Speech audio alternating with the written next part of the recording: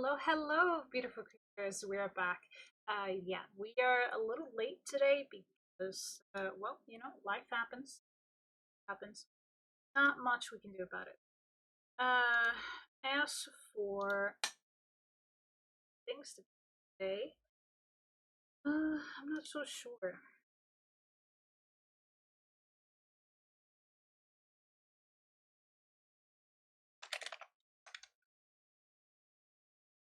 Thought of just winging it. Perfectly honest.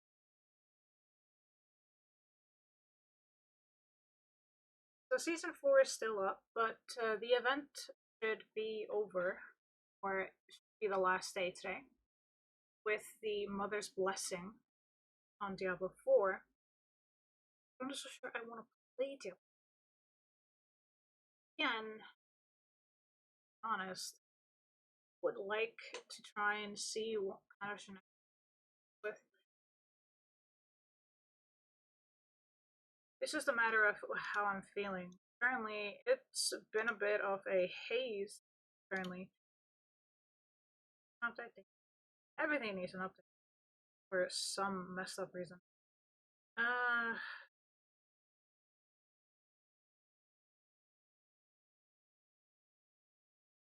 let's see.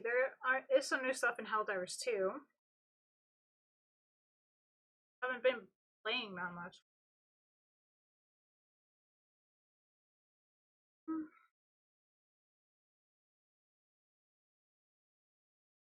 Kind of been neglecting Baldur's Gate 3, but what? We're gonna try Withering Waves a little bit. We're gonna do that.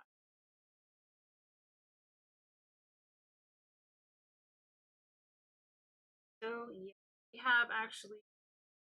There is a way I'm getting my new glasses this month. I will have to get them next month, unless I can somehow get the support that I need for getting those.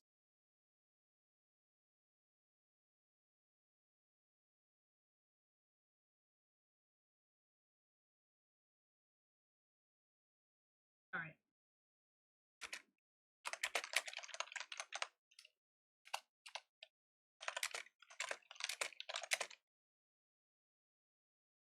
Just be prepared that I might get some headaches and stuff like that because I do need a new prescription. But I am not asking for money for this. I'm just letting you know that. Hang on, just a little loud. Nothing I can do about it.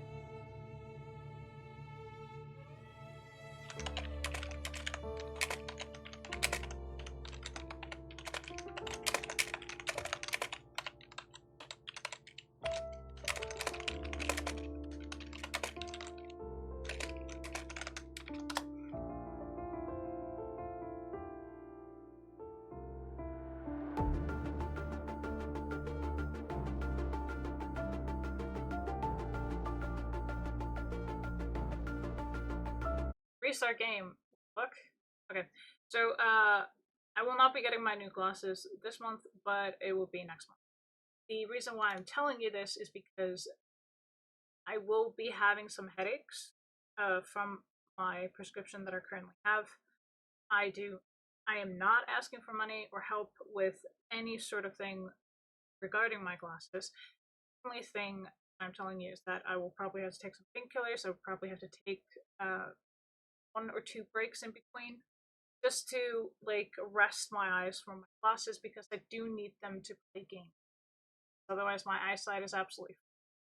Again, I am not going to ask for money. I'm just letting you know that this is what's going to happen while I'm wearing these glasses. Also, since it is summertime, the schedule will be a little wonky until like October because we are having also MetroCon in October, and I plan on going.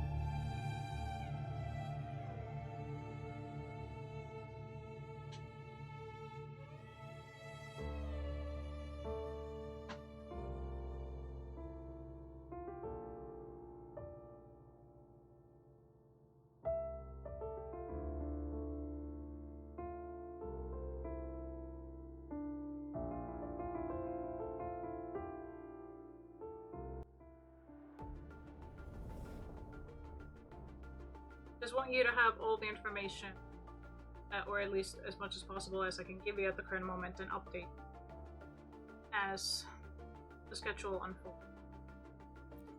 Alright, let's jump in. I want to do a little bit more of Withering Waves. I think I still have one more area that I haven't gotten the beacon in. Still trying to level characters, where get up in level with other things and stuff. But otherwise, it's going pretty good. It's going pretty smoothly. It's just going slow.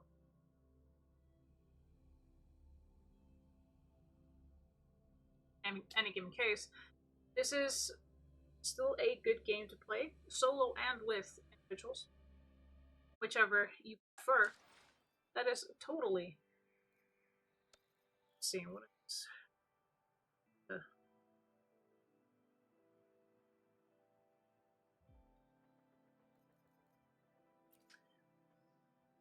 Let's see here.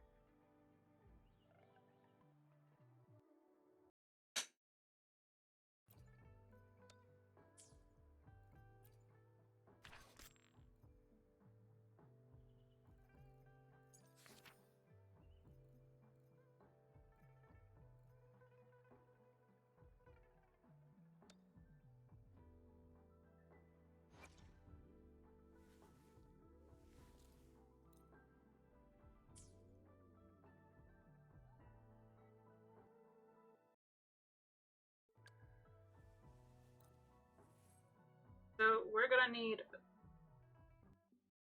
to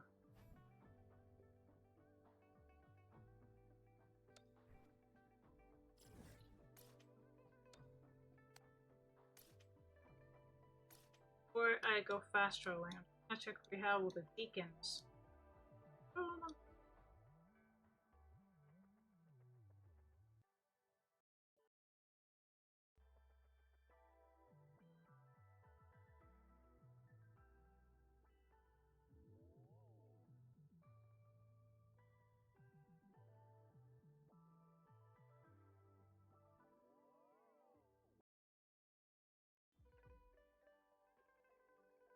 There's one way to act this.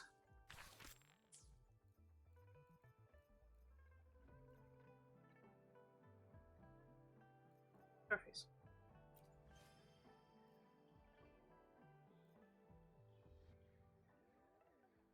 Go to exploration. That would be the first. Let's see.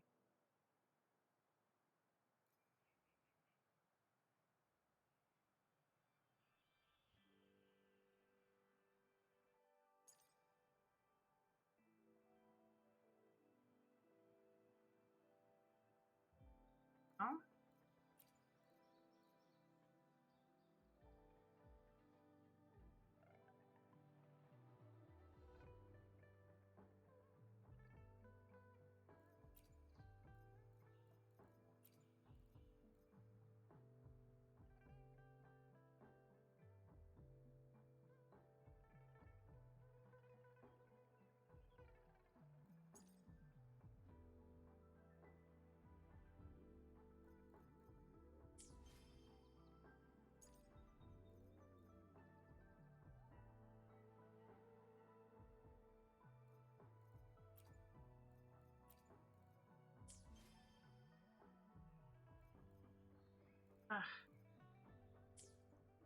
Okay, that got stupid very fast. Second cut. Oh yeah, we haven't done all of those.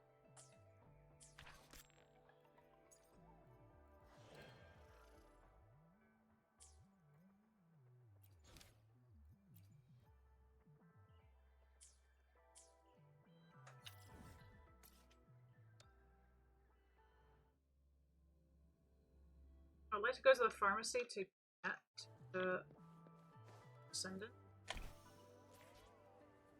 with our new character.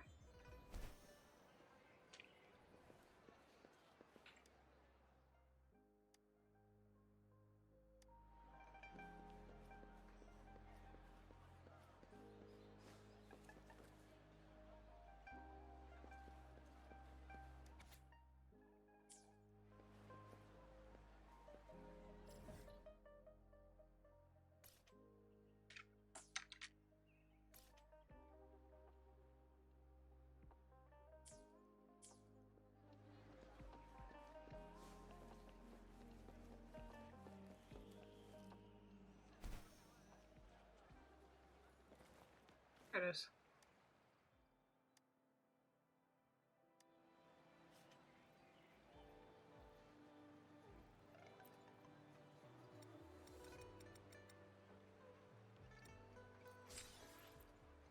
A ton of.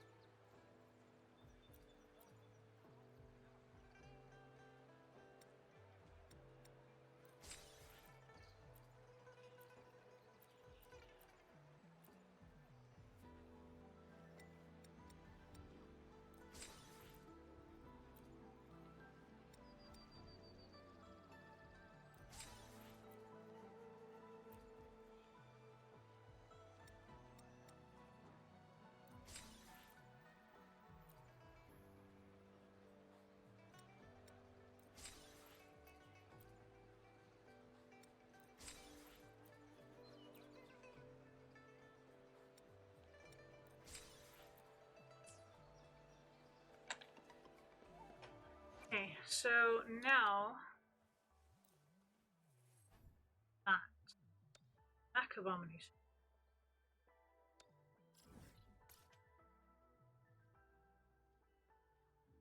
I need to do the main quest line first.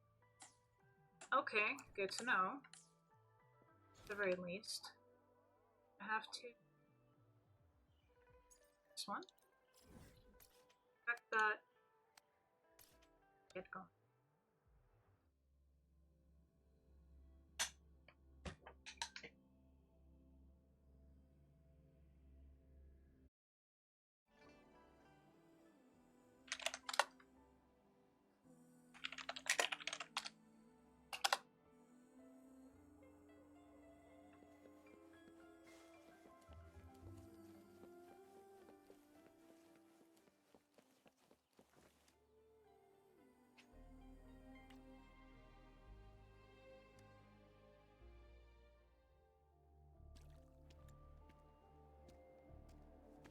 Encore heard lightning.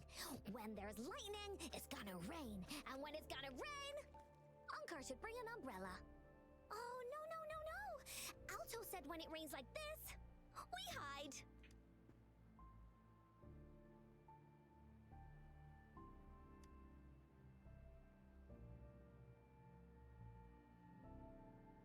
No. This is...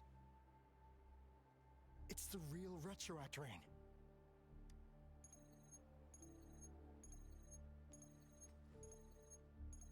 Rover, Jinzhou. Jinzhou is under attack. It's a TD outbreak.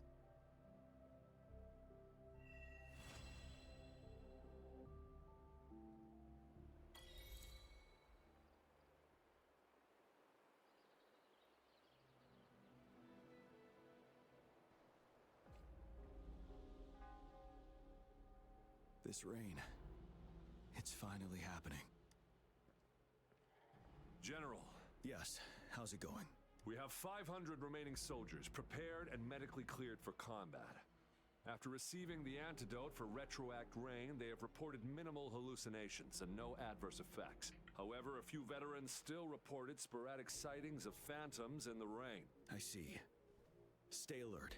We will continue as planned. Report any signs of potential TD outbreaks immediately. We march on to the Northfall Barrens as soon as the rain stops. Aye, sir.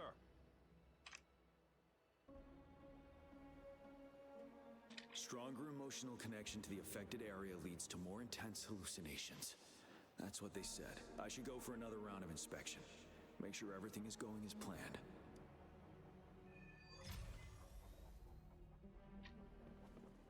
Whoa.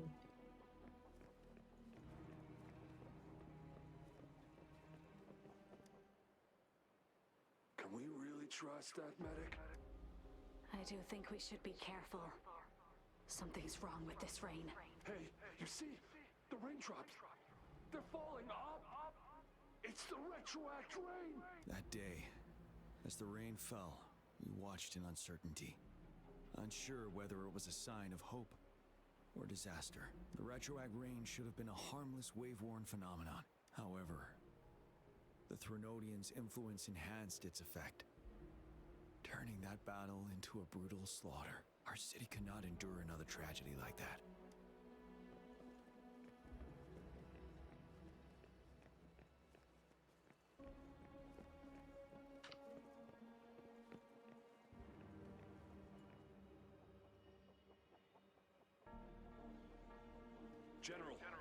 We've got all equipment repaired, tactite weapons adjusted and given to the resonators.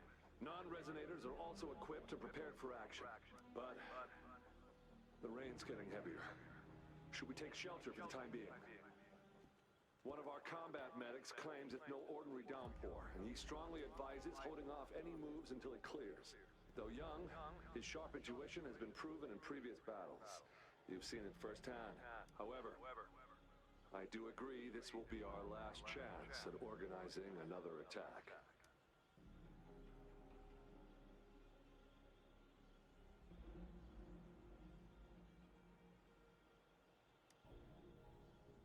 Sir, his name is...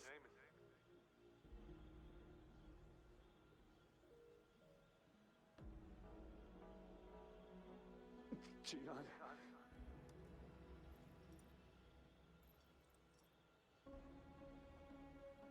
General, help.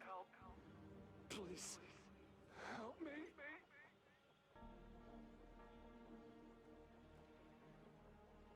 What do you make of this, Gian? Maybe you are right. The rain just happened out of nowhere. It's indeed unusual, but this is our only chance. The enemy we've been yearning to destroy is finally right before us. And now, you're asking me to sit back and do nothing because of some phantoms. Silence. Is this your response? Or is it fear holding your tongue? No, I see. You're no different. We fear, we bleed, we suffer, and in the end, we'll all die on the battlefield. But what about your brethren, friends, and comrades? As you witness them viciously slain before your eyes, one by one. Will you still remain silent when their souls demand an answer? There is no other choice. We must trample the pile of corpses at our feet and push on. Keep barking orders. Keep fighting until every last one of those monsters is gone. The retroact rain merely creates illusions of past events. My soldiers will not succumb to those hallucinations. I will not allow it. We'll crush anything in our path. No questions asked. And I will pave the way for us all with my forte. If tens, hundreds, thousands more of my men will die, so be it. We will win this battle by any means necessary. John, I have a question for you. What would you have done on that day if you were in my position? Whatever you say, I'll never answer those brave souls with such silence and cowardice. Okay, so this is actually going.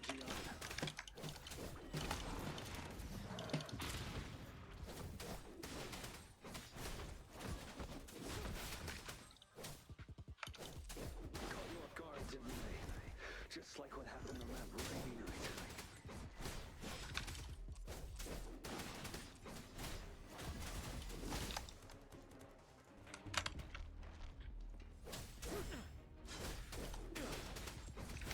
Yes, go on. Keep fighting.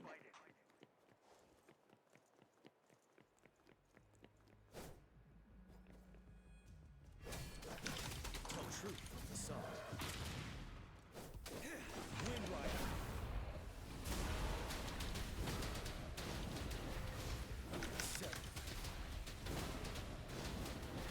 Fight until the last of them is wiped out.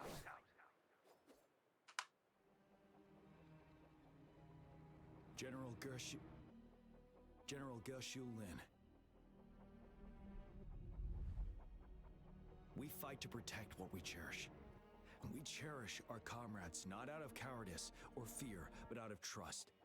The trust in their lives' worth. I cannot assure you I am always making the right choice, General. But we should never build our victory on top of endless sacrifices.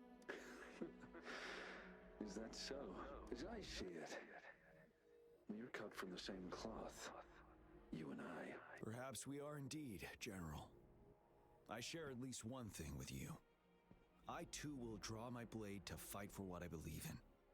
And I'll stop at nothing to see it through.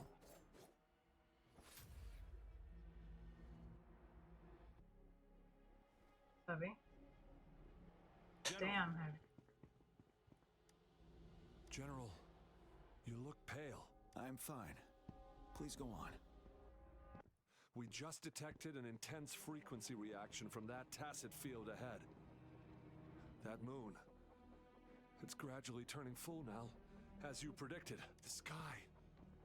It looks just like how it was during the battle beneath the crescent. It's time. Sir, the Midnight Rangers are ready. We await your orders. Attention all troops. Take position and get ready to engage. Sir.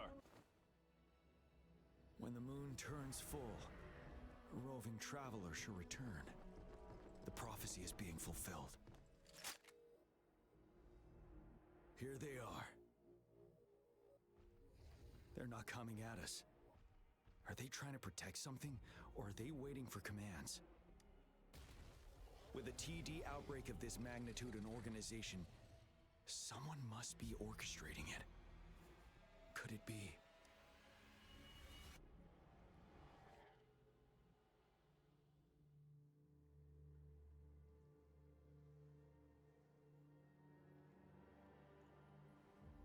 Big fly wandered. Alright, guys. See what happens.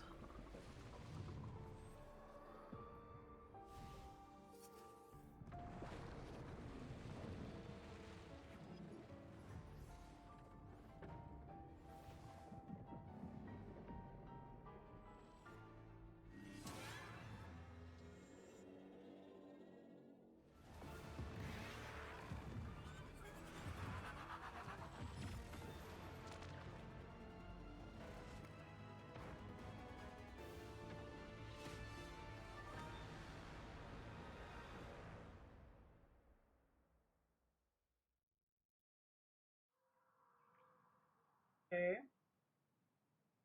That was on.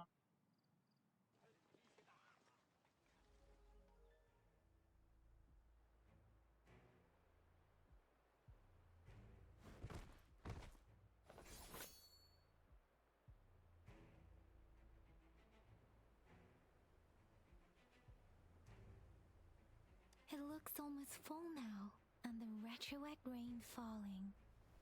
Rover? Maybe this is the right time Madam Magistrate was talking about.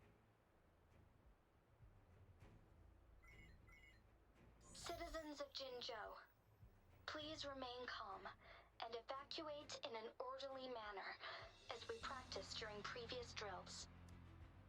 It's a pre-recorded broadcast message. Our magistrate saw this coming and she had General Jian devise an emergency plan a long time ago. We knew this was coming and we were ready, but oh boy, the amount of TDs is insane. Thanks for coming in time, Rover. It would have taken us much longer to handle this. Oh, Director Tao Chi is here too. For a better rundown of the situation, you can find her near the city gate. Alright.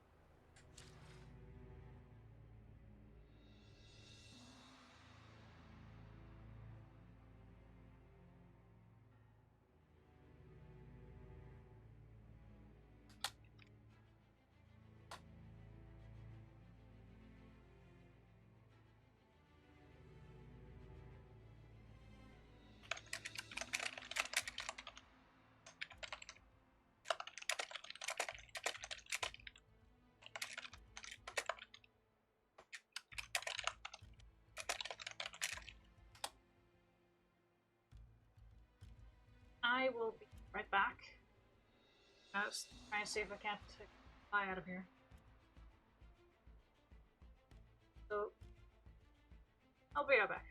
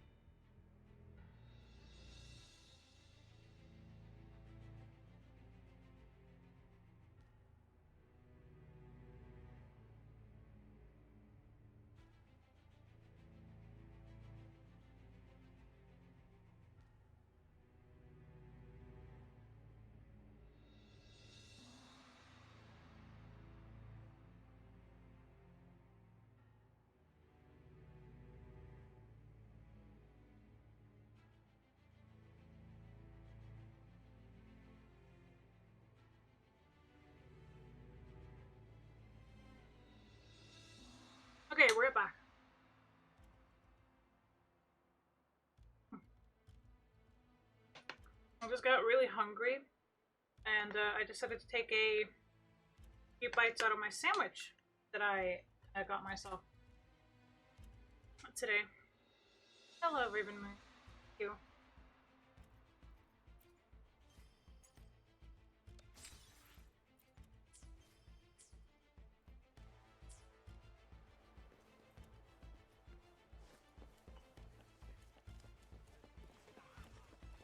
I'm just gonna go ahead and no.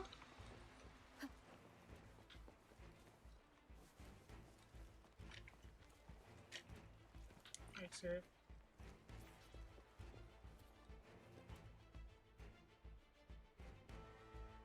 Any update on the protective barrier? We've put in all our resources to repair it, but if those tacit discords keep coming at us, it might not hold up for long. I presume you must be Rover. Maybe we've met somewhere before. Anyway, please allow me to introduce myself. I am Tao Chi, a director at the Ministry of Development. I'm in charge of our defense fortifications. Thank you for lending us a hand. What's more, the current TD outbreak we're dealing with is directly caused by the retroact rain. Once the protective barrier breaks down, tacit discords could manifest from inside Jinzhou City. Rover, remember what I told you earlier? The retroact rain is essentially condensed droplets of remnant energy that fall from the etheric sea. This remnant energy makes it a magnet for tacit discords. It records events from all times and places, allowing those who come in contact with it to witness illusions of past events. That's what we call the phantoms of retroact rain. It kind of works like how resonators resonate with the world. The more you're exposed to the rain, the more realistic those phantoms become. Oh, and here's another interesting fact about the retroact rain. When it's raining across a large area, illusions pulled from the memories of multiple people can manifest at once.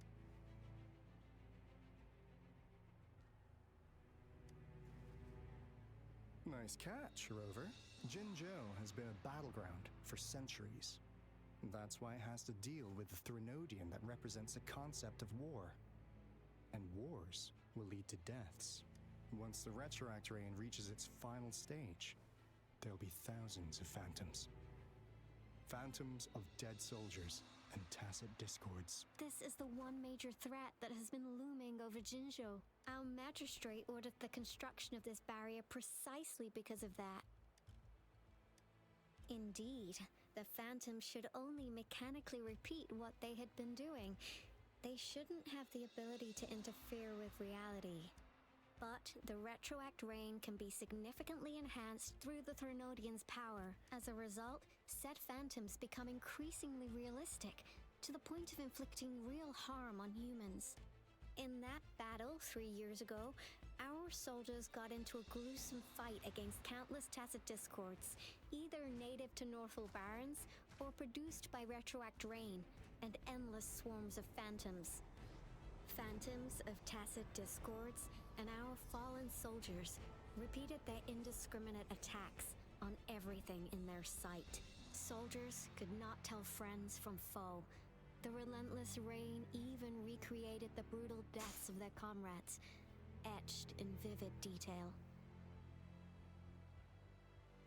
The Northwell Barrens turned into a living hell, and to this day, we can still hear the desperate cries. The battle beneath the Crescent was humanity's first recorded encounter with retroact rain enhanced by Threnodian power. Your previous general sent back valuable video recordings of the rain.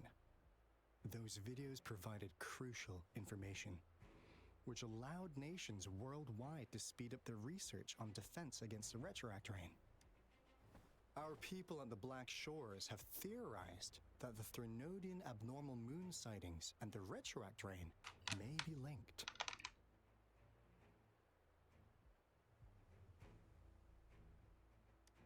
Yeah, something like that. But it's only a theory. We don't have enough data to verify anything. So, unfortunately, we can't predict retroact rains yet. but we know it's closely connected with Threnodians reviving. The TD outbreaks are another sign. The moon just changed in an instant. If this theory turns out to be true, that means...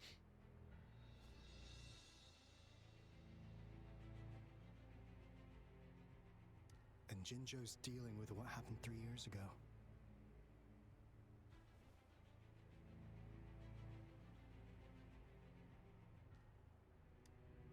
The Threnodians' revival is never an independent occurrence. They could sense one another through some form of telepathic link. The revival of a Threnodian in Jinzhou will trigger catastrophic events and affect other nations. We gotta hustle back to the Tethys base, recalibrate our lament detector, and warn them before it's too late.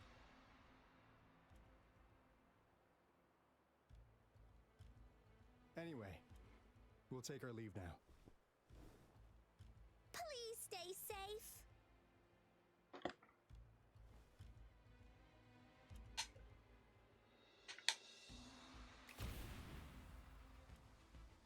That's all we've gathered so far, Rover.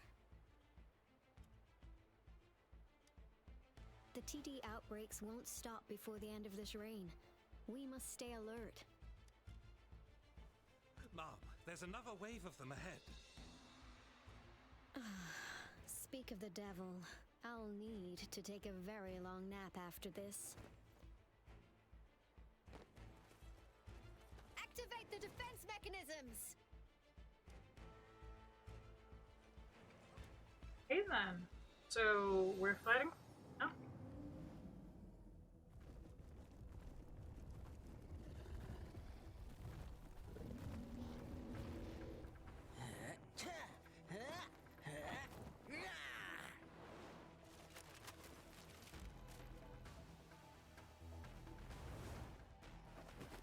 Okay, so we orphan. Yes, no, maybe. Everyone, hold your ground!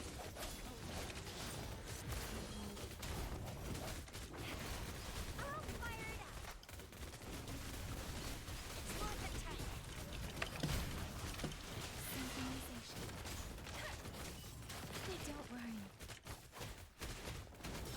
Let's play hide and seek.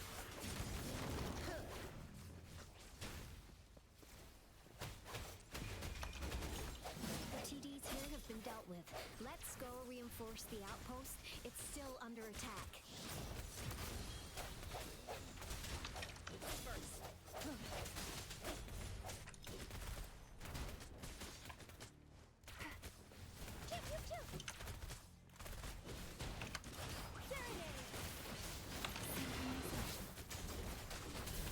Thank you.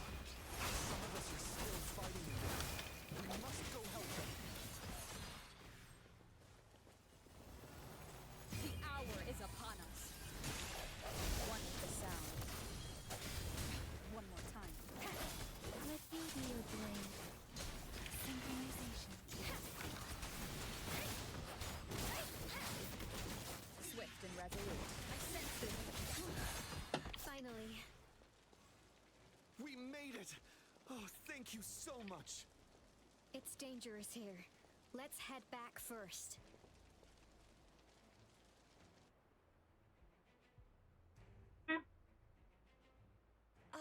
Please tell me this is the last one? Rover, your moves are sharp as always. Dealing with so many TDs seemed like a walk in the park for you. Rover, did you see that?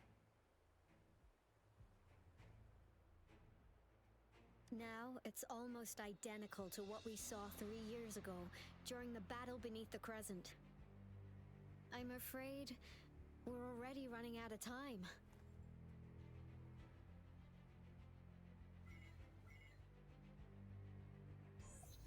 Report the situation, please. Madam Magistrate, the barrier has been fully repaired and we have evacuated all residents. We've successfully minimized the damage. Well done, Director Tauchi.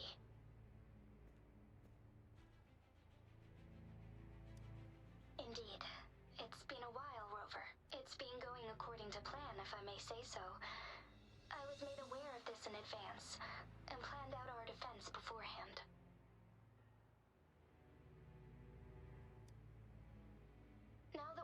Facing such an emergency, I cannot sit back and wait for Jui to save us. I will act and see my duty through. This is my decision.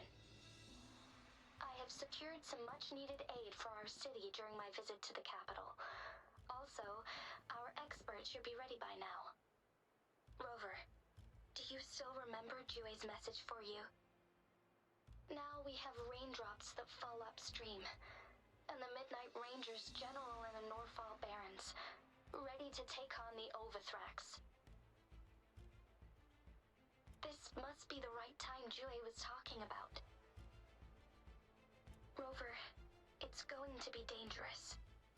You might directly confront a Trinodian.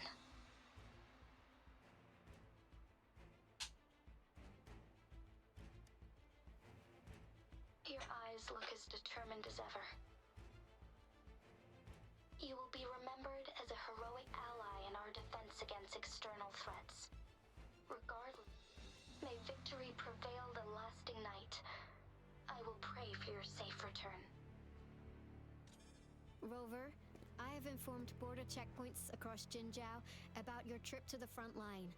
You have been granted unlimited access to all places. Yang Yang, you're one of our outriders.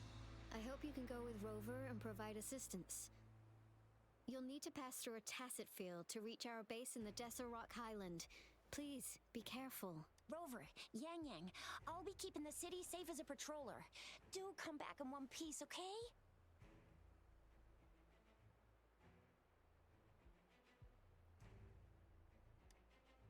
Thanks. I'll give it my all.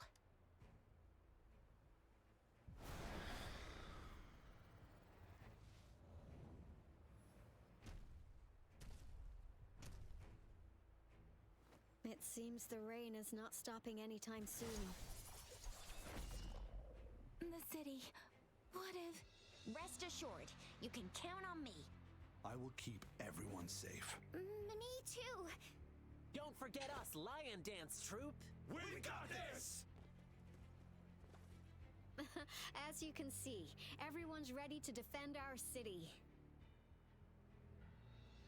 Rover, Yang Yang, safe travels. I've informed General Jian that you're heading to his place. He will be meeting up with you soon. May victory prevail the lasting night.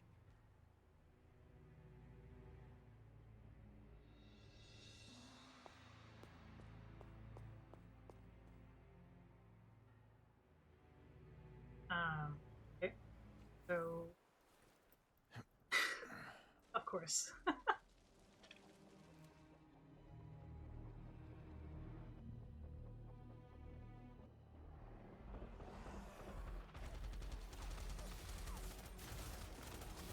Defend the south gate. Enemy attack weakening. This wave is almost over. Tell truth from the sun.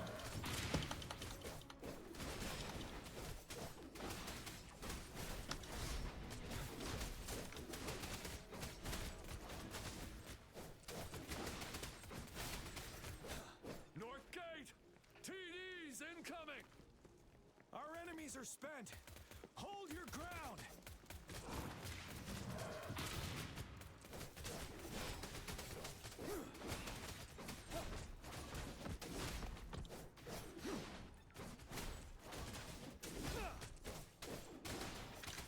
It's over!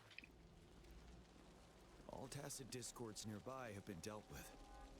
Now the city's defense.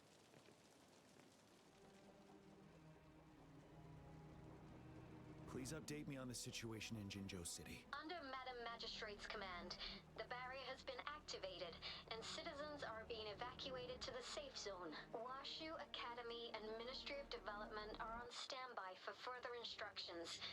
Baiju is overseeing operations at the Academy, while Mortarfi has arrived at the Ministry. Rest assured, we are all safe in the city, and that Rover, she is heading over to meet you. Yang Yang is coming with her. I see. We have successfully contained the outbreak here at the base.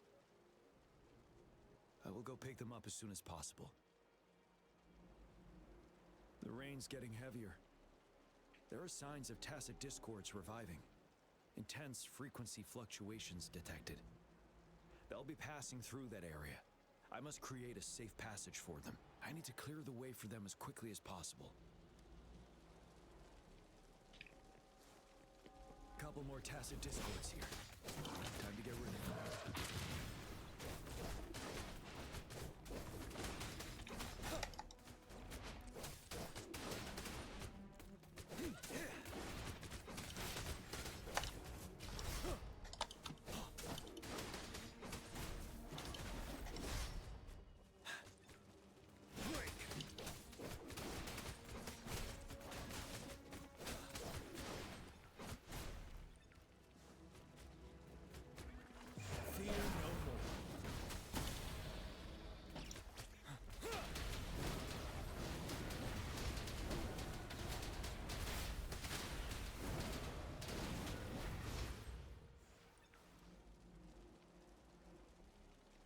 Is that the thundering Mephis?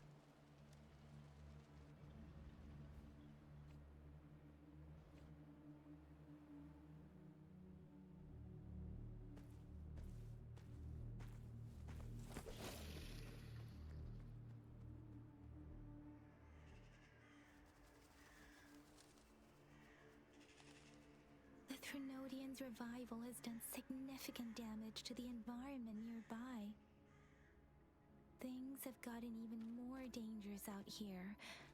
The closer we get to Norfolk Barrens, the worse it gets.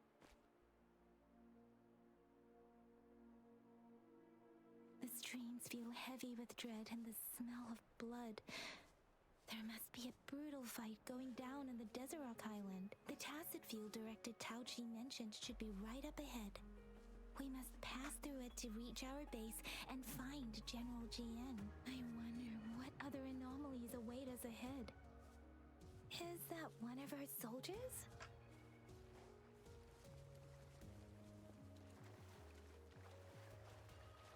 Those soldiers, there's more tacit discords. Be careful.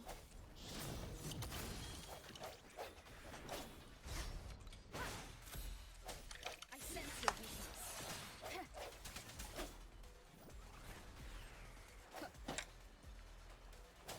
Sounds comfortable.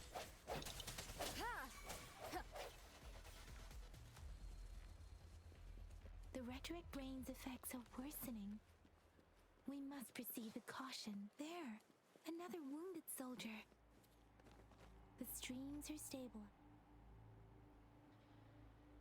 Are you Yang Yang? Oh, thank goodness. What happened here? The thundering Mephis. It came back. I'm part of the Deso Rock Highland Supply Transport Team. This is where our supply station is. We work to keep our soldiers alive. We were on our way. Had to go through this tacit field. Thundering Mephis. The rain brought it back to life, crushing our transport. In the end, I barely escaped. I can't move anymore. This place, it's dangerous. Careful, please.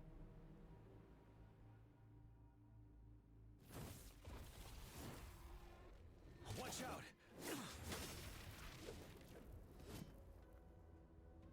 It's him, General G.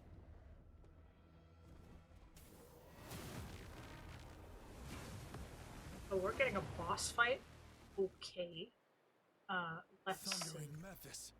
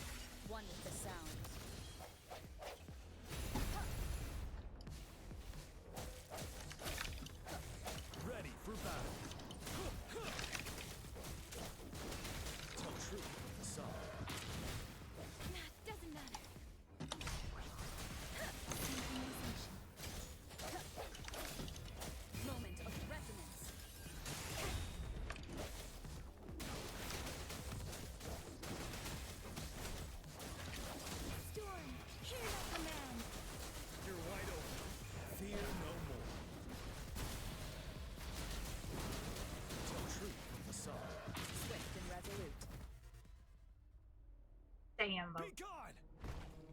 We did it! The thundering Mephis is a blend of countless fallen soldiers' reverberations. As long as more soldiers are still dying here, it will always return. Not to mention, countless souls of our brave soldiers remain trapped in this rain to this day. General. Sorry. I should have arrived sooner.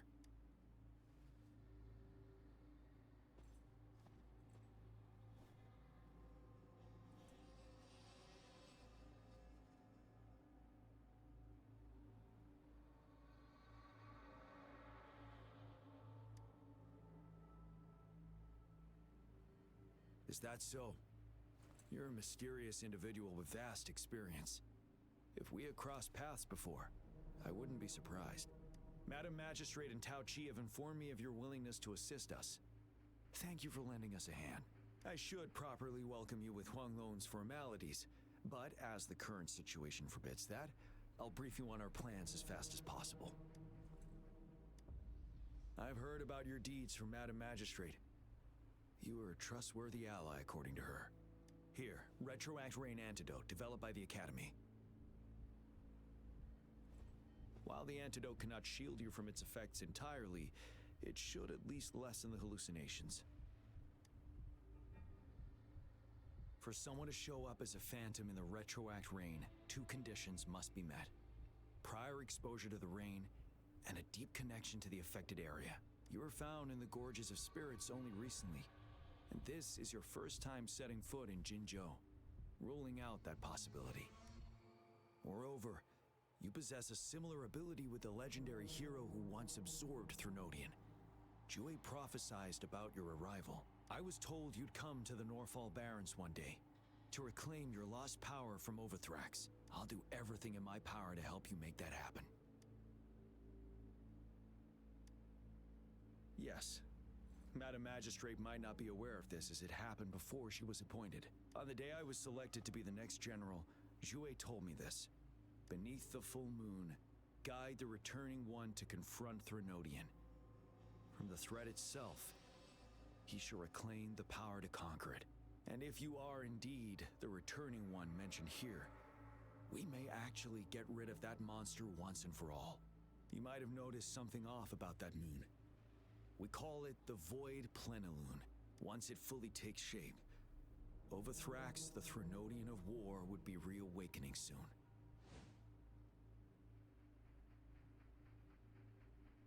It is an ancient terror that reigns over our land. The Norfall Barrens have become a massive graveyard of weapons after countless battles. Those weapons would have made it even stronger than before. But we must act now. The Void Plenilune is already visible. We must contain the Threnodian swiftly. Any delay could allow it to recover and become harder to deal with.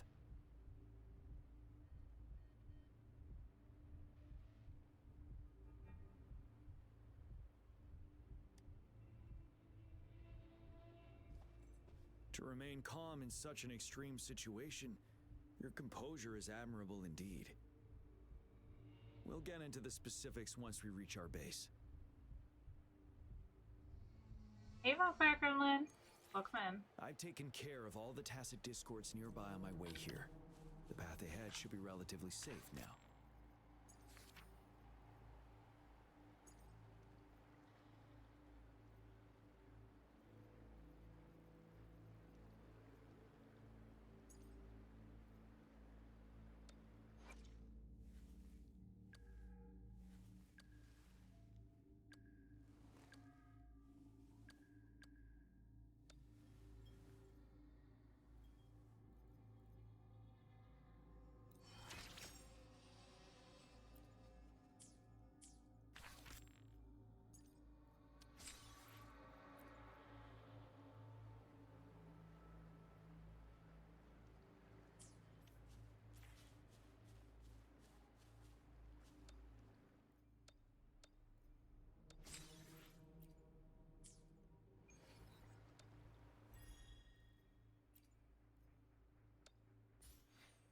Sweet. 46, and I got Ian. Oh, I think I have it too.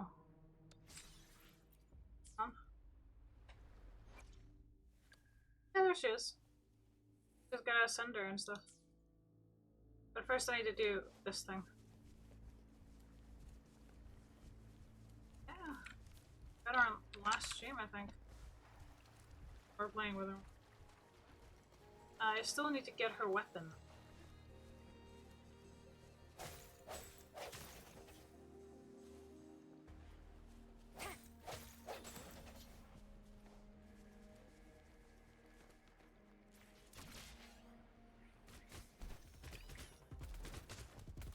Strike from the shadows. Tell truth from the sun. Precipitant.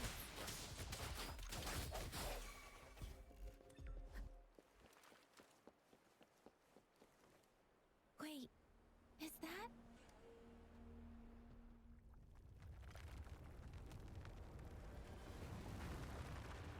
What the hell is that?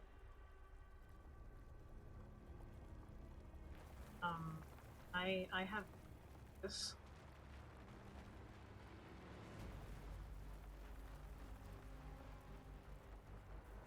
No, that is not okay.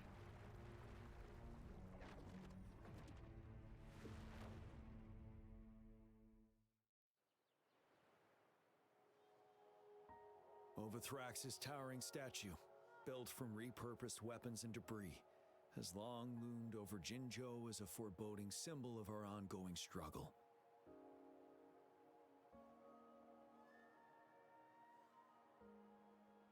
We managed to gravely injure it 3 years ago, making the statue sink into the water. And now it just resurfaced. Our enemy must be eager to strike. The Vanguard base is right up ahead. Let's hurry over.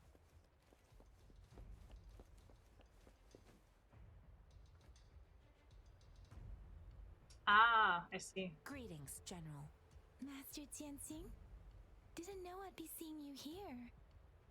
Junqin recently arrived at our base with one of the supply delivery teams. She has been a great help. General, you flatter me. I've heard people comparing the Northall Barrens to a massive graveyard. Whenever it rains, cries and moans can be heard as if many ghosts are weeping. Master once told me, life and death should follow a natural course. The heavens and the earth form a vast chamber where spirits freely depart and return. Countless brave souls have been trapped here by the evil powers of Overthrax. I want to help set them free. Please follow me.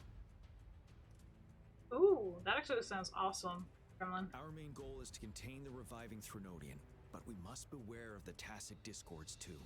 They have shown unpredictability in every past battle. The Academy determined they were not native to the Northall Barrens, and instead had been conjured by a mysterious power. After analyzing their behavior, I believe the source of said power is none other than that statue. While the Overthrax is still weakened, we must seize the opportunity to act. With looming danger from the continued onsets of TD outbreaks, and many of our units injured and unable to fight, it is crucial to plan our attack wisely. Please, join me in mapping out the strategic plans. Okay, that sounds awesome.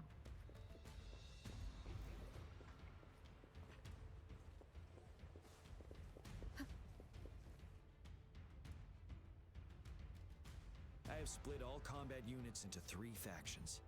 The ranged units team will provide fire support from afar, while the infantry team engages in close combat. Lastly, we have the special task force of Rover, Yang Yang, Janshin, and me. Allow me to introduce Kong Lin, leader of the ranged units team, and this is Yue Hui. He's in charge of the infantry team. This is a topographical map of the Northall Barrens. The Overthrax's power limits our reach. Outrider scouts can't go beyond the Northall Barrens and Valley Junction. The deepest we ventured was 3 years ago, when we discovered the suspended ruins in its hinterland.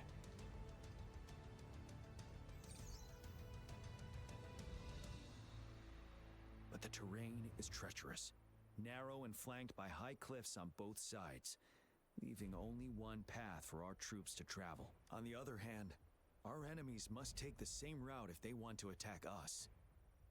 With the Overthrax reorganizing their frequencies and bringing them back, we will face endless waves of attacks.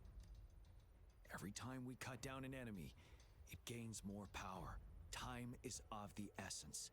We cannot afford a prolonged battle. We must swiftly and safely get our strongest units in the heart of the battlefield, reach that statue, and take down Overthrax in time. Sure. Love that, Gremlin. Thank you. Rover, let's plan carefully and use each team's strength to our advantage. First, our ranged units. Armed with long-range weapons, they can strike from a distance. But we need to strategize based on the terrain, topography, and enemy forces. If we manipulate the terrain to our advantage, our strikes will be more effective and cover a larger range. Where should we deploy the ranged units?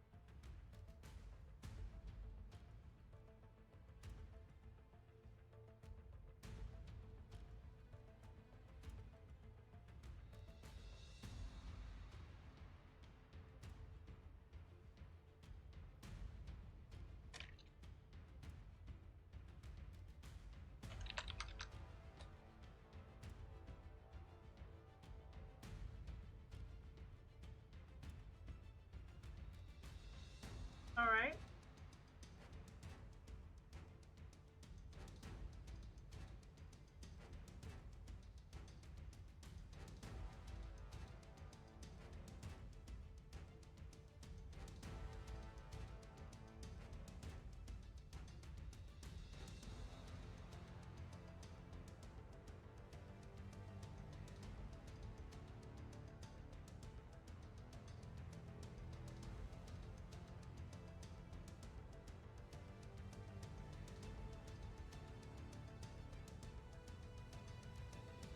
Deploying our ranged units high above the valleys in advance.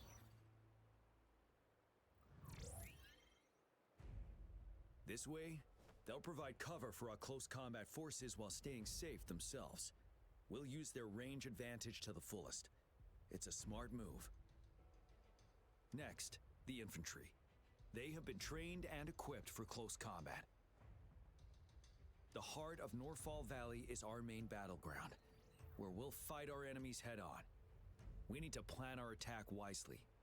How should the infantry engage enemy targets?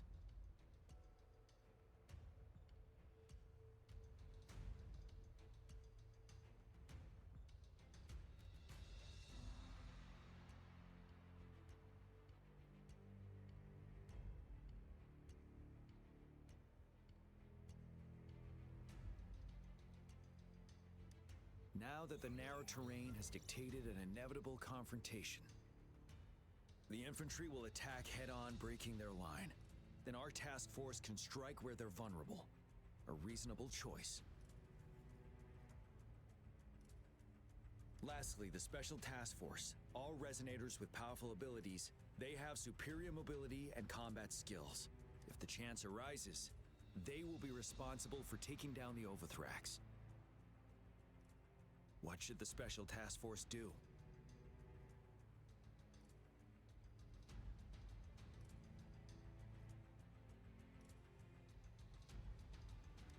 We'll join our effort to break through their defenses and crush their source of power. This is the only way to completely rout the enemies. It's a risky but necessary move under our current circumstances. Thank you, Rover. The battle plan is clear. I will now recap our plan. Kong Lin, your team will take the cliffs for fire support. Yuehui, your team will charge enemy lines to pave way for the Special Task Force. Yes, sir! And and I'll join Rover, Yang Yang, and Jian Xin to create an opening for our main forces and take down the Threnodian.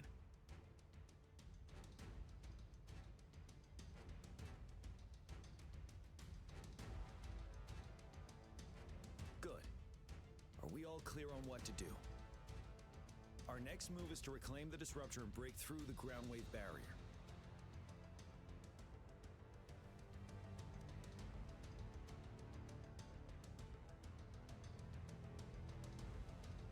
Rover, do you see that iridescent veil?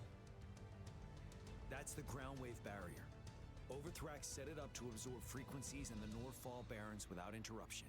One of our top priorities now is to protect the disruptor from tacit discord attacks. It's a powerful anti-Threnodian weapon from when Jinzhou was founded.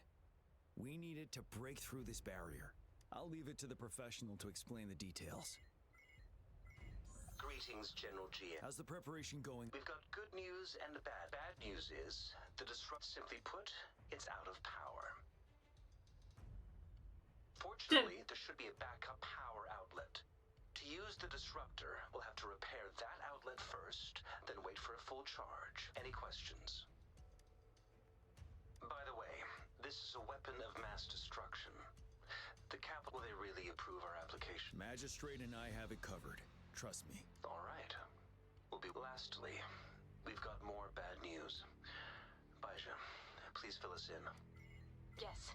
Rover, I am currently monitoring the tacit discord attacks from the Academy to design a safer route for you. We just received word from our soldiers at the emplacement. A large number of tacit discords are targeting the disruptor, and our troops are doing their best to defend it. The disruptor has been surrounded by the tacit discords, with more of them slowly closing in. After we recapture the nearby emplacement, it will take some more time for the disruptor to recharge. I'll send you the coordinates of the disruptor and its backup energy port. We wish you the best of luck. I trust we all understand the situation. Rover, Yang Yang, please go and secure the disruptor and fix its backup energy outlet. Jian Xin, please stay and guard the base. I'll draw those tacit discords away. Let's get moving. Wow. Never gonna be fucking simple, is it?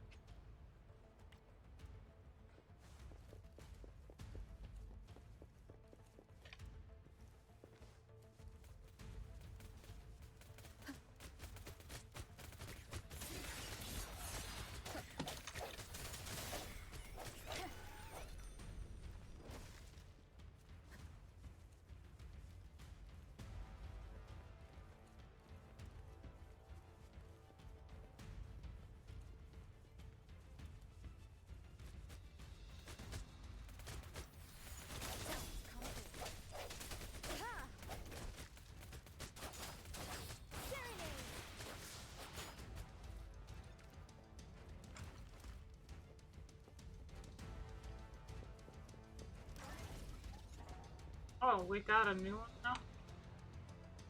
Huh. Interesting. You must be... Yang Yang. Those monsters have occupied the... We've blocked off... Please.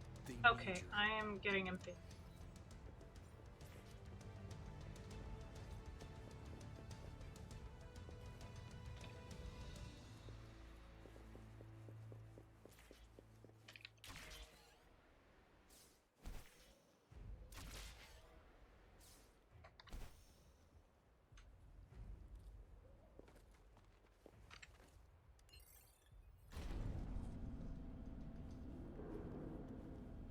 The tacit discords are everywhere. They've cornered a soldier. Over there. He needs our help.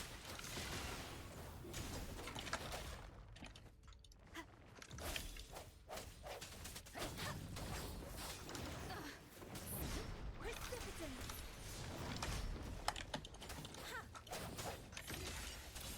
One with the sound.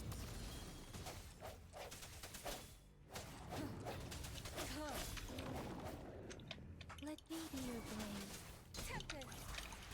We should be safe now. I hope he's alright. Let's go check on him.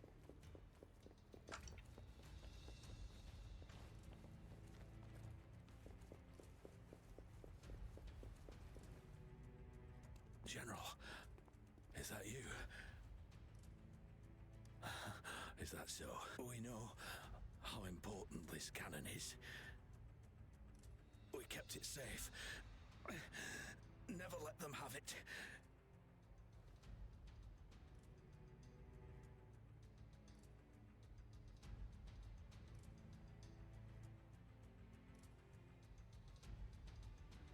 This reparation key. Take it. I may not see our victory in person.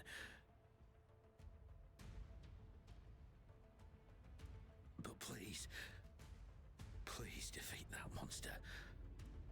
For us. Thank you.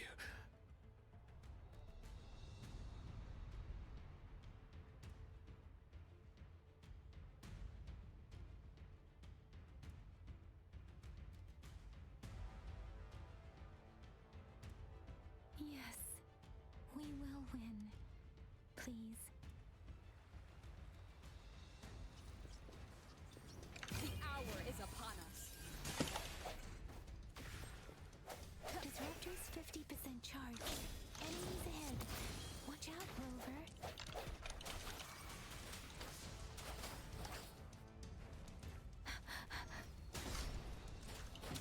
Synchronization.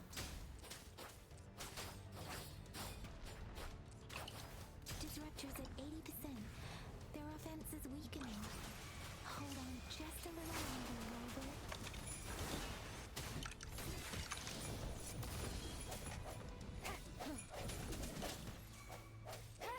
Strike from the shadows. Moment of resonance. Disruptor's fully charged. Rover, let's take out the remaining passive discords together.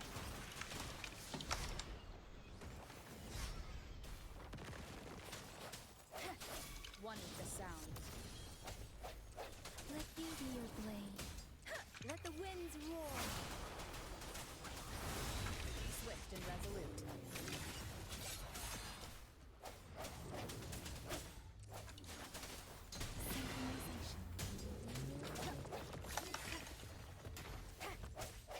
One with the sound. The end has come.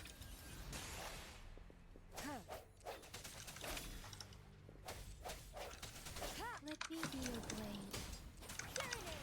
Synchronization. Storm, hear the command. Swift and resolute. Yep, that was pretty cool. I have to agree with you there, Gremlin. Not done yet. General. Well done. Really impatient.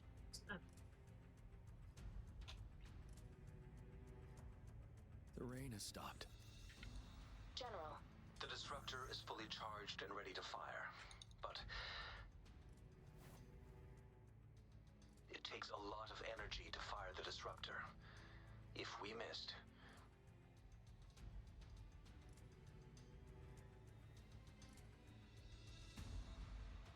This is our only chance. Greetings. Can you hear me?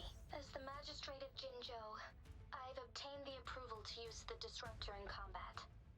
The enormous energy consumption, the risk of a misfire, and the weight of this decision, I will bear the responsibility.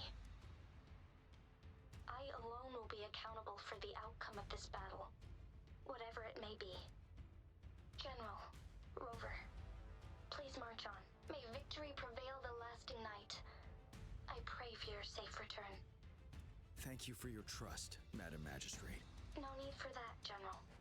We've always shared the same goal, you and I. Attention all units. Do everything you can to assist. You are authorized to use the disruptor. Target the Norfall Barrens. Defend Jinzhou at all costs.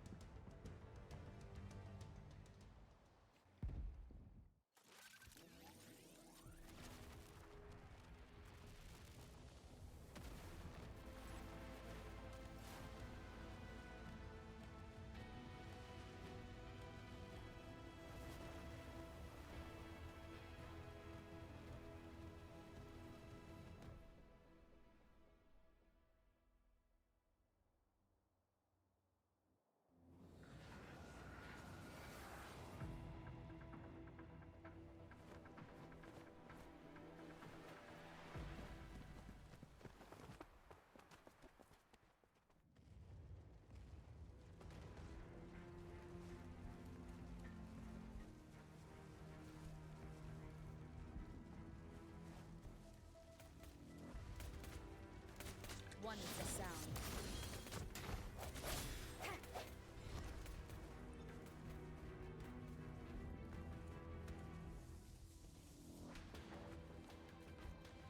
Rux, 1 o'clock.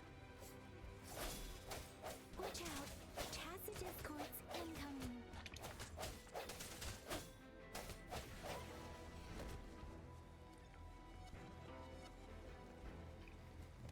Retreat from the sun. Synchronization.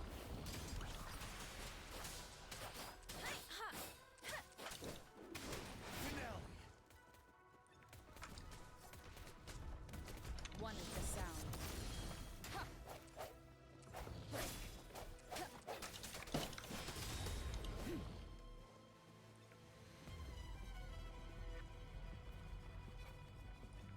There's more of them. Move! We're running out of time.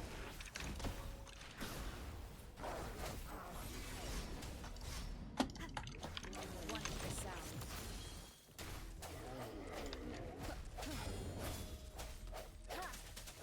You're wide open.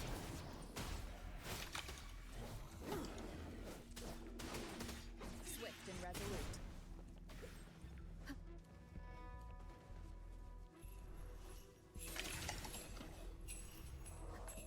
One is the sound.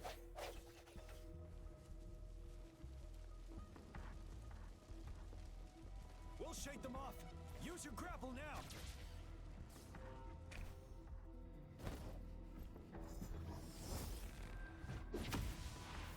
No idea. Master Tianxing. There's too many of them. Someone must stay behind to keep them at bay. Everyone, let's part ways here. Carry on with your mission. You can leave the rest to me.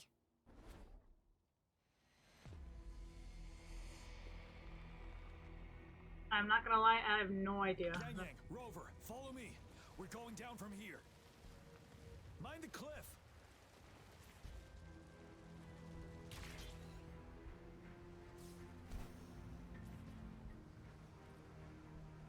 Oh, we're gonna get a new beacon. Rover, What? are you alright?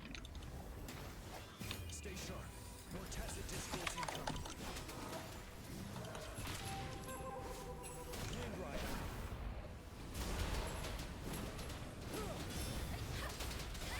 Shake the shakeless.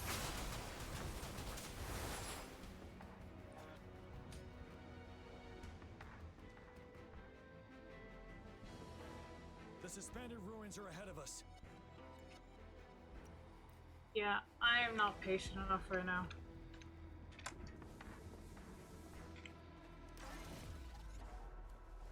I'm also gonna fuse this up.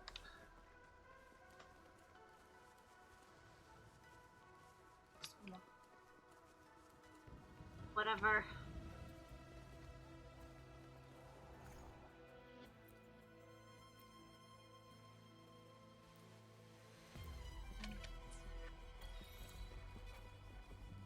It's unusually quiet inside. This wall. We should be able to pull it away with our grapple. Okay, that was pretty cool, I must say.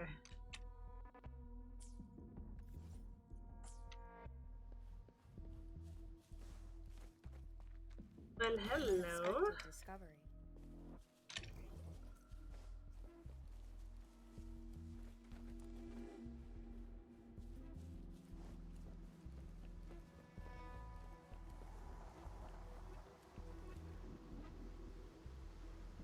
Every path ahead has been cut off. We're not seeing anything at the moment. No. Rover, That be wasn't careful. me. Something bigger might be waiting for us ahead.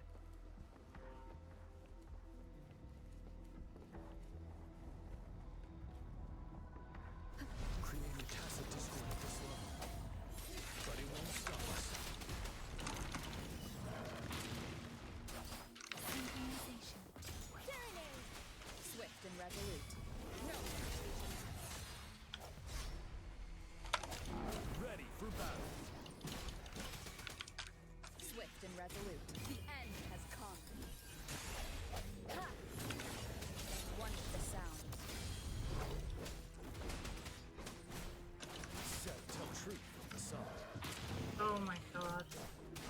even know what it is. OBS actually is stupid. As expected, the enemies are in. Hang on. Why does this always have to fucking...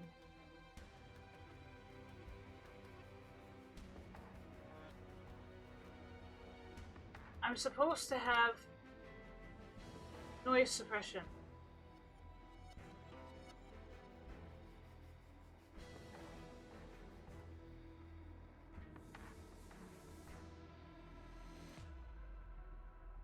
The fuck?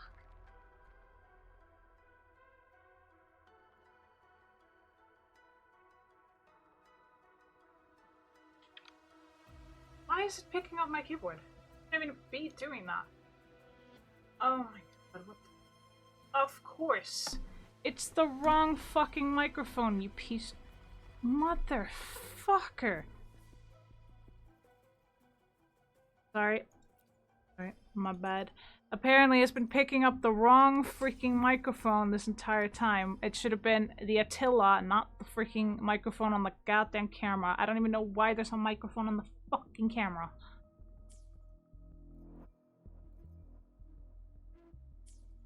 Thank you for letting me know. That must have been real annoying. My apologies.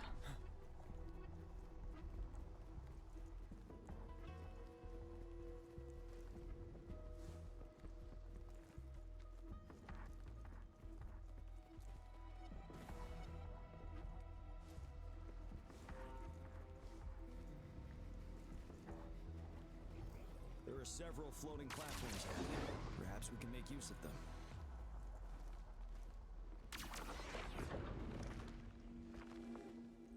That's actually... Watch out! I can feel tacit discords ahead. I really don't care.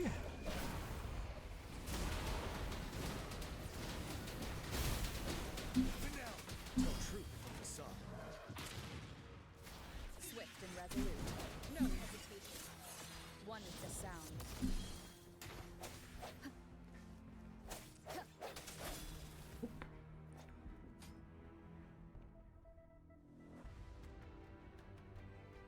These rocks are blocking our way. We'll need to get rid of them. Oh, it was probably because I hit the keyboard a little bit too hard. When I pressed two buttons at the same time by accident.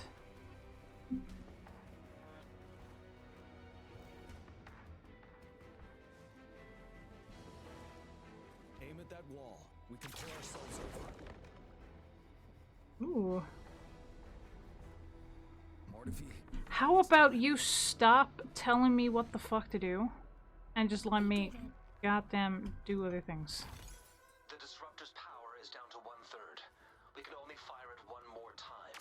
After that, it needs to recharge. Take care, everyone. I'm on standby to help you anytime. Wait.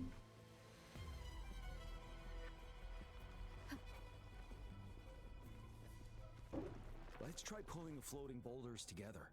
This should make our path ahead.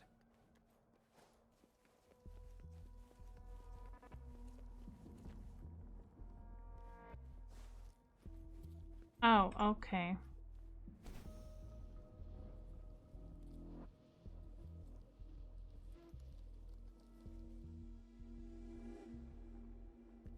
Let's try pulling the floating boulders together.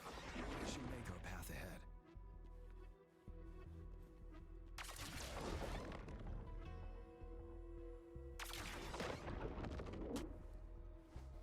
One moment, Rover. We can work the terrain to our advantage here. Let's try to move down on that without being trapped underneath. Well done.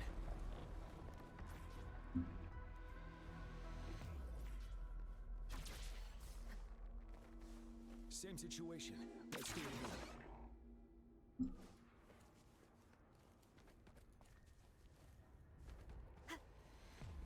An impermanence heron.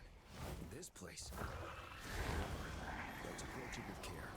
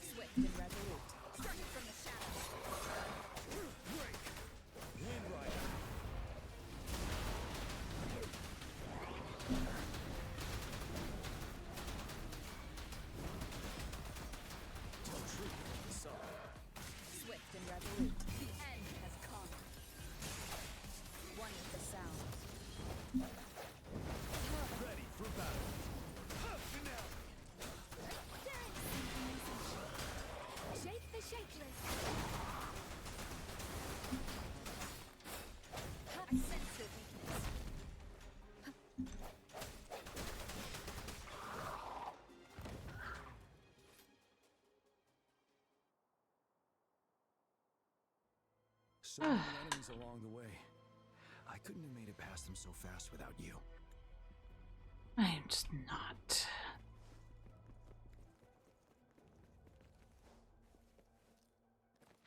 I'm also quite hungry, so I'm like, yeah, I don't have any patience.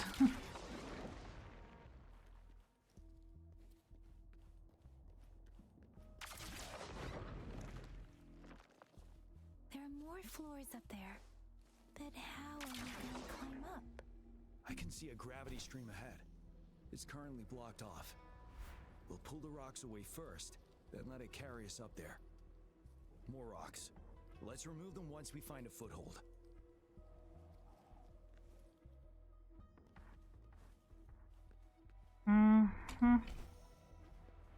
Cherish every game. Not so.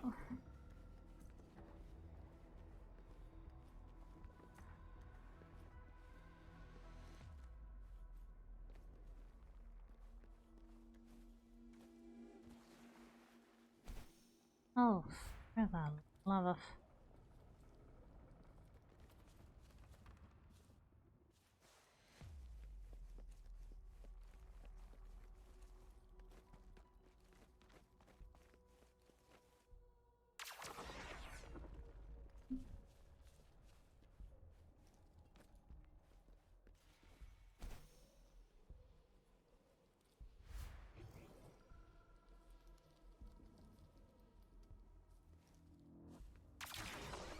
It moved a little. Let's give it a... Almost there. We finally did it.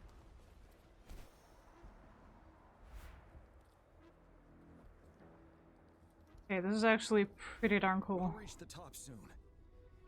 Freaking love this.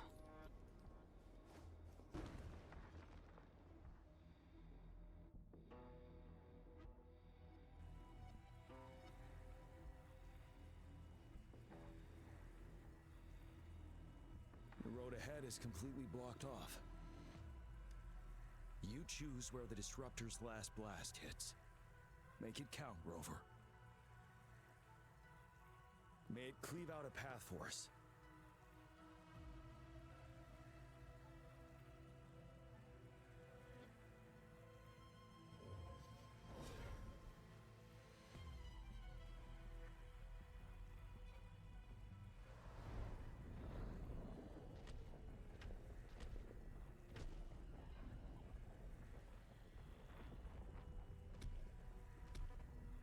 This amount of enemies, we cannot fire the disruptor again.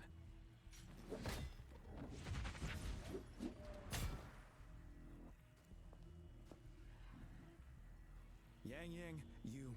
The Trinodian is only going to summon more of them as we go. We need someone to keep them away and escort the others into the statue. I understand you're planning to do it yourself, General. But I think I am better suited for this task. We all want to beat the Trinodian once and for all. I understand that you don't want to leave anyone behind. But we all know you and Rover have the best chance against that monster.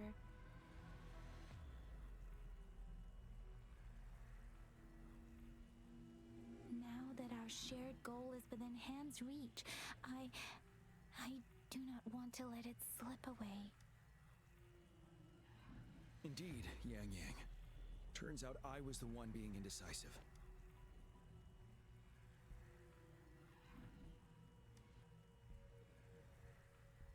I've witnessed the faith and fortitude of so many on our way here. It's time I fulfill their trust. Rover, please leave it to me. I'll have your back. Now, Rover.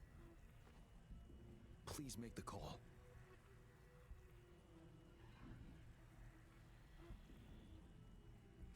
I'll stand guard here.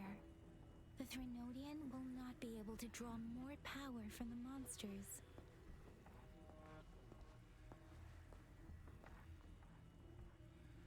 I'll leave the rest to you.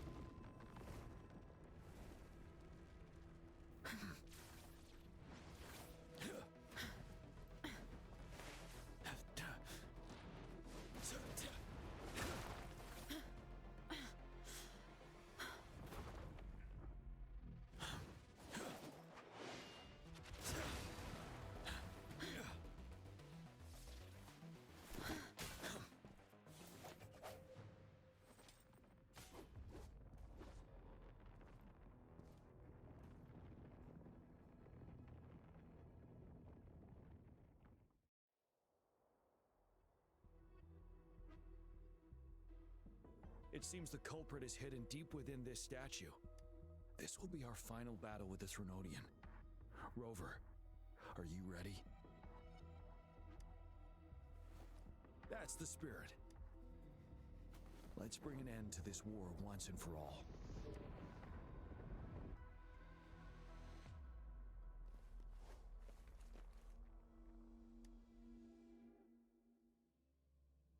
Oh. I guess this is a boss fight.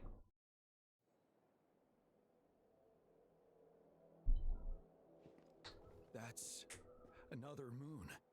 What on earth is happening?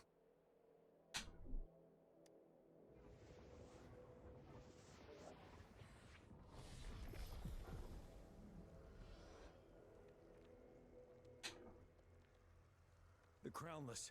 The Threnodian has reconstructed its frequencies.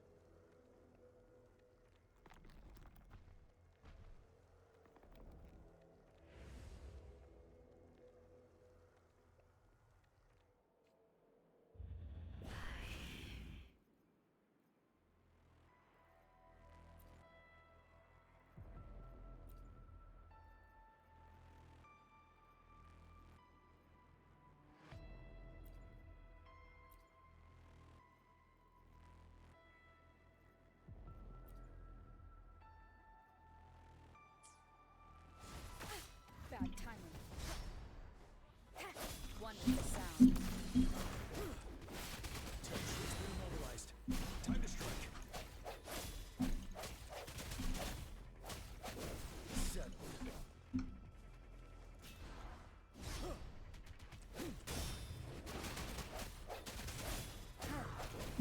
Tell truth, those frequencies we just crashed. Moon's drawing them in. Damn. Whew. Barely managed to press off. Okay. Oh, come on. That is just cheating.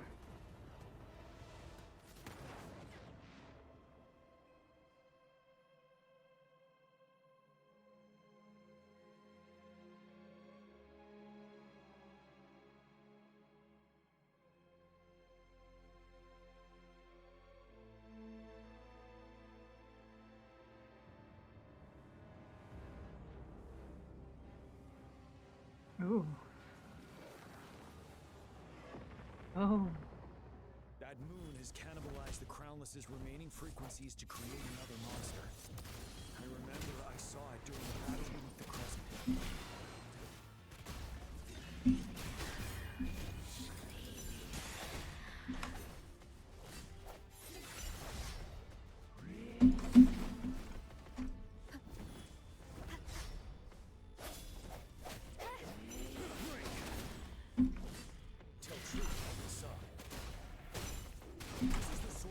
We teach our new recruits. How dare you?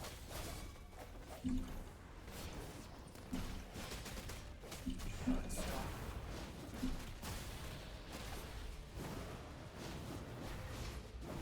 Tell truth, son.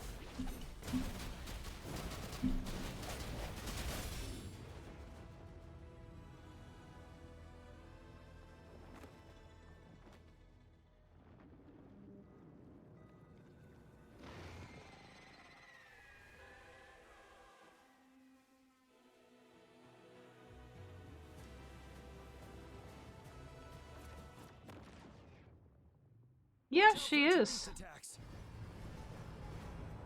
Rover, have you noticed? It avoids attacking the moon behind. That moon must be the core of our enemy. Oh my. This thing is weakening. I'll shield you from its attacks. Rover, find a chance to strike its core. Ow.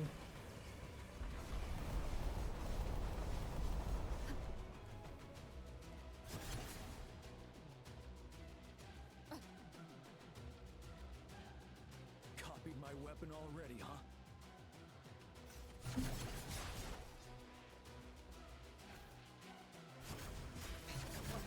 Fuck.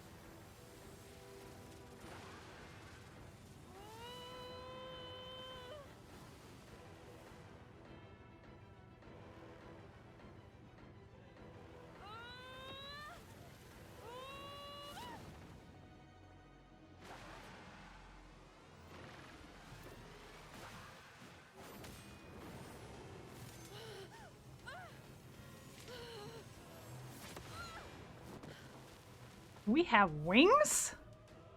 Damn.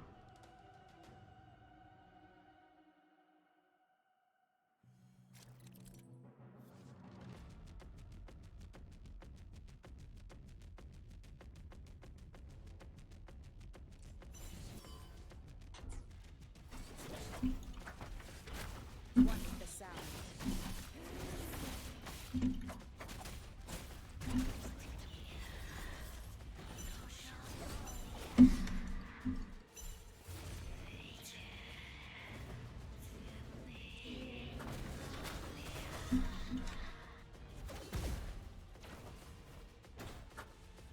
One with the sound.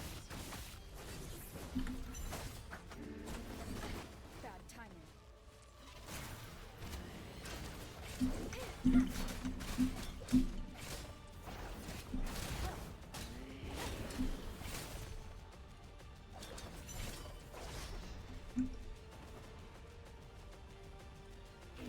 One with the sound.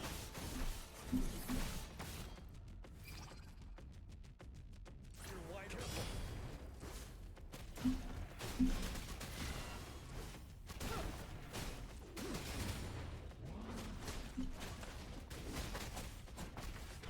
Nowhere to hide.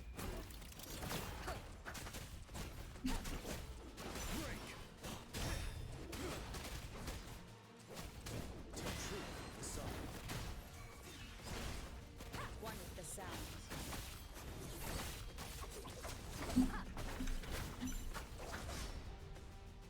No hesitation.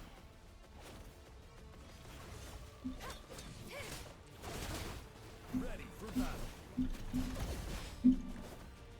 Tell truth with the sun. One with the sound.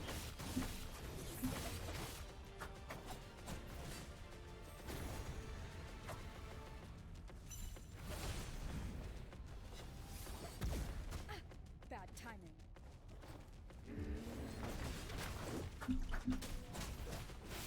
Tell truth with the sun. One with the sound.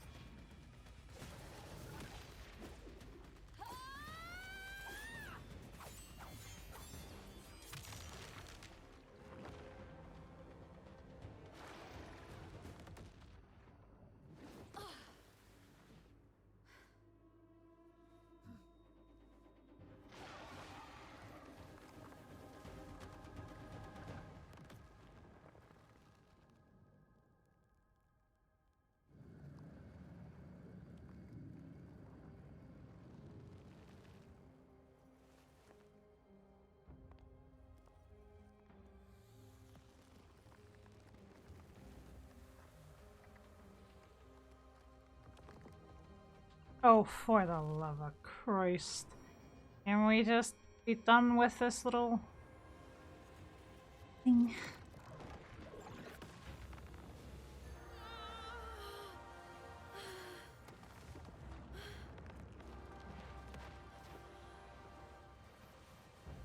Ooh. What the? It's adorable. It's so cute.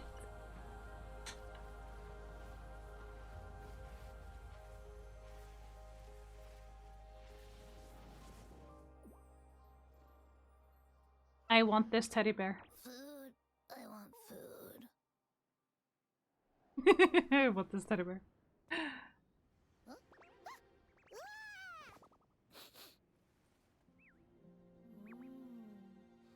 Oh, it's so cute! Oh my god! As the conceptualization of war, somehow it opted to flee instead of fighting us properly.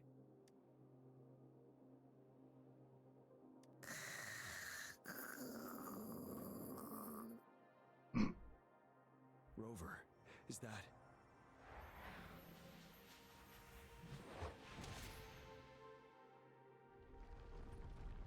This place is collapsing soon. Let's get out of here first. No shit, Sherlock. Ooh, I kind of like this new ability. An unexpected discovery. Definitely building her different now. I have a tale to spin. Our feather-haired maiden faces a horde of beasts. And just in time, a ray of light. Sunbeams burst through the clouds, banishing darkness out of sight.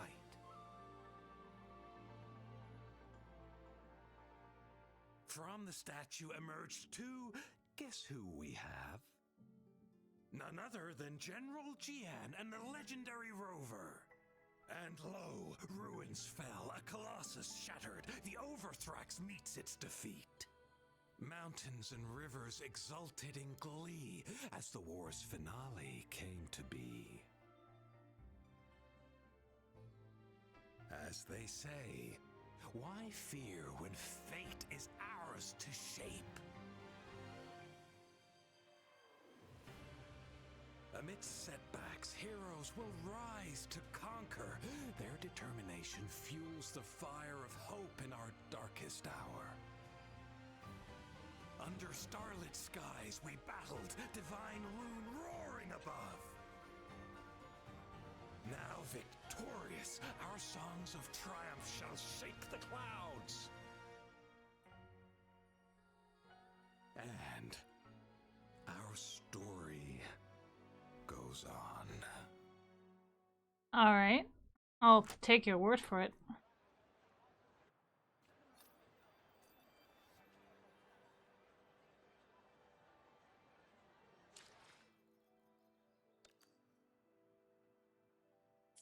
Okay, so...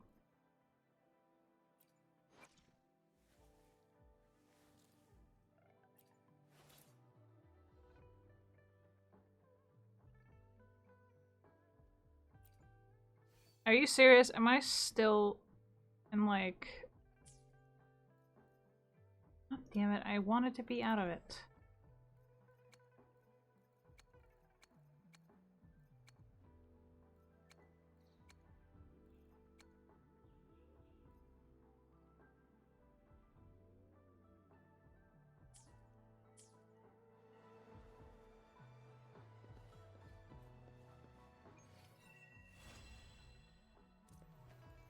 Oh, finally. Yeah. Oh my god.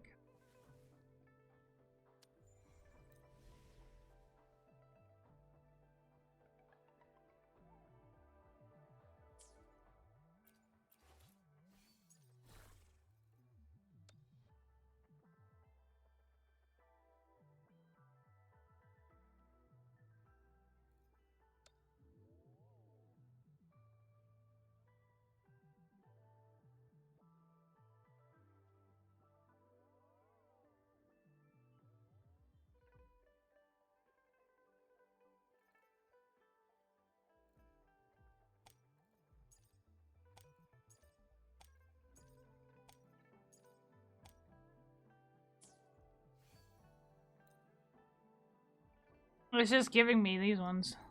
Again. Or should I maybe put this one instead? I think so. Let's upgrade it. Let's see.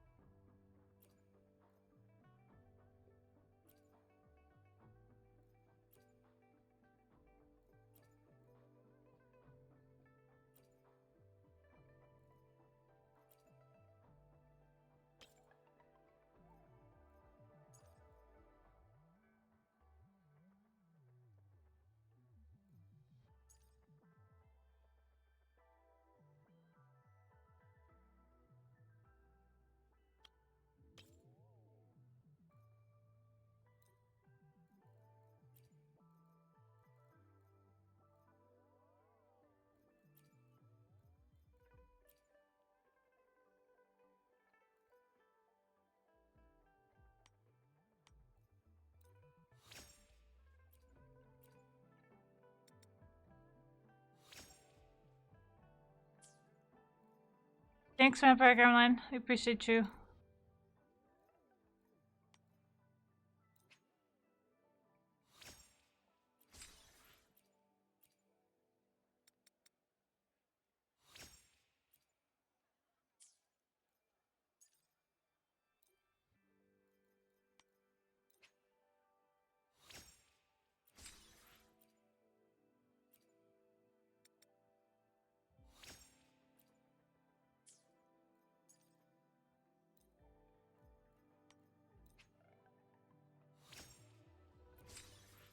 But it's a big help that you tell me because I didn't know. So that was really helpful. Thank you so much. I appreciate it. Really, really do.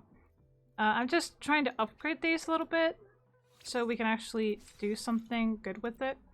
If you have any suggestions for something, then I'm more than happy to. But I think this one is something that I would like to have because it's purple, but I just need a better purple one. Any weapons that I should think about getting? I have the Lunar Cut currently. But I'm thinking of putting in some more... yeah. Auto-select here. Oh.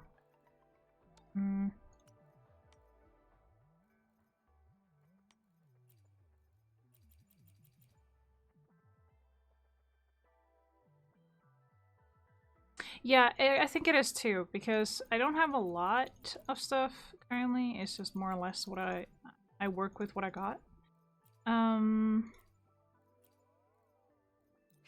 At least we get stuff back, which is really cool, actually. Pretty nice. I don't think I can synthesize. Nope. Oh yeah. Cool. I want to build the Havoc one, since you say it's better. So we're gonna go ahead and do that.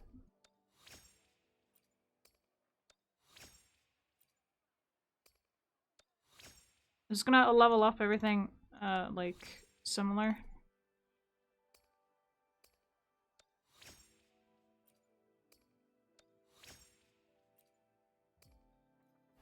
Okay, so... finish up. Let's see. Okay, not that then.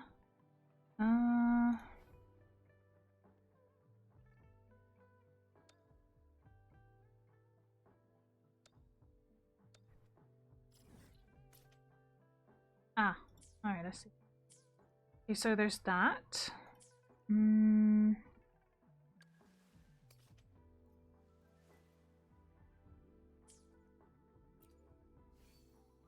So about Baishi, I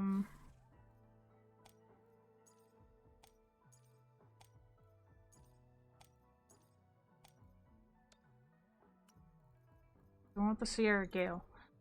Okay.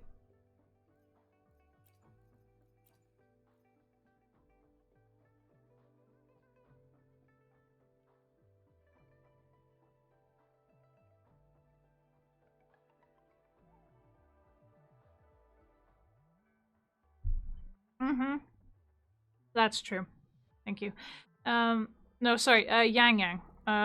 Yang Yang is this one, so I'm thinking I probably want HP and defense on her.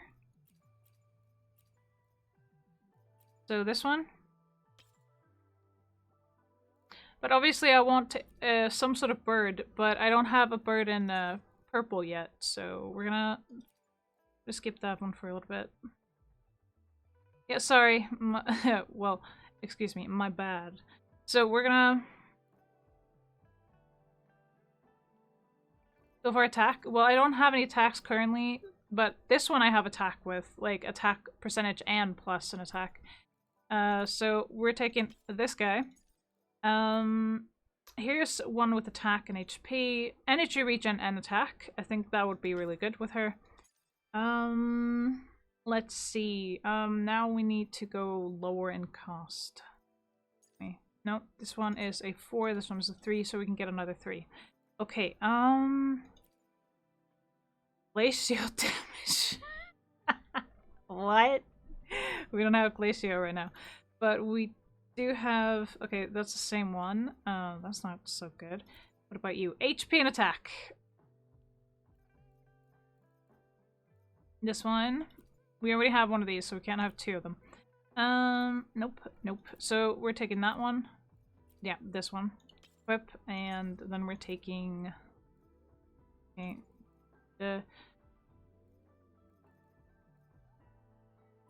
Just going over all of them, making sure that it's, you know, the correct one. So we're gonna take this one with attack and HP, because this one is shit, this one is shit, this one is shit. We already have one. It's like, we can't even. Glacial damage, we don't have that in our party currently, so we're gonna take this guy. Alright, let's go upgrade these studs.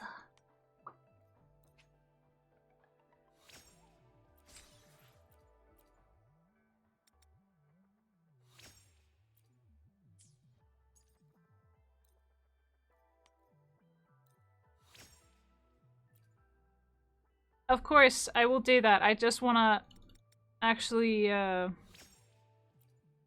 build up my characters a little bit so they hit a little harder, because I haven't done this at all, as you can see. So, point is, we're going for max oomph here.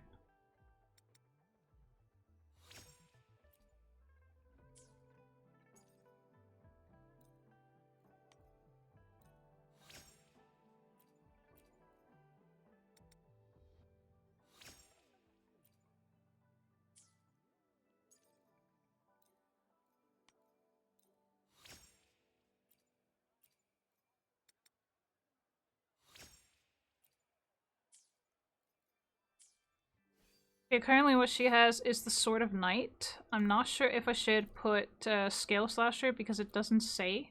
But this one is on 5 out of 5 with rank. So there's that. I just need these to level it up a little more. But for the current moment, that's what I'm stuck on with her. As for our third party member, be this guy.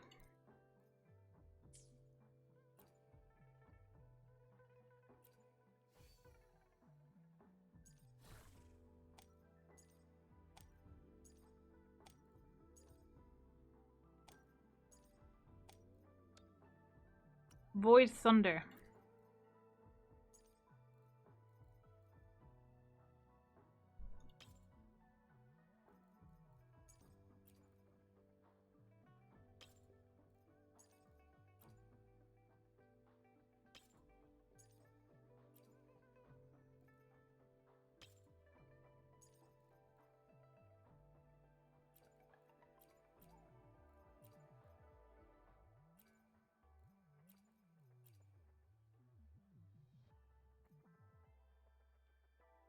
Oh, this one picks up plants nearby. Oh, that's so cool. It's actually pretty good. Let's see.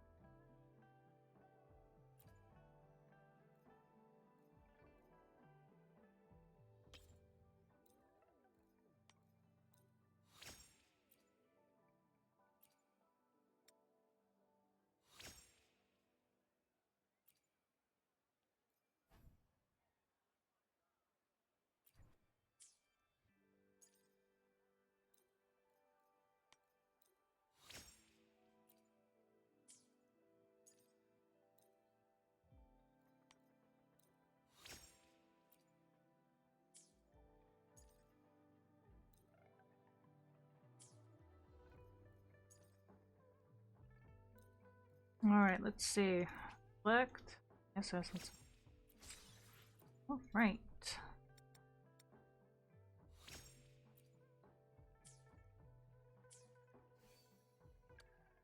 Alrighty, at least that is that little thing. So now I need these forgery.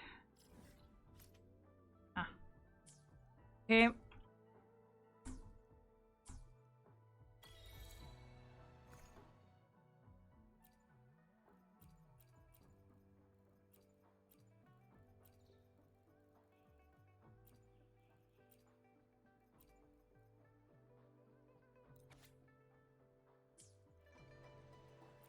So I do have something. I have this. So which one would I want to get, Vampire Gremlin, if you're still here? So I have the Dauntless Evernight, Commando of Conviction, Amity Accord, Undying Flame, and Jinso's Keeper. So which one of these would I want to get?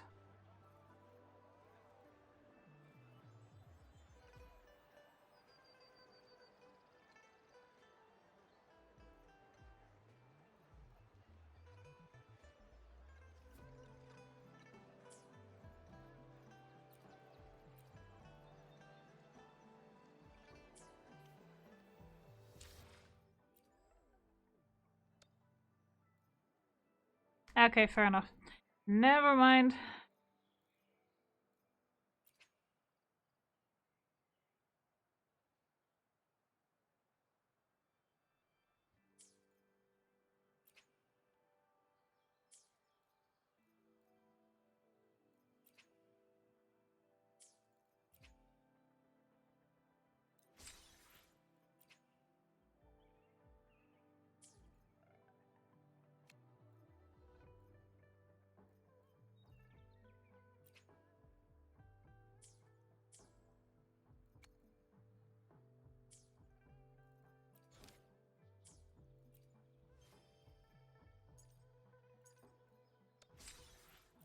Sweet.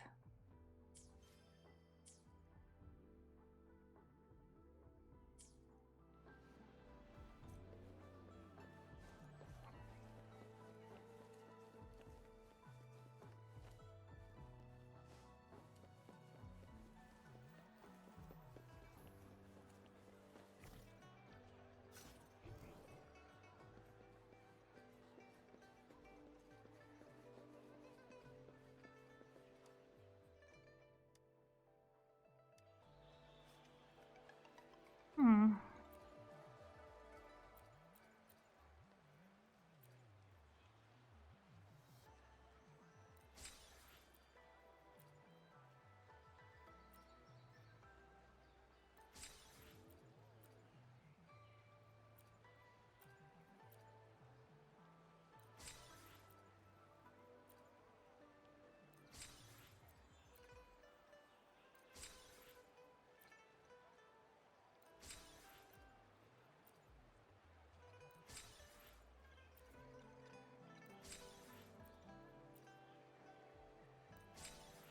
You never know what you're gonna need. So why not just get as much of these as possible?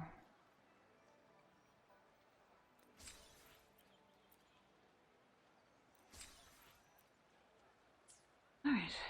Let's see.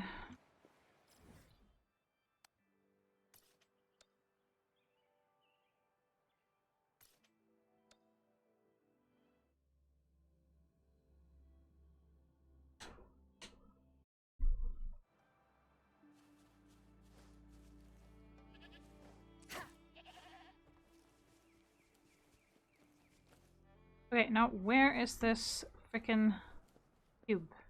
This is what annoys me.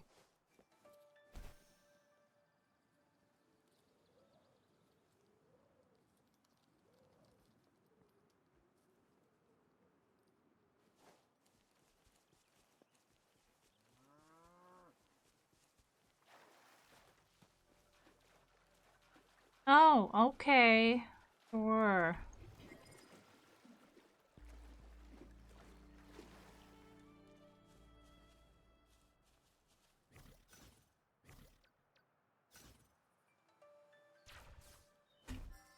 Got it.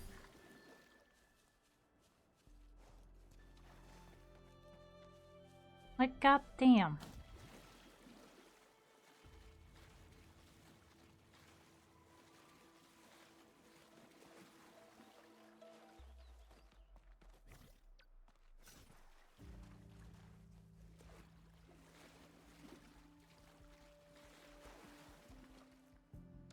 What this? Sweet. We got more stuff. Let's go.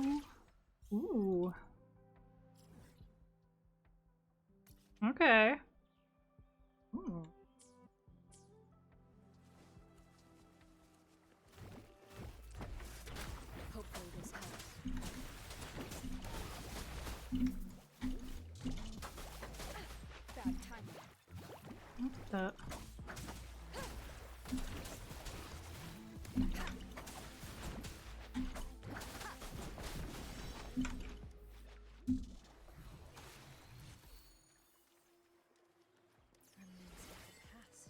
Sweet. Okay, where did those butterflies go?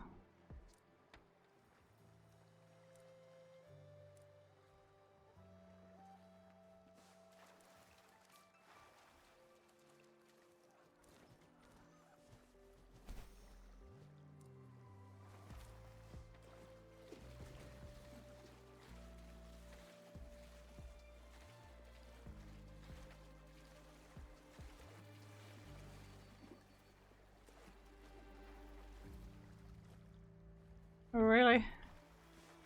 Oh my goodness.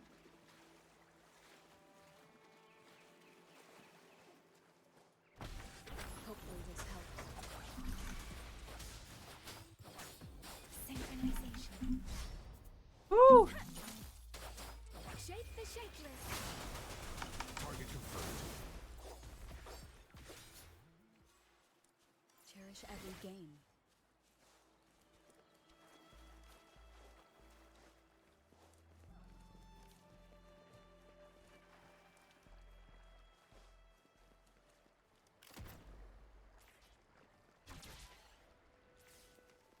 Hello där.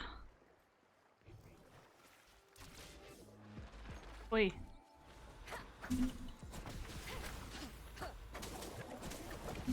One more time. Synchronization.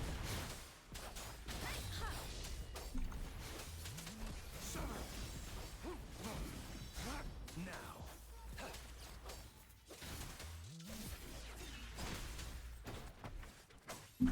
Hopefully this helps.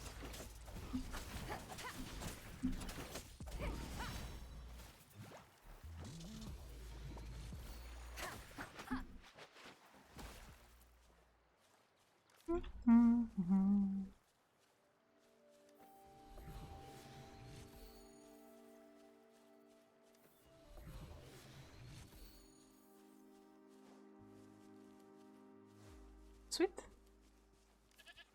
All right.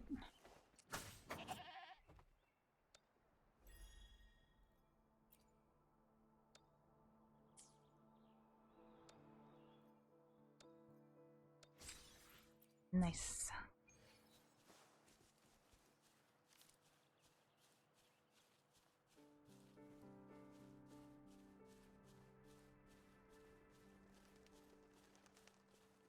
Yeah, that's kind of bad, ain't it?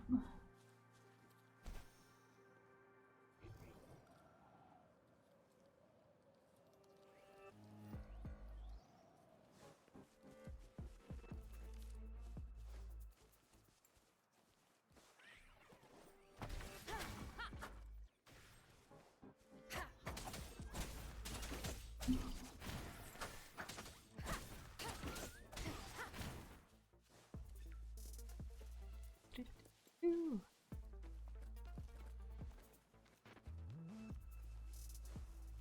Hmm?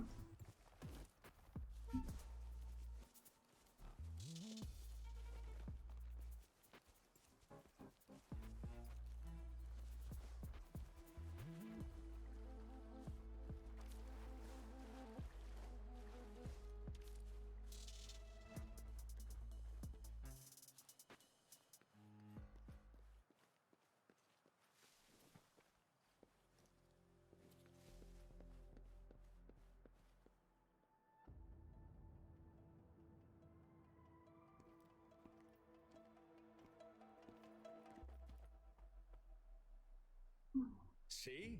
How lively. You really need to come and see it in person for the full effect. And that's thanks to your efforts, Wenshu. Well, I'm just doing my job. I should be the one thanking you.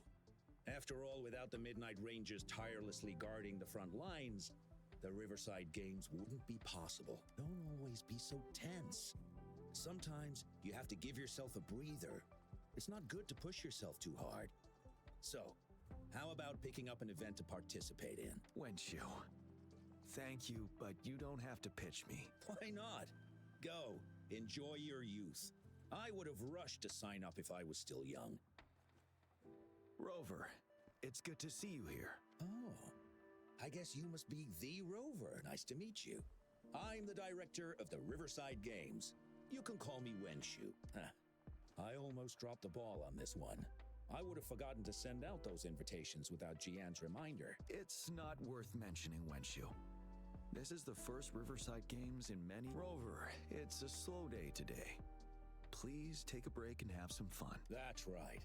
Go participate in the event, you two. That's how you enjoy your day off. Of course. The Jinzhou Riverside Games is an event for all people to enjoy. Indeed. I'm looking forward to your performance, Rover. Only a few events specifically require participants to be resonators.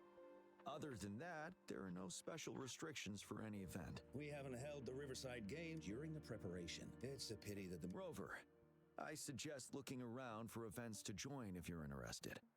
Many of them are open. Now, if you'll excuse me, I need to confirm the safety of the surroundings before the race begins.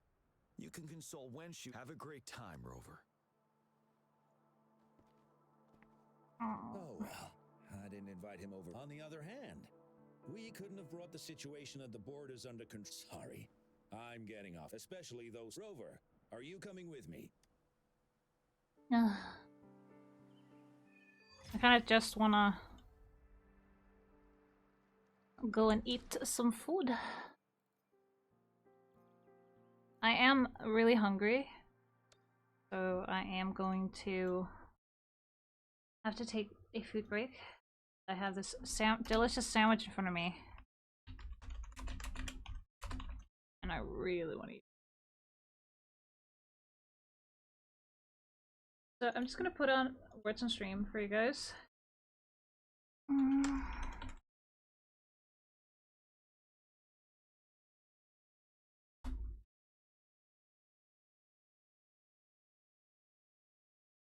In the meantime, because I is very hungry. So, find words from the mixed letters. Use the chat to solve anagrams, the Twitch chat.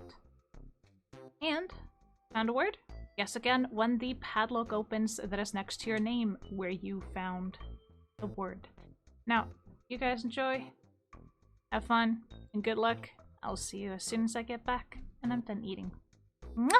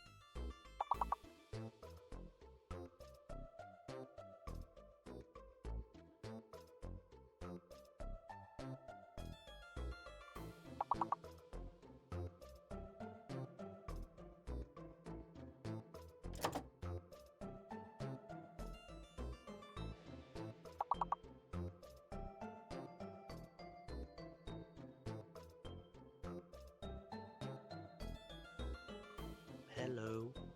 Hello. You here?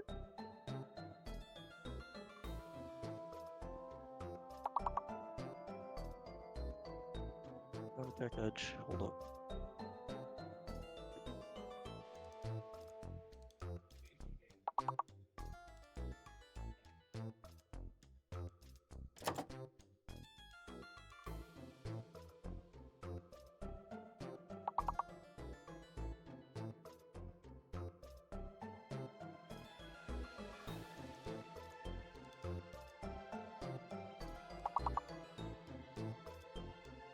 They're not even here.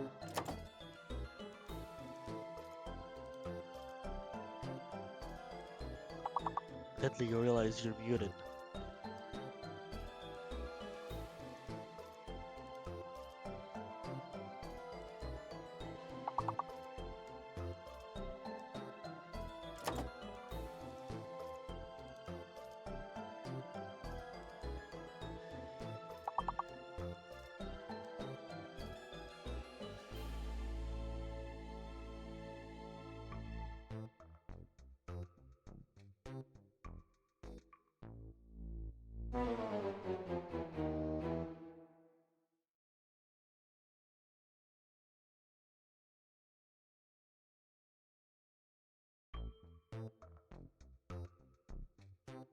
We're back! Oh, was there someone in VC with me? While I was eating? Oh, my apologies. Yeah, he's the mod for the Discord.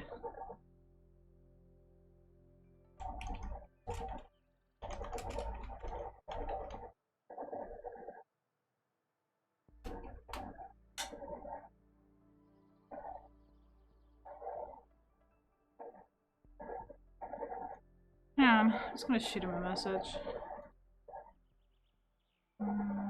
Let's see.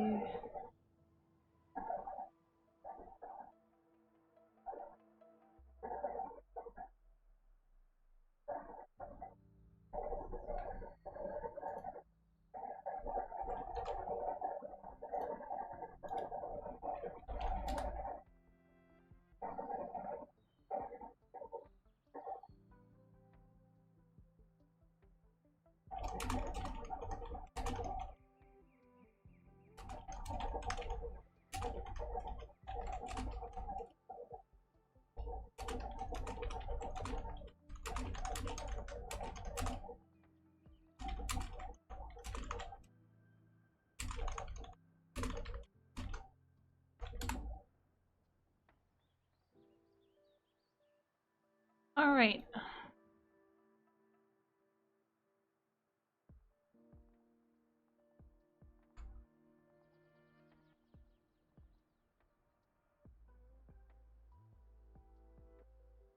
Let's look install, but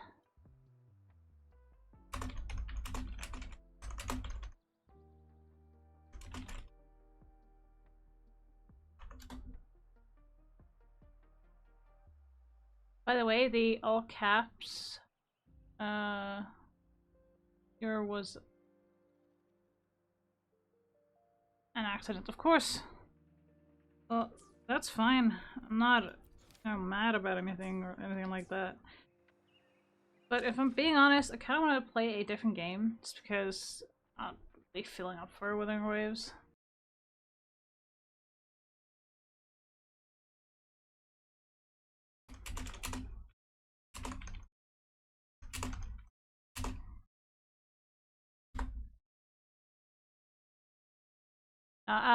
My head moderator for my Discord just wanted to check on my mental health, see how I'm doing. So that's nice of him.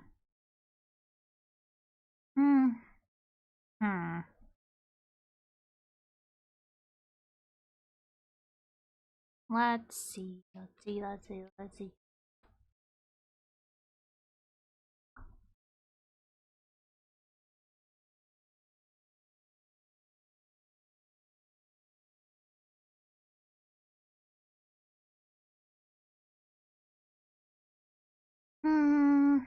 Okay.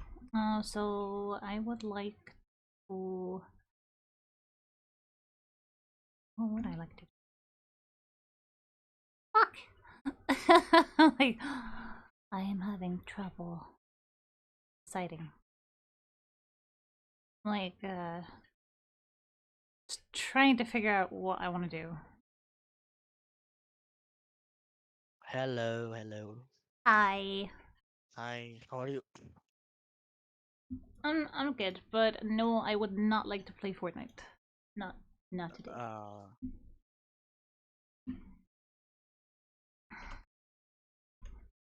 Damn. I'm playing Fortnite. I'm destroying kids here. Huh? I'm destroying people here.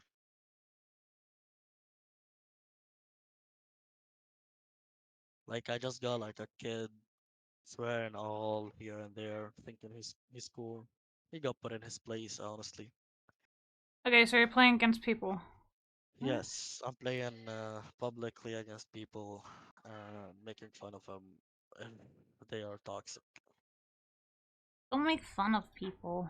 If they are toxic, you Oh, didn't they're you didn't toxic. hear me complete. Most of the people I play against are toxic, so I just make fun of them when I win. Fair enough.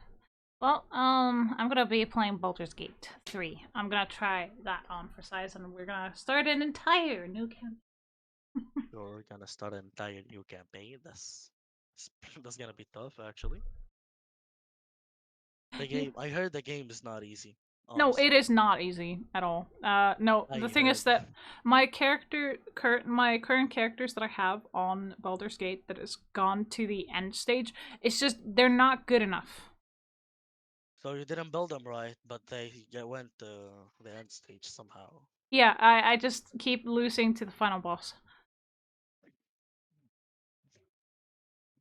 That's actually the worst part of the game. You lose to the final boss, you think you're good enough, but then your characters are just weak. Which happened to me while I was playing Genshin, actually. It wasn't to the boss, but it was like the end of the game. Well, It this was is back when Baldur's Gate where you have to like, I have to strategically do everything. yeah, you have to do everything here. You need to make sure you have the right gear. Yeah, I know. This Yeah. game is not easy at all. Nope. No, it is not. But we're gonna go Oh, I'm ahead in the and. game already. Huh? No, nothing. We're gonna go create a new character. I'm gonna build a new character. Yeah, I'm gonna see what character I should build.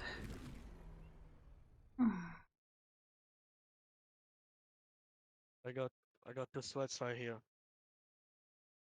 Huh? Got someone talking shit on my lobby right now. Okay. Do they think they're good by talking shit or something?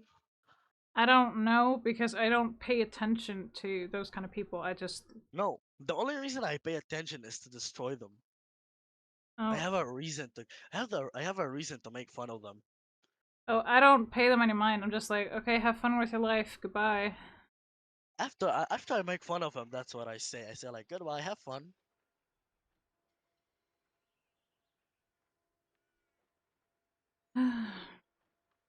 Mm.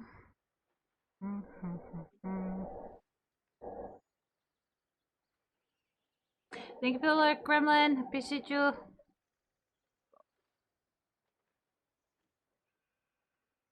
Now, this is a game where I need to think everything. So. Some peace and quiet would be good. Yes. But I thank you know for what you checking will in. say. I know what you will say. I always know what you'll say. Thank you for understanding, Stain. Everybody needs some peace and quiet. Sometimes I'm 1v2ing the two most toxic kids I've ever met. Damn.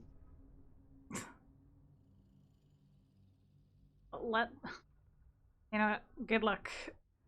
I need that. I really need that. I mean, I'm not even good at the game. Alright. Well, I'm gonna have to look at classes and stuff for this. Why does it have to exit the game? Why can't you just fucking, you know. Okay,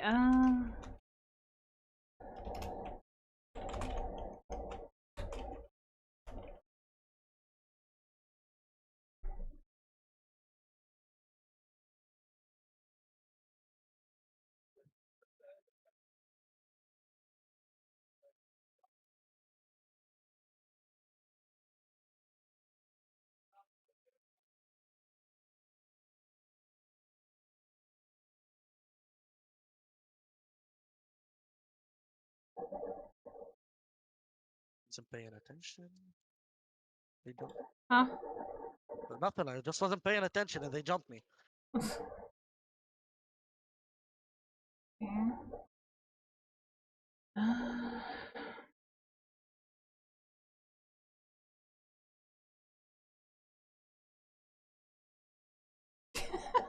Druid is the B tier. And I got to the end phase of that. Okay, now if you don't mind, I will go. Alright. Have fun. Thank you. Bye bye. Bye. Okay, so the best classes is Bard, Rogue, Wizard, Cleric, and Paladin. So, we're gonna have to build our team according to that. Alright. Alright.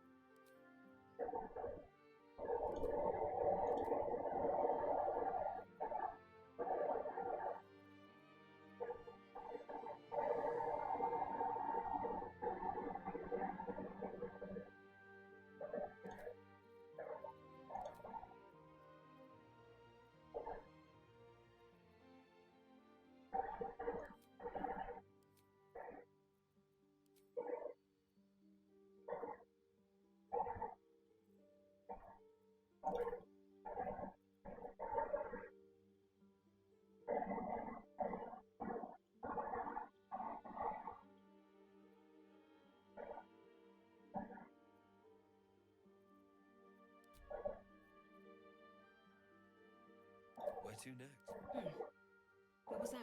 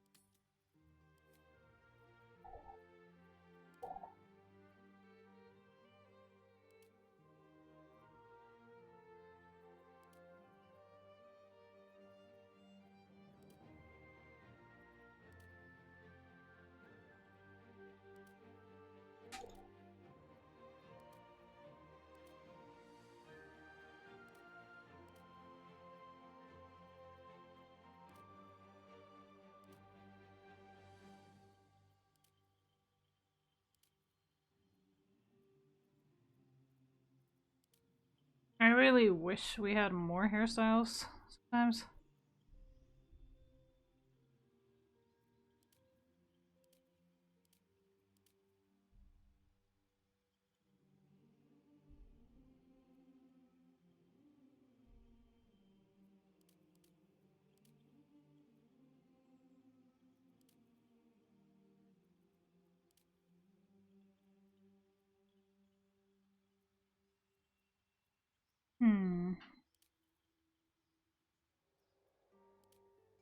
And that would be my laundry.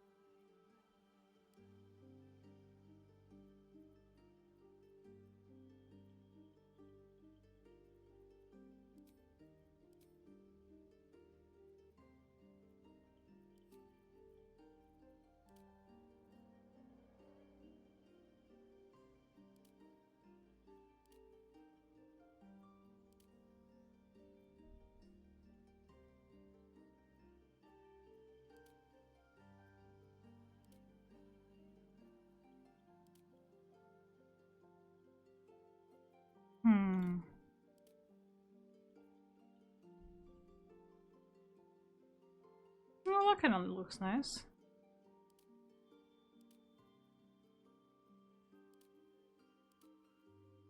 Character creation. Always a total pain in the ass. Hey Mir, how you doing? Where the fuck have you been?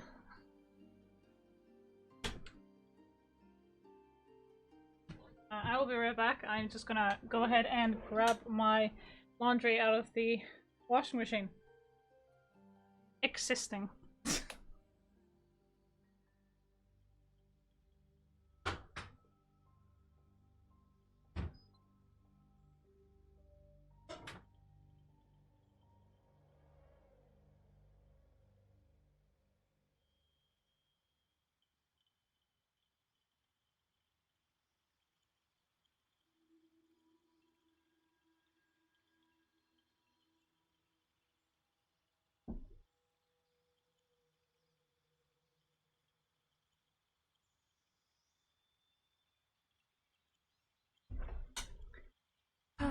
I am going to hate doing this all over again. But here we are, and we're doing this all fucking over again.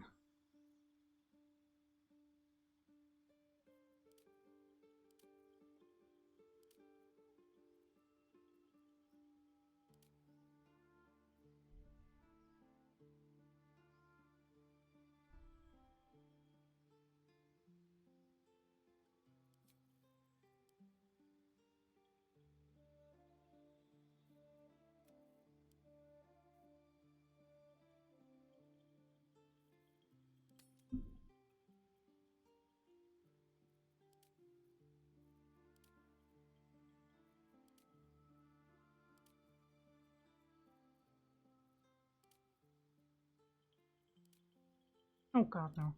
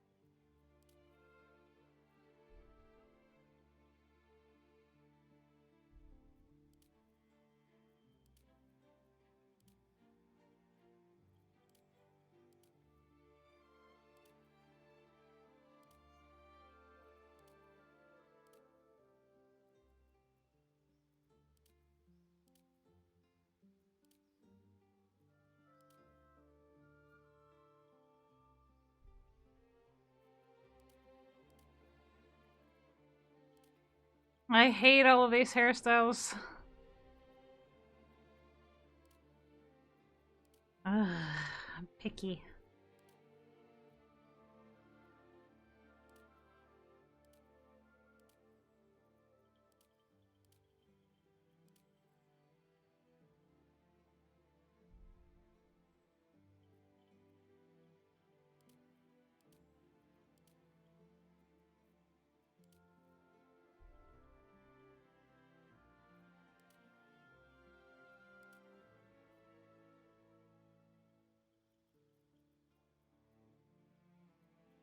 Hmm.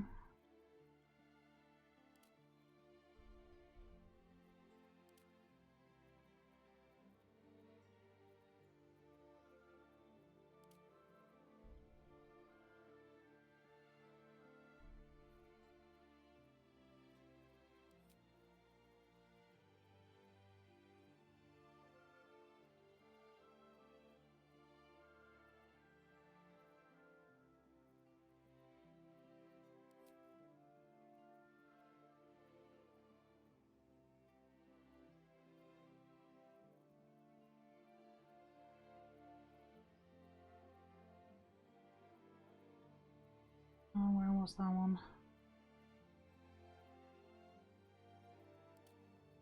There?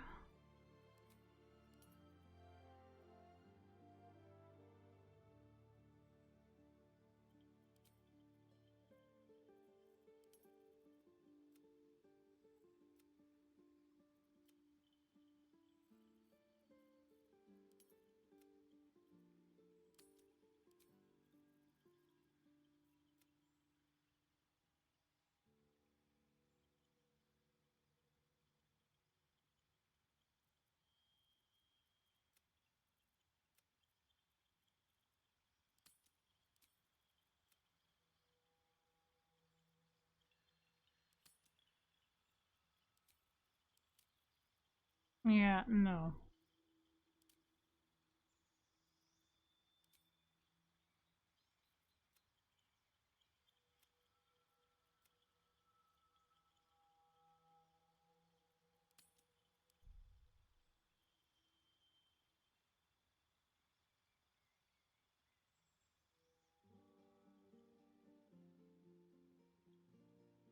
Hmm.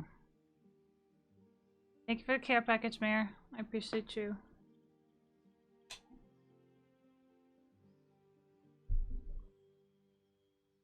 Hmm.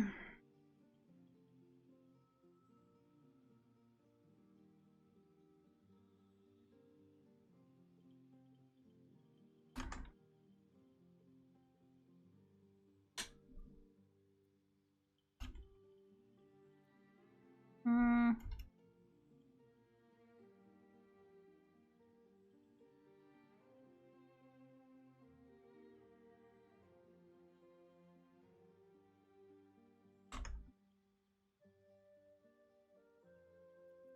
No. Hmm.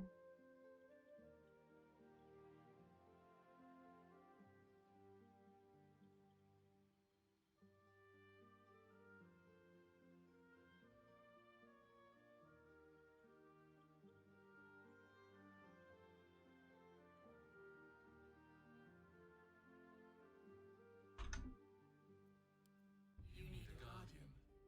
Choose one.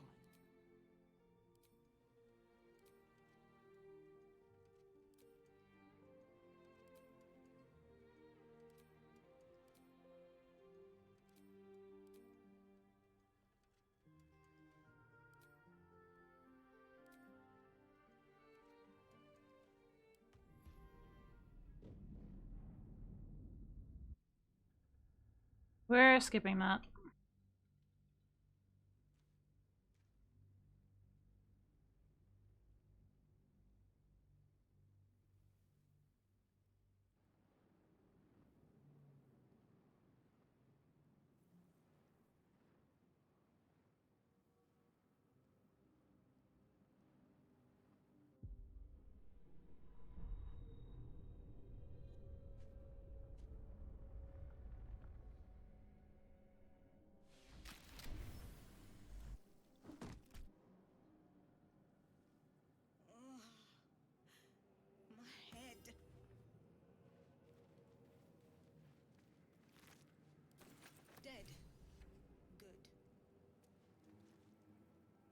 the pool that thing came from.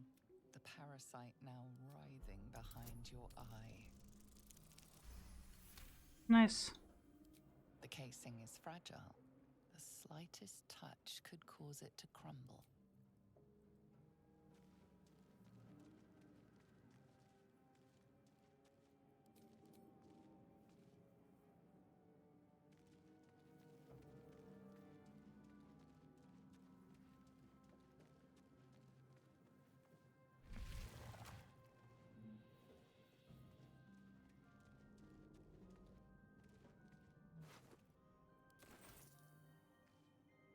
Images of goblins, their habits and histories flash into your mind. Swift as my feet can carry me.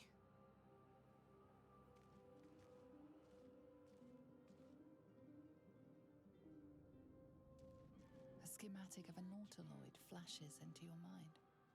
Nerves, sinews, as much living being as ship. Well, I'm gonna have to get used to these controls again.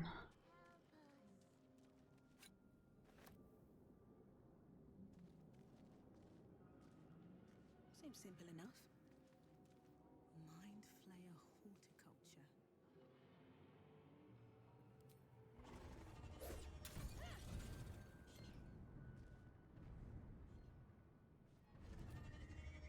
May the gods take you first.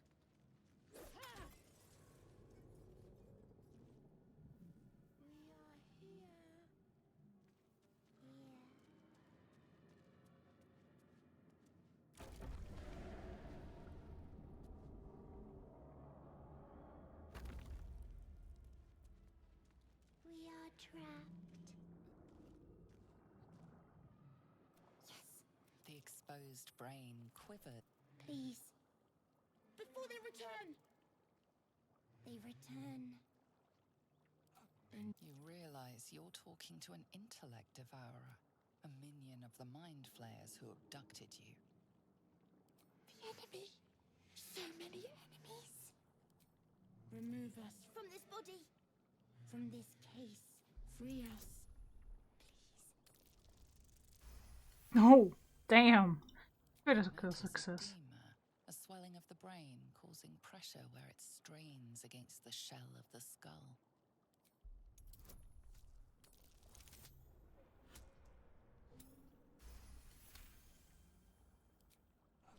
The brain lifts from the skull, but you notice an opportunity. You could cripple the strange creature, making it more subservient, should it prove a threat.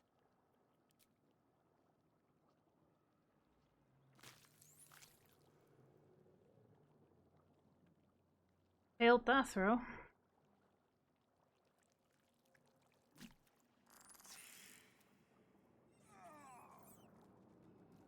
Okay, that's not our friend anymore.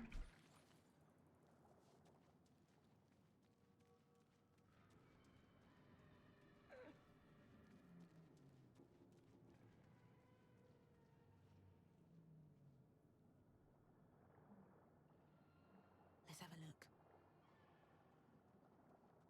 What am I thinking? See if he has anything. I don't think I ever checked. Thank you for the entrance pass. Hello. Hello. Sana?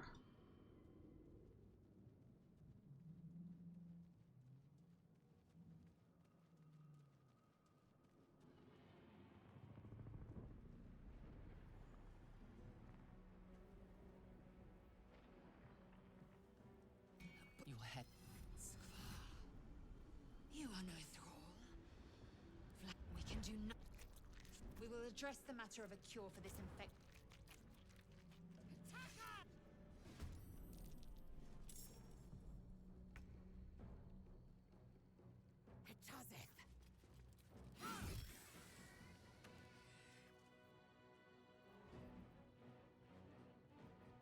Still on my feet.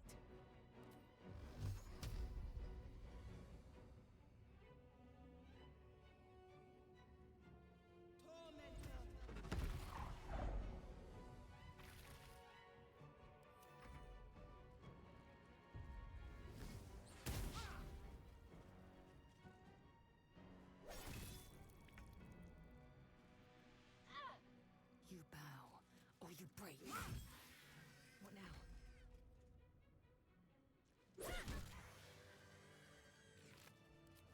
You proved surprisingly adequate in battle. Now, to the helm.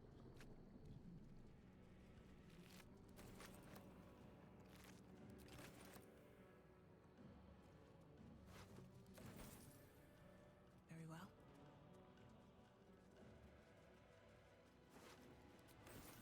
Better not be cursed. Feel better. Ship won't be able to take another dragon attack. We need to get out before it's too late.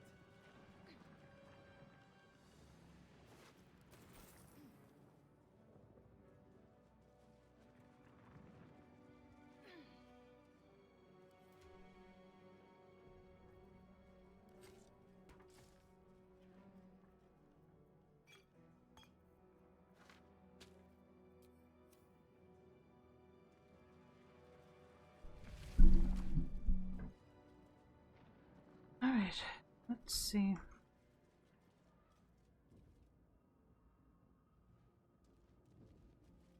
Ghaik machinery. I can make no sense of it. Damn it.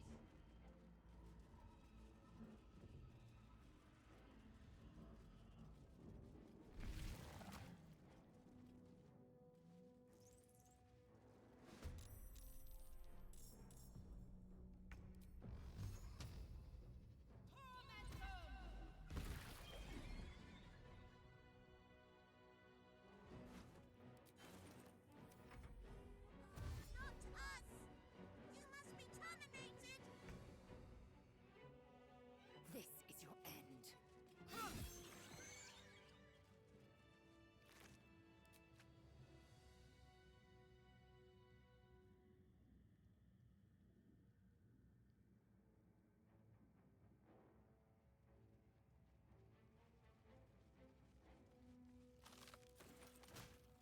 No traps, please.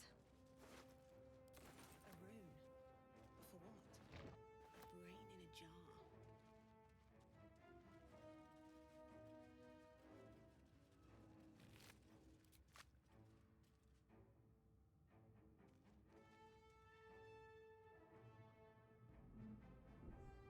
Open up.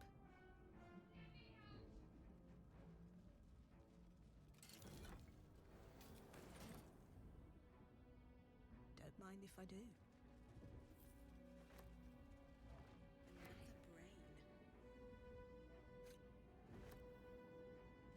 Another brain.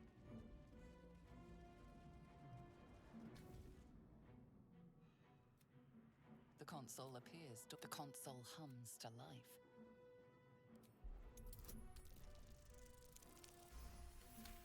Nice. The pulsing glow. Perhaps it will open the nearby pod. Suddenly, then discomfort fades, and another sensation washes over you. Connection. A shiver runs across. You keep dangerous company. Fair point. Let me come with you. We can get off this shadow. She's right.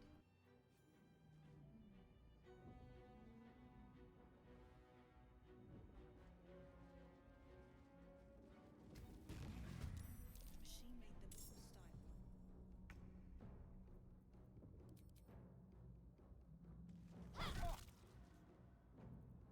Nothing will stand in my way.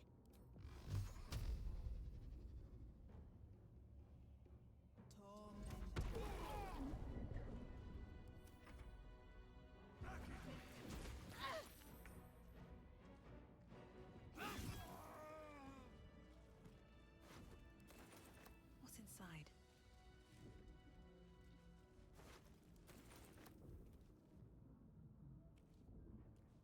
Here we go.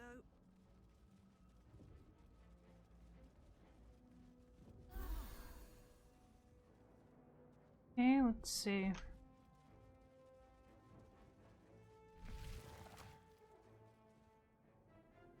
With haste. We are nearing the helm. Kate.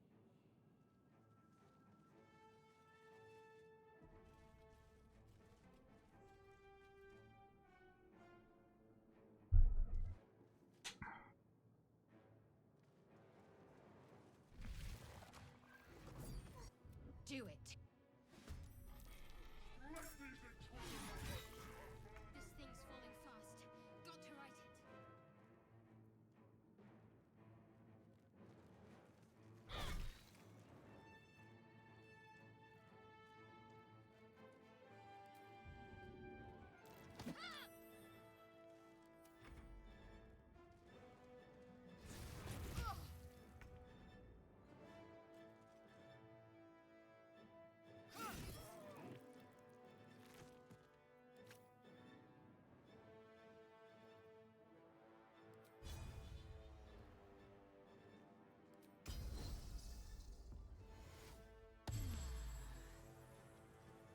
My path be true.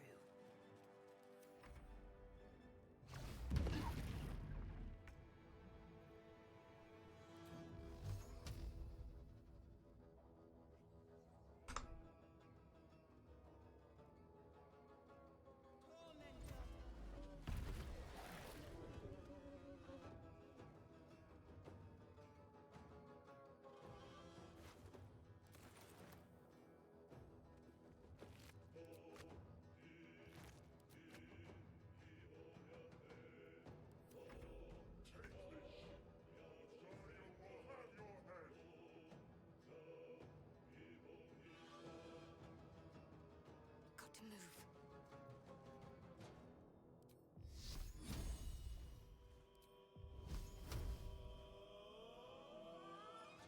Need to stay hidden.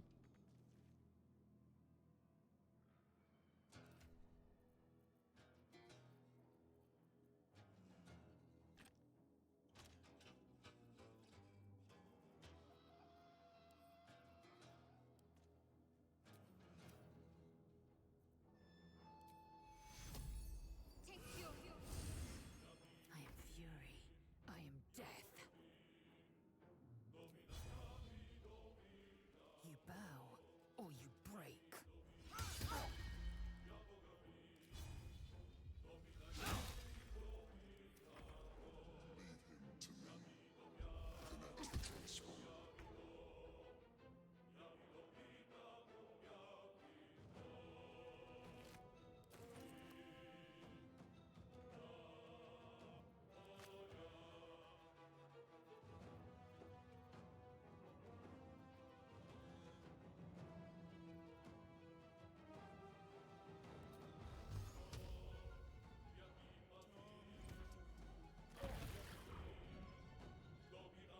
Breathe deep and move.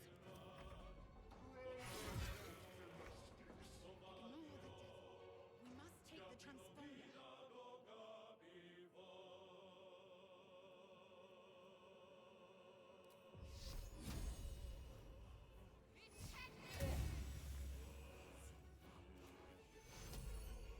Take fuel.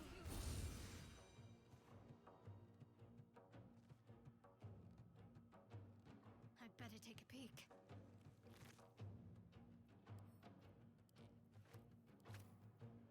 I am fury. I am death.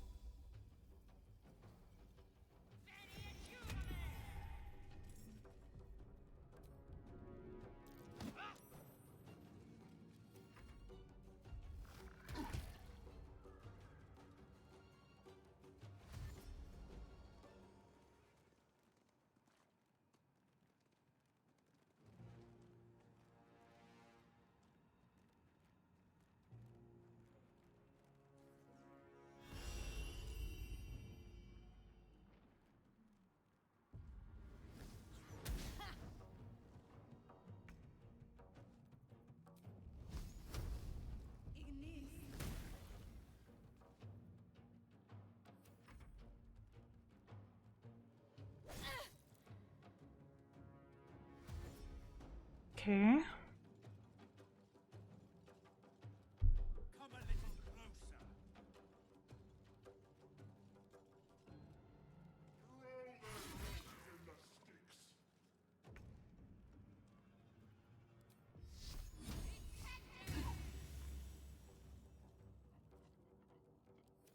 Swift and lethal.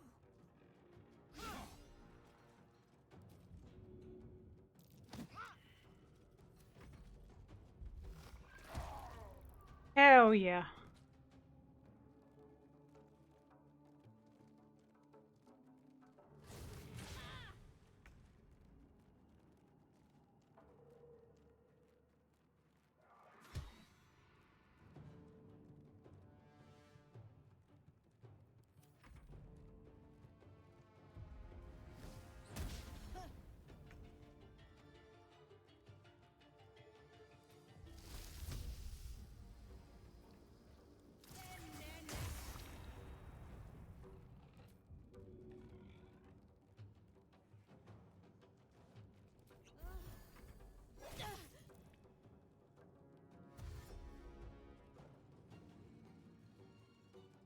Well, we defeated the commander, which was what I was after to begin with.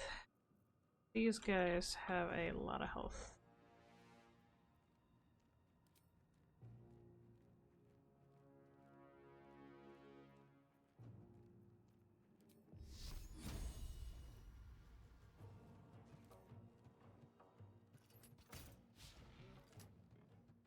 On the move. Time to strike. Let my name be known.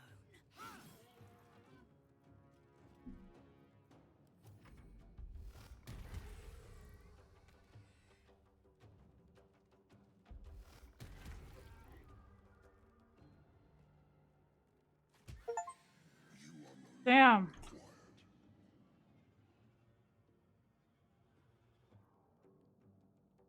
Nothing important is ever easy.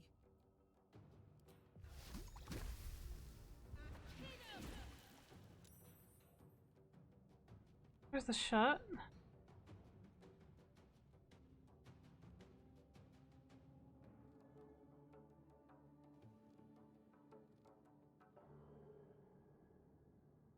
Another step forward.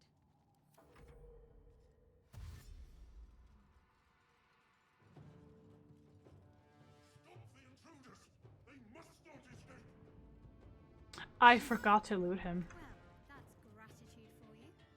Time to leave.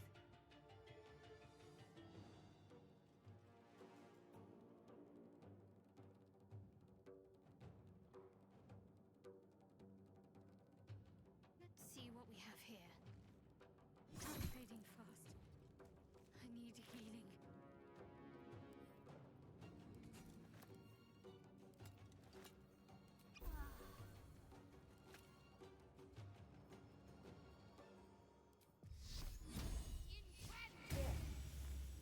Victory awaits.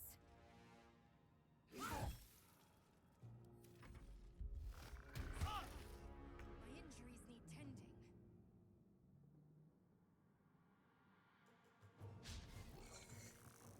Come on.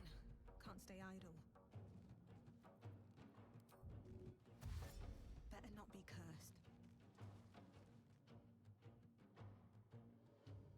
The helm's alien Alright.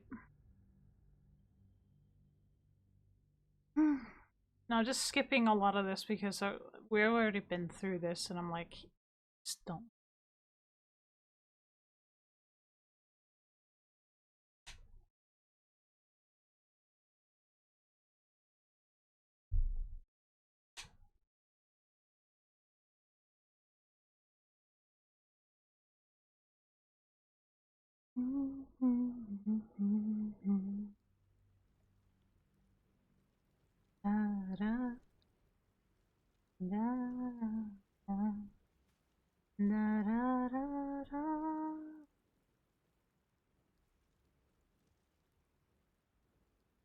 Oh, but apparently last stream and the beginning of this stream, my OBS decided, hey, we're gonna connect your mic on your As you freaking. wake, the tadpole squirms, but it'll the tadpole.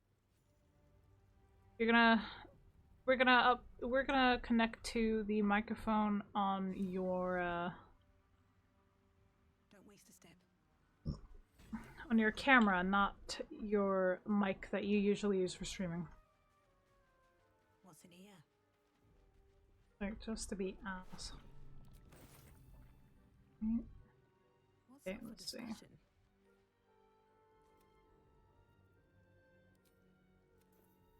You're alive. I remember the ship. I remember falling. First, we might have escaped, but we still have these little monsters in our heads. We need each other, and we both know what's at stake. One thing. It would have been all to lead the way.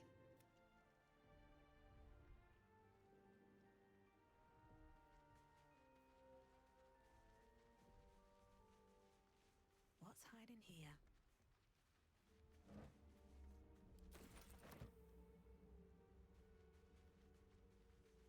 Well, we can level up. That's for darn sure. Still breathing, despite everything. So, let's level up, shall we?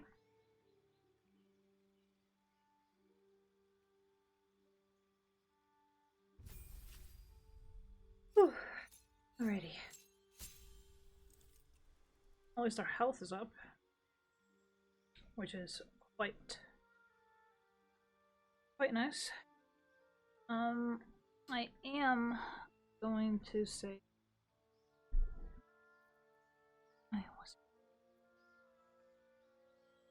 oh yeah.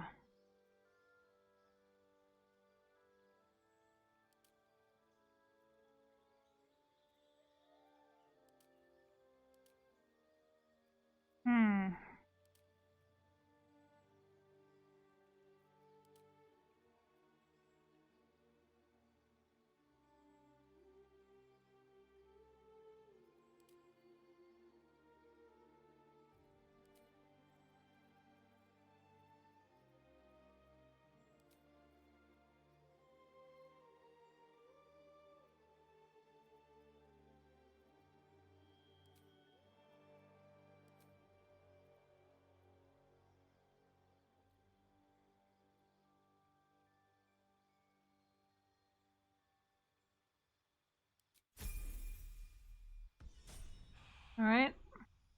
See Shadowheart then.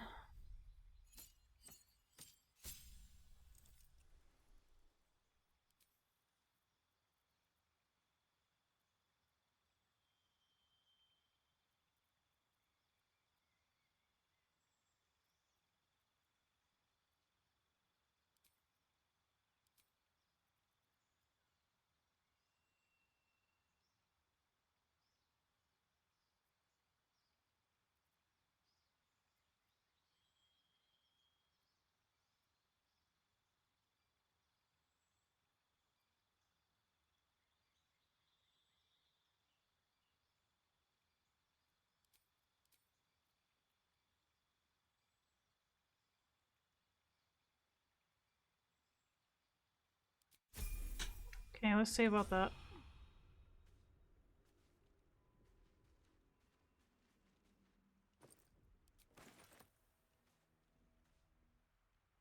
More for me?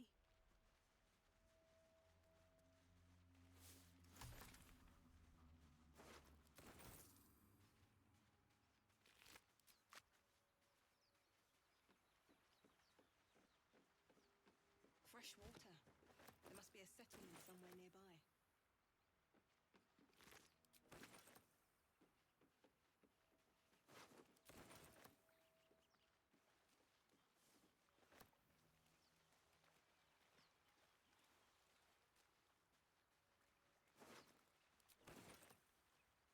Obviously, I'm going to loot everything as per usual. We want to sell as much as possible.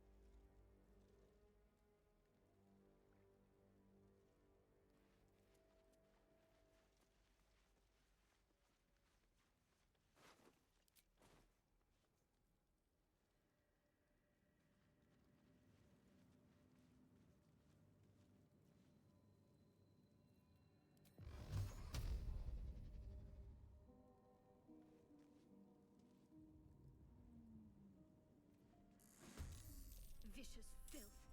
Best keep some distance, or this will be a short fight. Mm-hmm.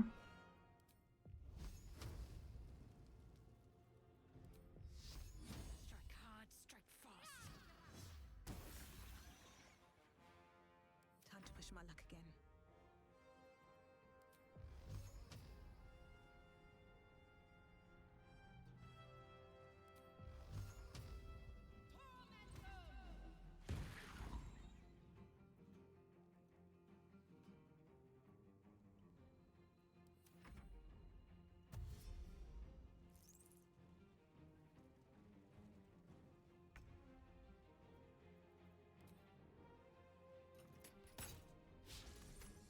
Are you serious?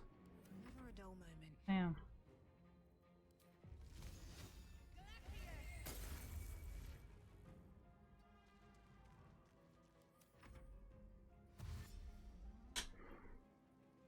I'm not gonna give it the opportunity to attack. You fight well. Perhaps our survival isn't such a distant prospect. Never wanted the easy path.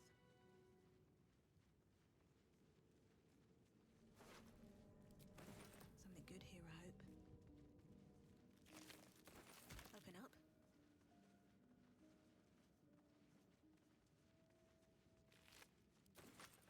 Let's see.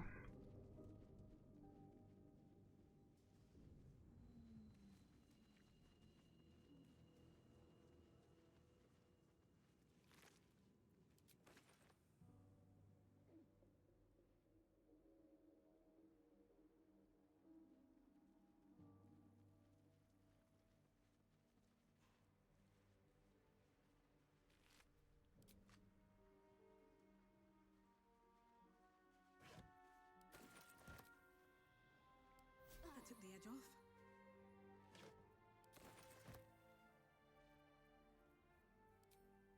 Try me.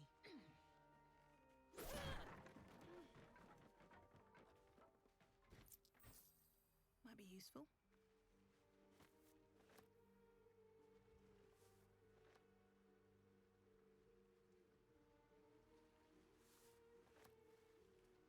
See if there's anything on the other side. No.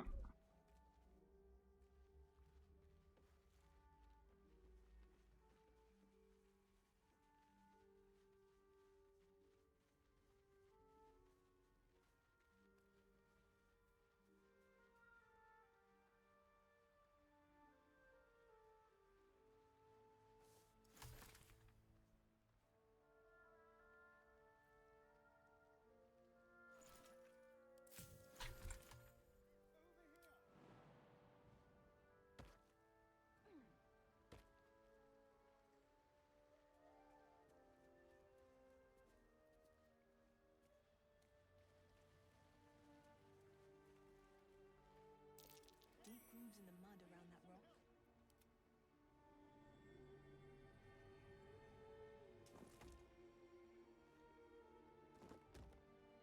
Still alive, so that's progress.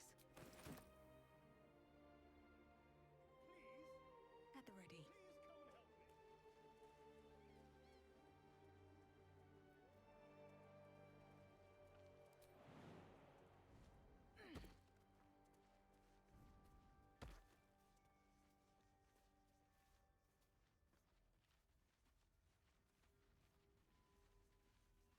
You there! Come here! I need help!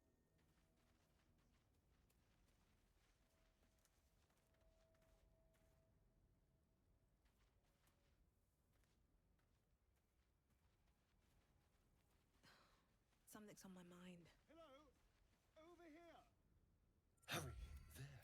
In the grass. You can kill it. There.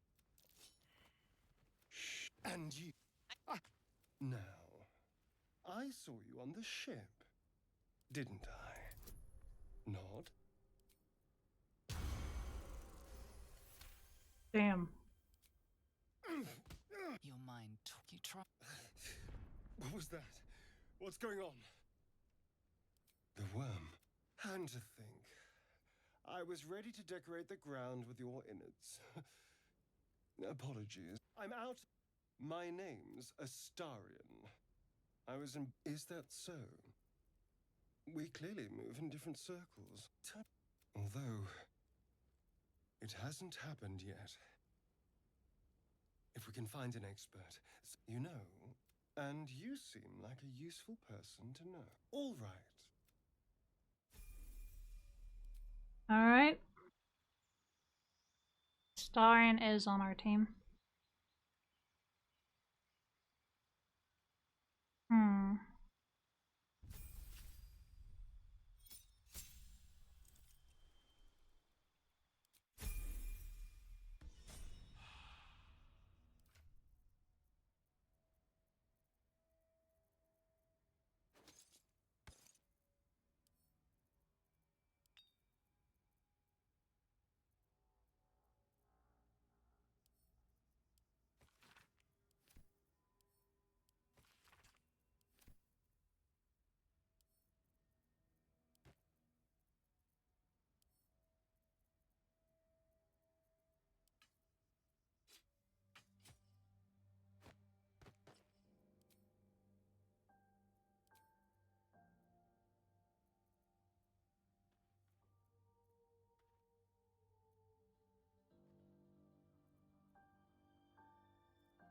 Hmm.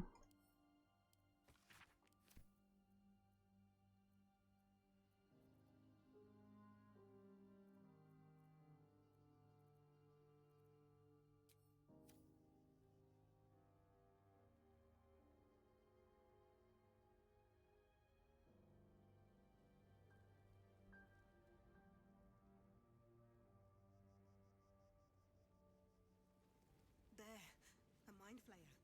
And it's hurt. That thing's bound to be dangerous, even if injured. Just be careful. Monster. Death is too good for it. I didn't really care for the dialogue there, so I just decided to kill him instead. I'm like, What's inside? Dead goblins over there. Worth checking for supplies, maybe.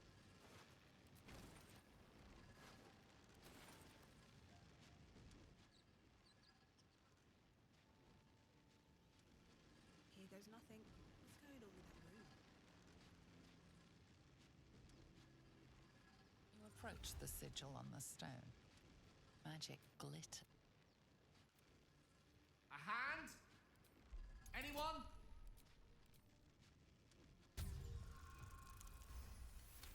oof.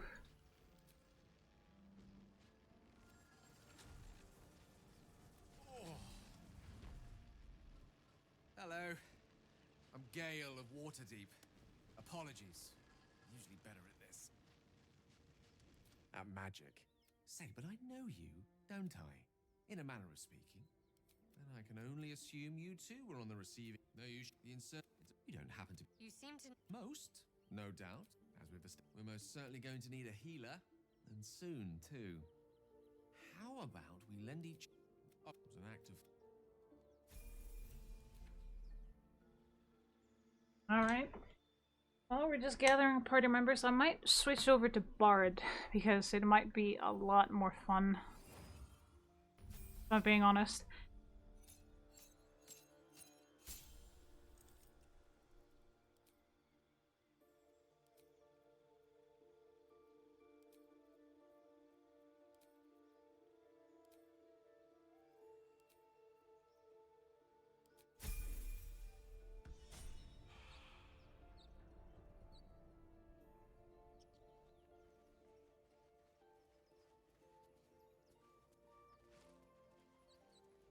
Always room for more?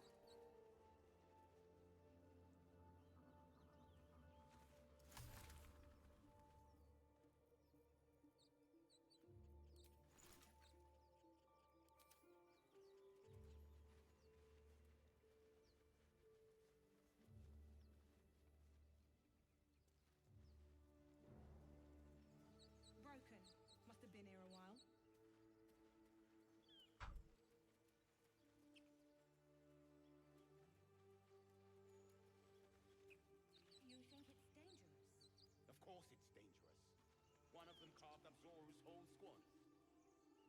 So, The thing. and if it is Your skull. Get rid of them.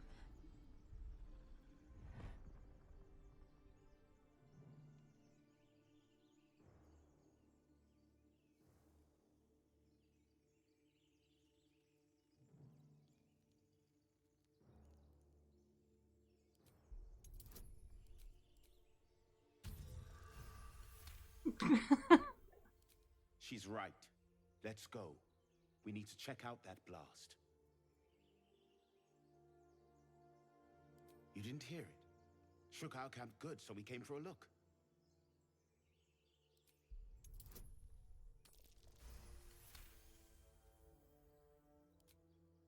Northwest. And be. Enough gawking. Get me down.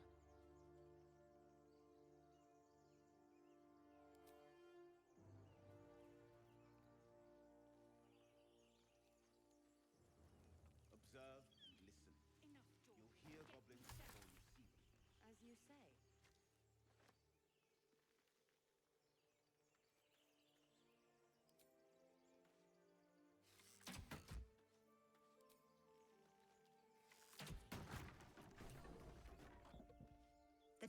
But my Careful. She obviously sees your kindness as weakness. Don't let her take advantage. You're full up. Dismiss someone first.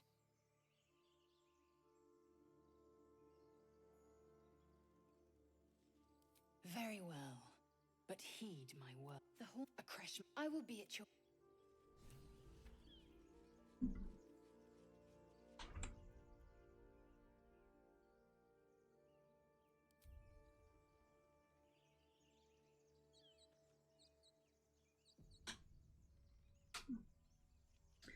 That's the quick save.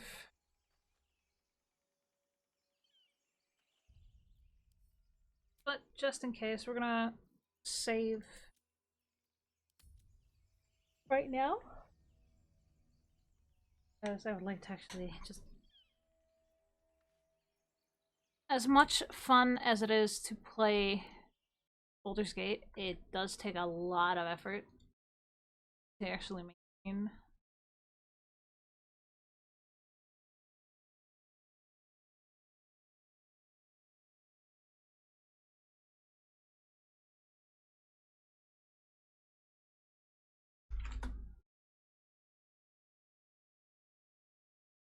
It takes a lot.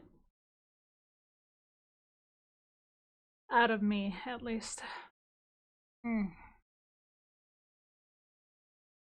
So I was thinking some chill with Stardew Valley would be a nice...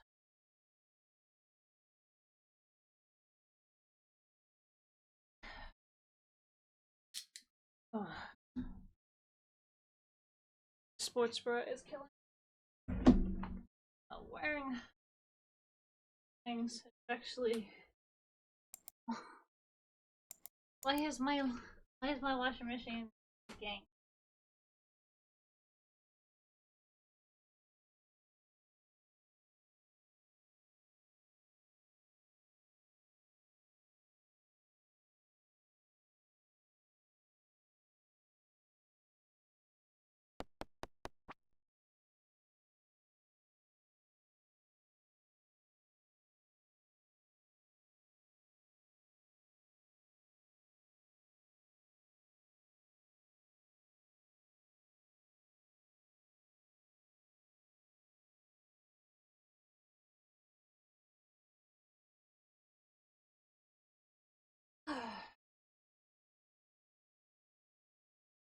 I'm gonna run quickly to the bathroom.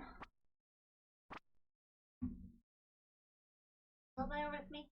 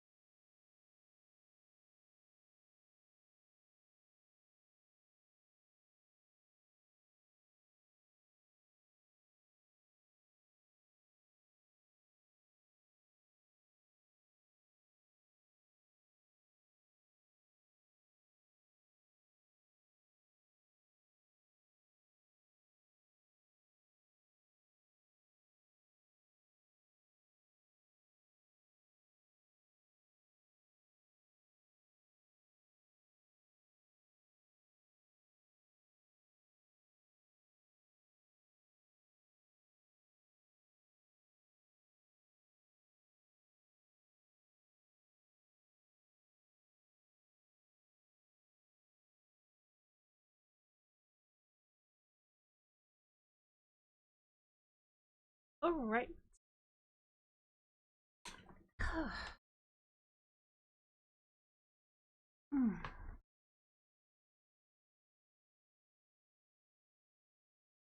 God damn it, Dudley. And I need some water. Fuck's sakes. Can't do anything right over here.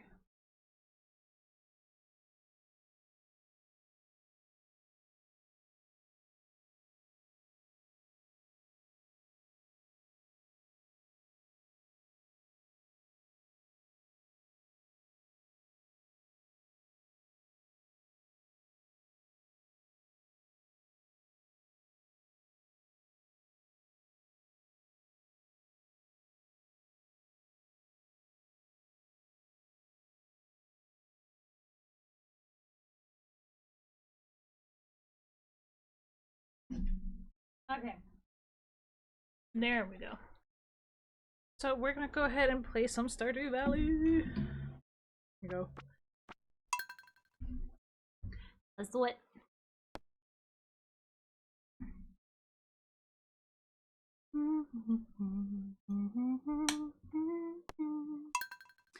I did do a little bit on my own the other day for stream. So I wanted maybe I have or maybe I haven't. I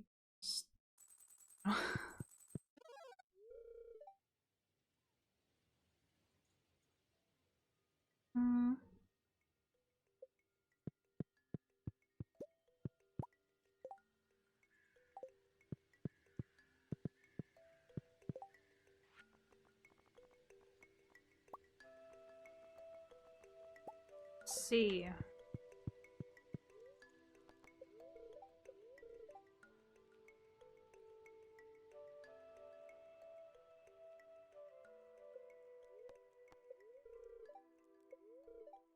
It will do the best to shower everyone with good fortune. Good spirits. Okay. Let's see, what do we got in our so far? Not a lot. At least we have some things.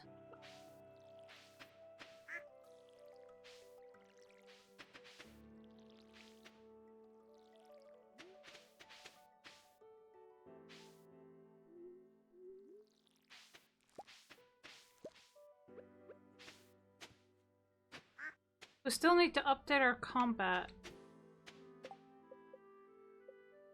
Yes, we do. But we're still gonna have to fight a few things in there. That shouldn't be a problem.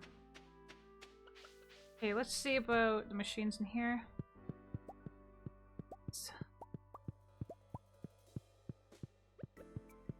Okay, we're gonna make sure that the cat has enough water.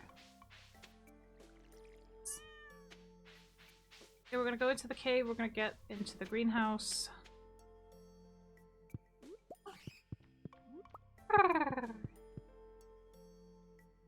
Okay, we're also gonna check whose birthday it is today. If anyone has a birthday. Okay, we're getting these. Oh, the trees are growing very nicely. Wonderful. Okay, we don't have a lot of space, so we're gonna have to put stuff away. So, I think at least. Okay, we got some mushrooms. Let's go ahead and grab those.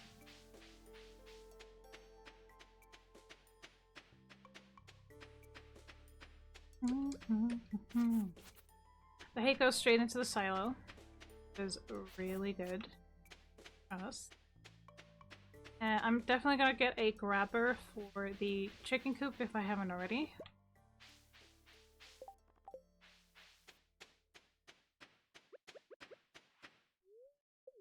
Okay, so this thing makes us go faster. And it will last longer, the espresso, instead of the regular coffee.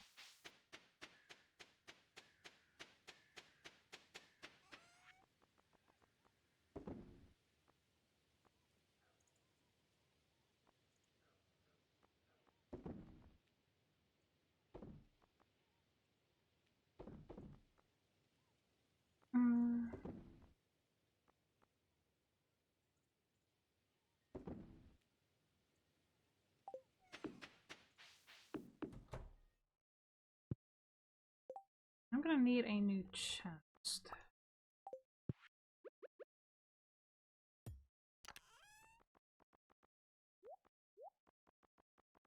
Not these.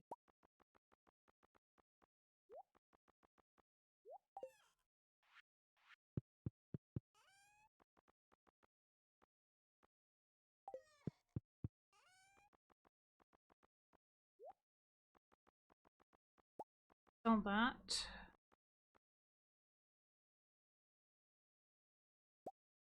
Fine.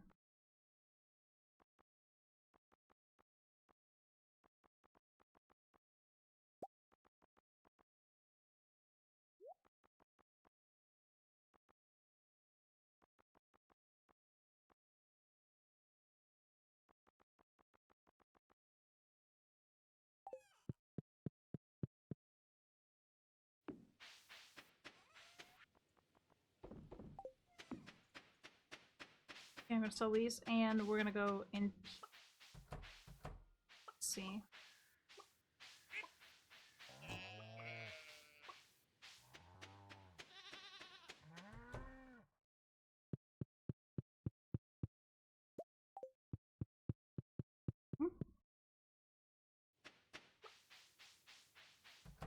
Still waiting for that pig to give me truffles. Yeah, we're gonna need the auto grabber for here, so we're gonna get that today. This makes it very simple to actually get things later. Instead of having like a lot of them all over the place, I don't have to go around and milk the cows or use the shears or anything. Let's see. I'm gonna have to start selling the things that I'm not gonna be using of the rings and hats and stuff.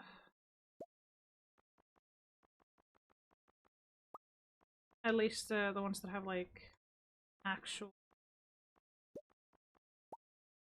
stats on them.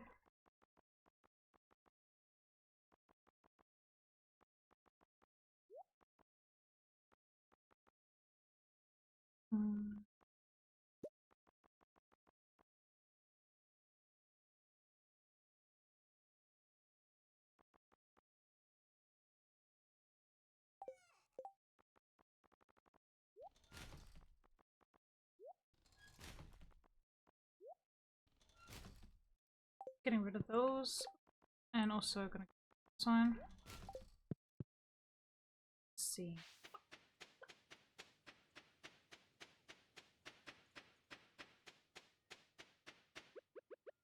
Alright, what's this? Alright. We're gonna go ahead and get ourselves the grabber for the chicken coop.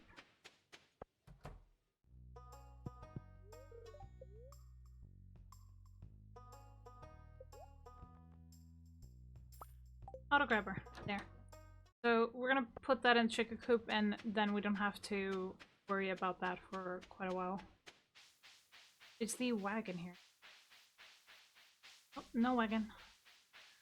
What fish did you need? You need periwinkle and smoked bullhead. A periwinkle, I don't even know where to get that. So I'm just gonna Google that. Hang on. Periwinkle Stardew Valley. It's caught using the crab pot. In any freshwater body of water, it also be gifted by a pet cat with max. Okay, so at least now I know how to get it. It's just a matter of get it. And we're gonna smoke some fish. Or at least a bullhead. Let's hope I have one at home. In that case. Let's see about actually putting this in here. Just gonna place that there, and then it will grab all the eggs for us. And feathers and stuff. It's just easier to have it there than not have it at all. It's just one of those things. Okay, so let's see. There is this one. Let's see if I have a bowl. Please tell me I have. If not, I'm gonna have to fish it up. Let's see. One up.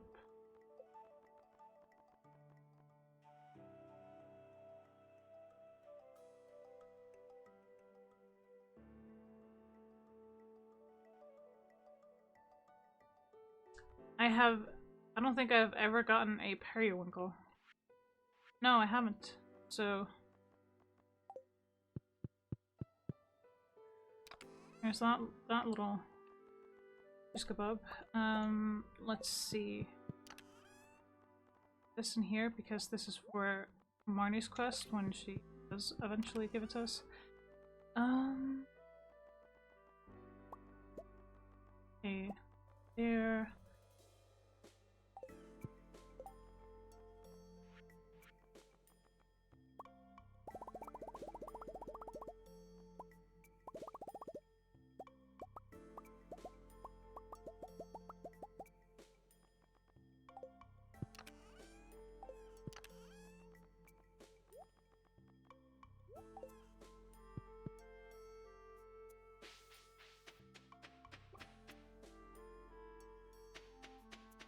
I need to go to a special place to actually sell the gear. But that only opens at 2 o'clock in the game. So I'm gonna have to actually wait until then. Don't want to help with that.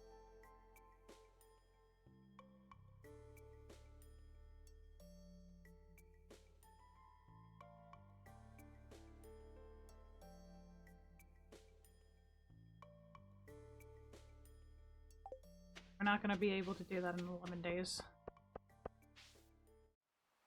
What I'm going to do is I'm going to go ahead and get the crab pots here. And we're going to put them in fresh water. Actually, hang on. We're going to leave one here.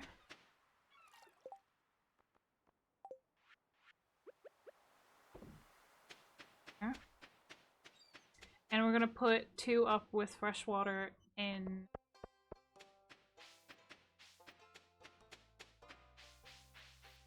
the lake up with Robin's house. Also, we're gonna try and... So, whose birthday is it today?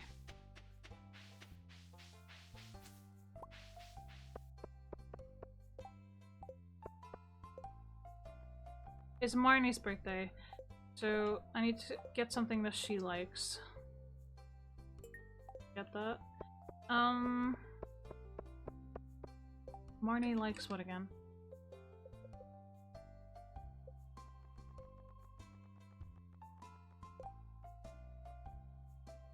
Chocolate cake, pumpkin pie. Okay, I need to go to the shop and get flour and sugar.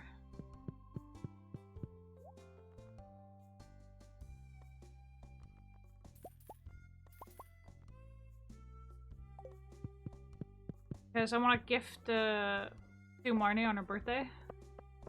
Like, stuff that she loves, so the friendship level increases.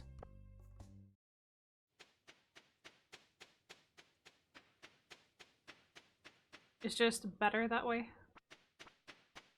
And I kind of know where she will be during the evening hours anyway. So, that should be relatively simple. And she loves pancake. We're gonna go ahead and put that in here.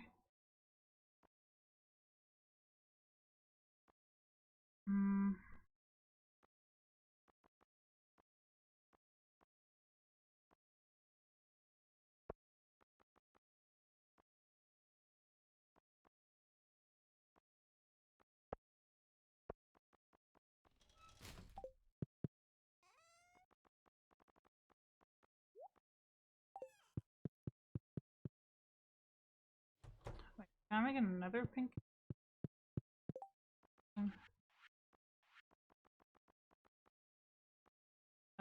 Oh yeah, I need melon. More melon. Come on, that. Well.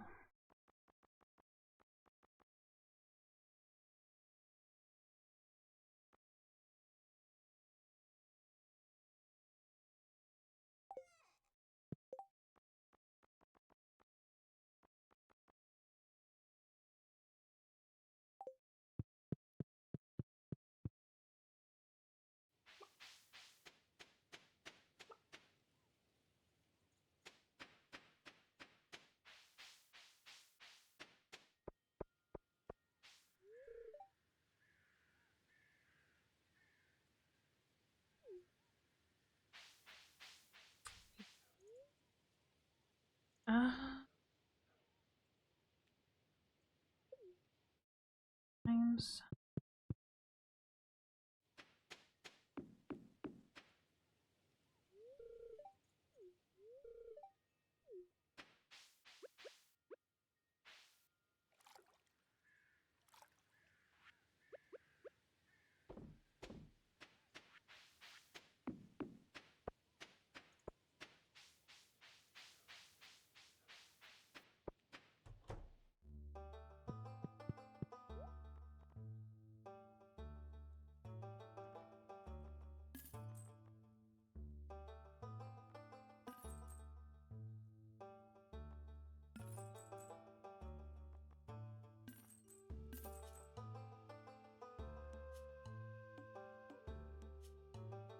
I think I'll keep the rings. Let's see if there's anything in the quarry. Anything interesting.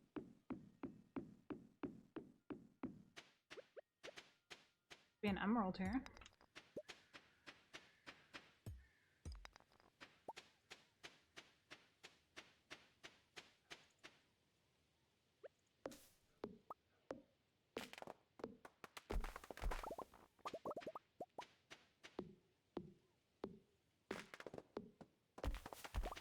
There we go.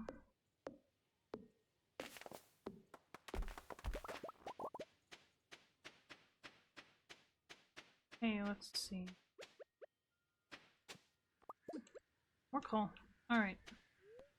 Well, let's go to town and see Barney going to be at the saloon.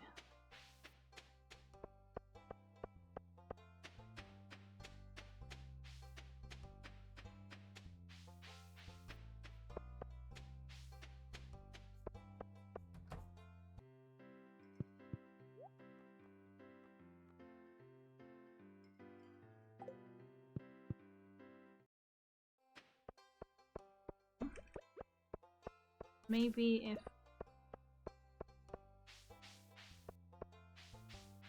finder on the way.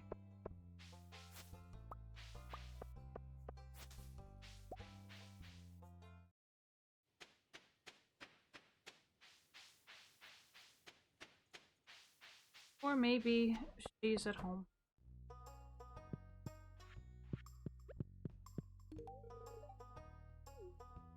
There we go. Birthday gift delivered.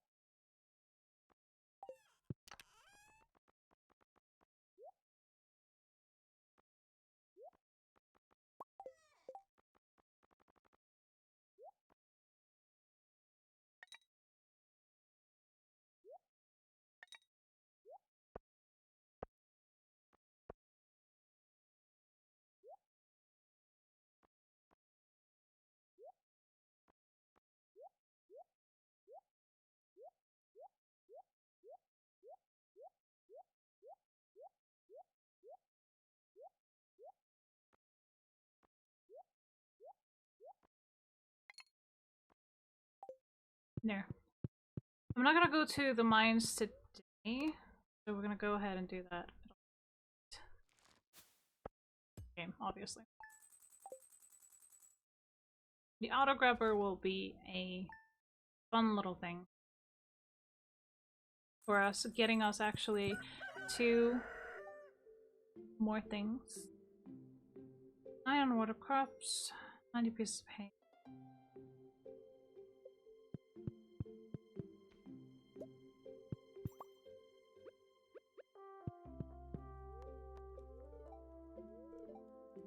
I think you have a little extra luck. Okay. Oh, hey, Marnie.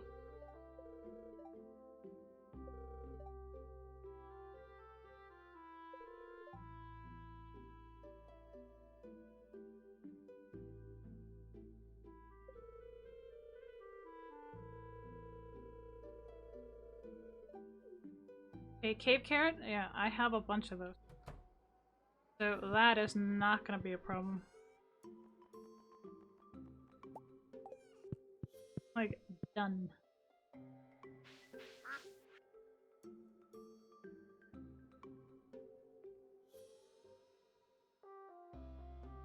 Ale broth. Oh. Interesting.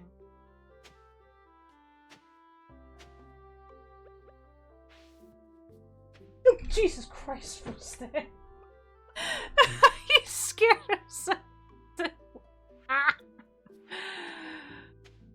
He scared himself awake, and I'm like, wait, what?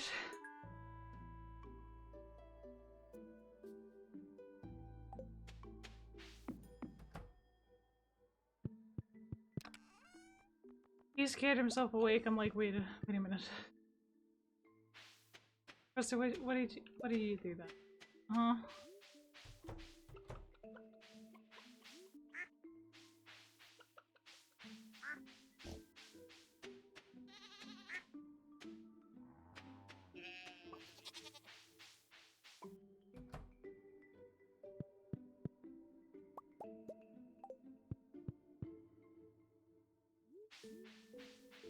Yes, a truffle. Finally, I can finish the community center. Oh, that is so nice. Oh, it's wonderful.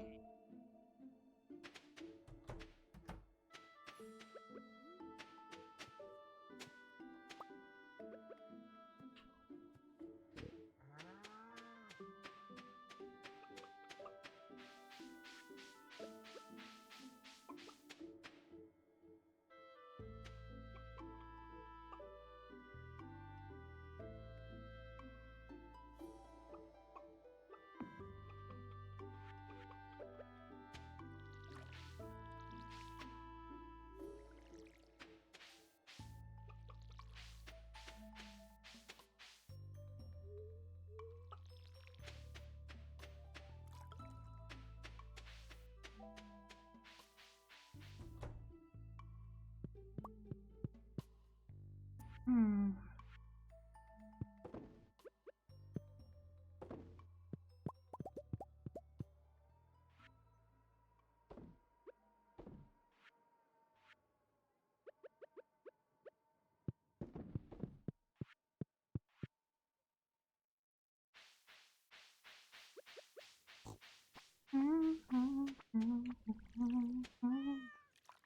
Oh, thank you.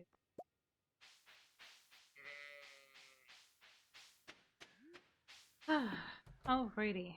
So let's see. This.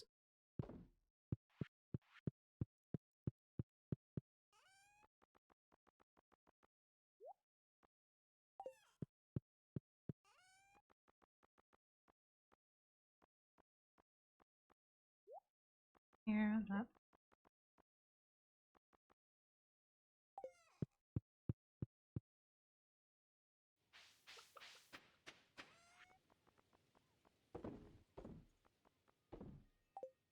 Those. And we're gonna go to the cave, and we're also gonna go into the greenhouse. We're also gonna have to check on our crab pots. See what we.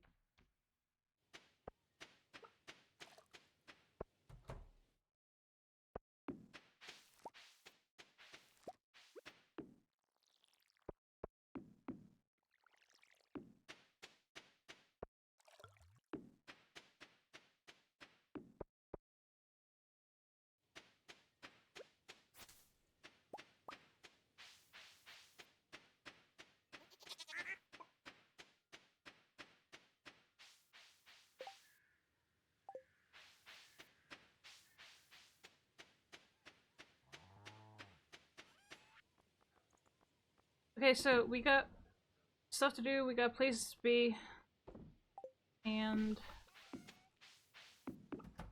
yeah, there's just a bunch of things that needs to get done. So let's get to it.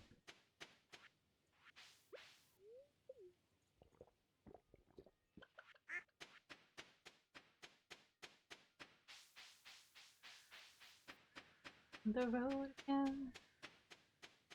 Da da.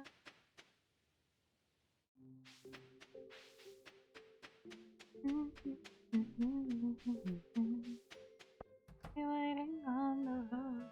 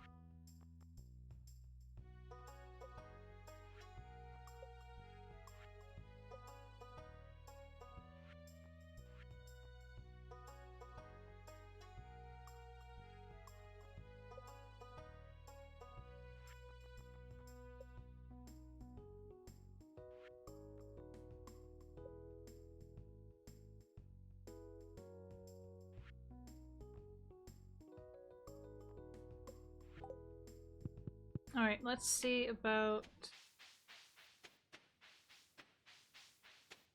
Oh yeah, Marnie gave us the recipe for pale broth. That's what it was. It wasn't a quest. It was a recipe.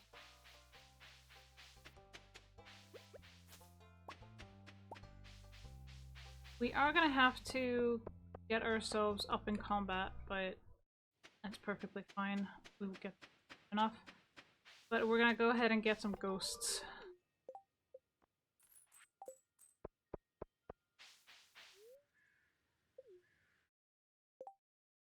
So before we do that, I'm just gonna see what levels ghosts are mainly spawning on.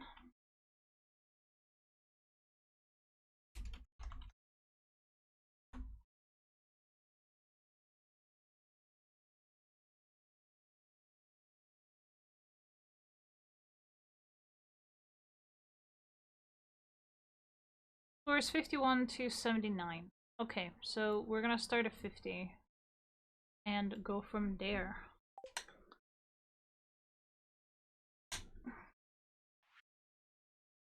We can actually do the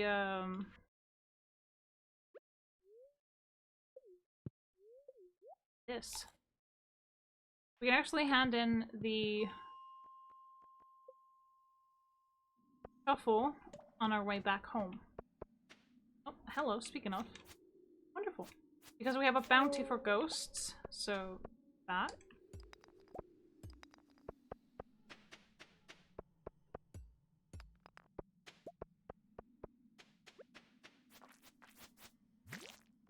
Nope.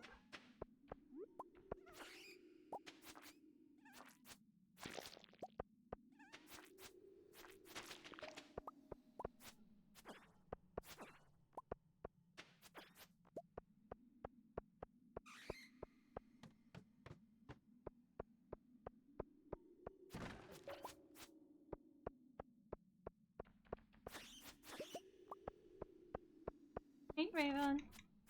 That's sweet. My black little fur. And she's off.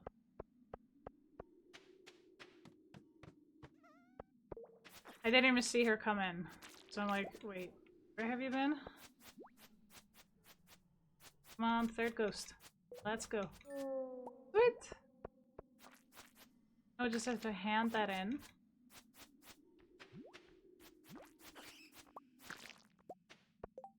So, who is... Wizard. A few more... Oh boy. Okay.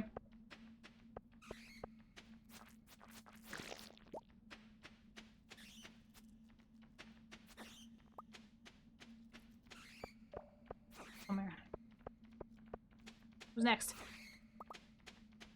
Yep, back here. There we go. Okay, who's next? Who's up? Let's go. Got you. Come over here. Who's next?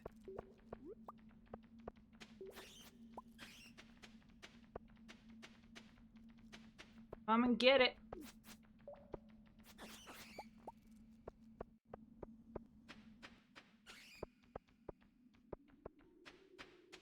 Get over here.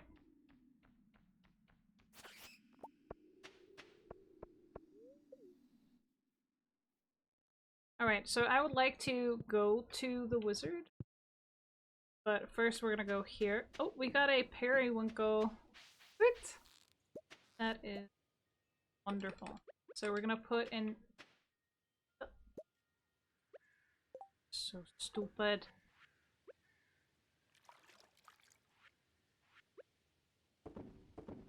See those. Hey, let's see. So we're gonna go ahead and let's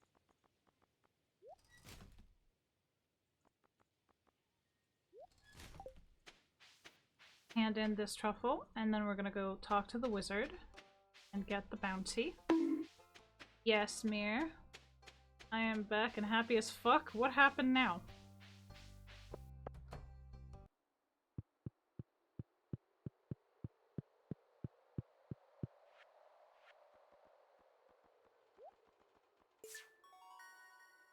Sweet.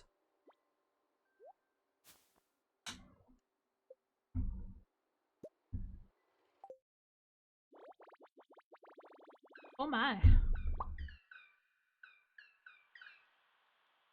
What happened, Mir? Welcome back, by the way.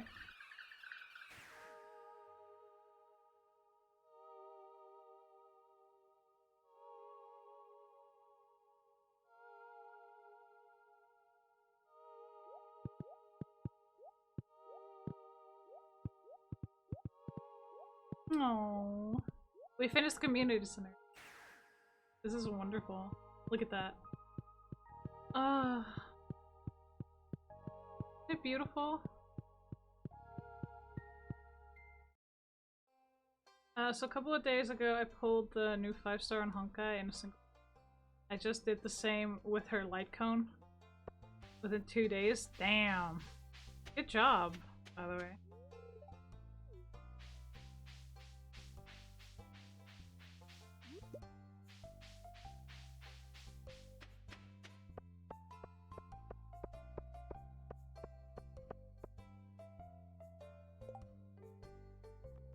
Okay, so next is Robin's birthday.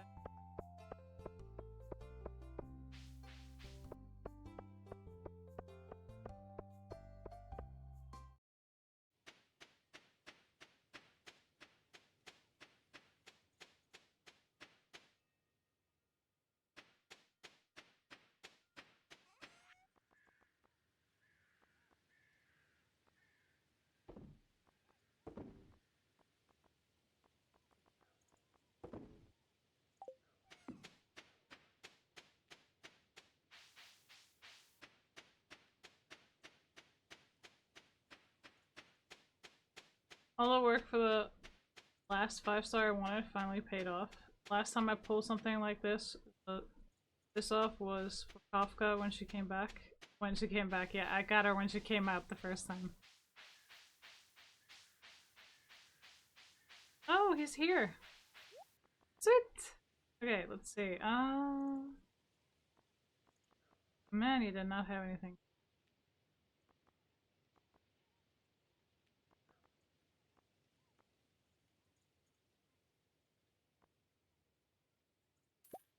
I do know if someone loves salmon dinner.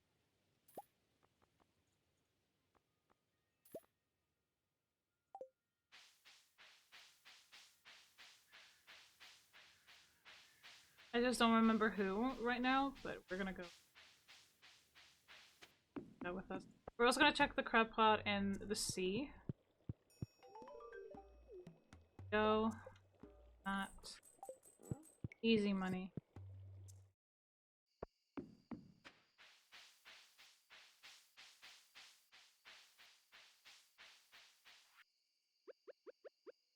But I'm just gonna go ahead and use this just to speed up. I don't want to walk all the way.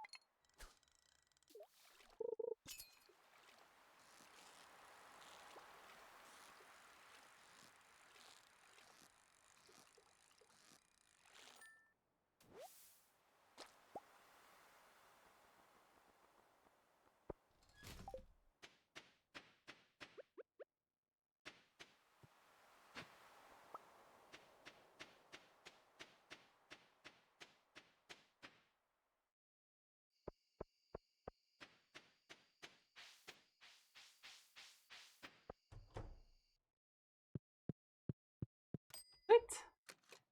Ooh.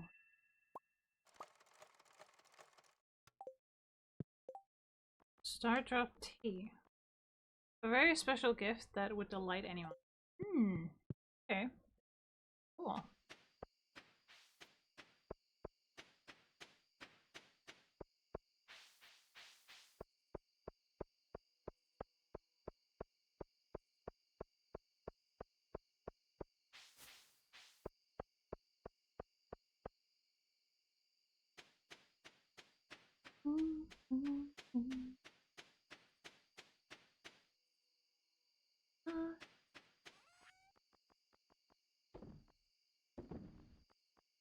Ta-da.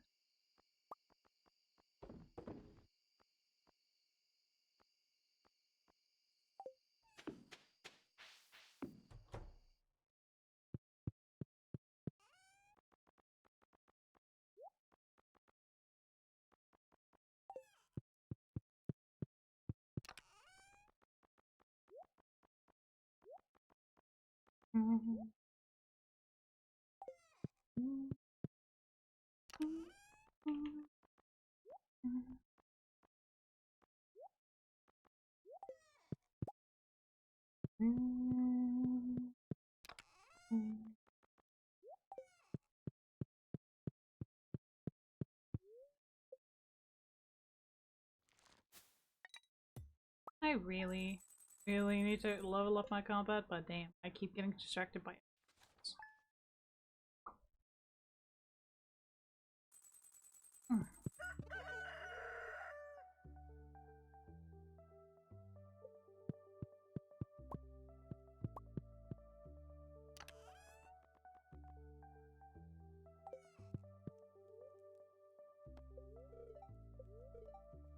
The day is in my hands. Okay. Ooh, everyone around town has been talking about your great generosity. Apparently, packages have been appearing in people's houses containing items they posted about years ago on the Community Center Bulletin. And the packages are all addressed from your farm. Thanks for going out of your way to do something like that. All of us in town are delighted. Here, Louise. Oh. I got a new recipe.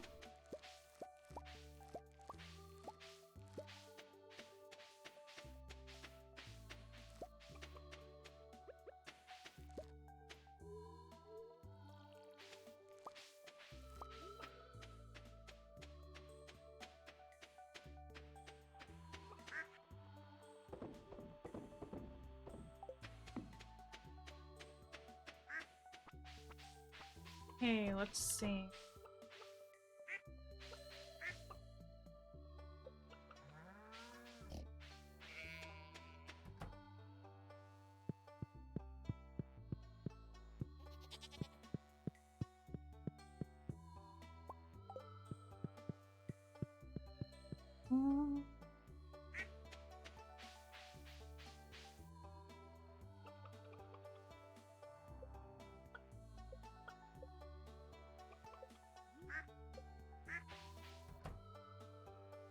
Okay, let's see what we got here. Nice. Pit hole. Alrighty. Might want to branch out the fence. In the cave.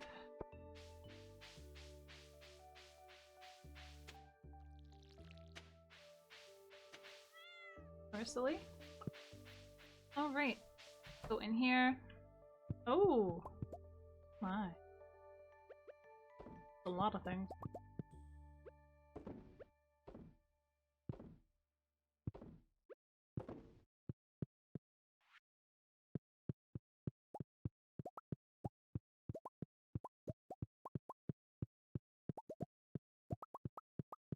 Pickled pumpkins, huh? Okay.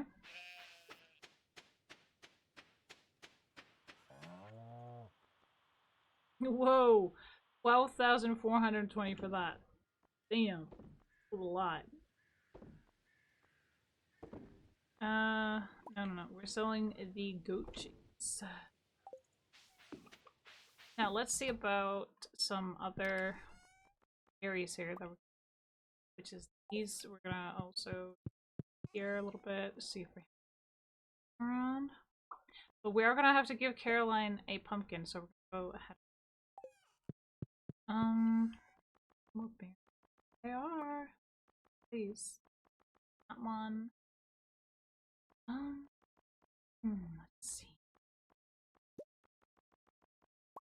Cheese here and goat cheese as well.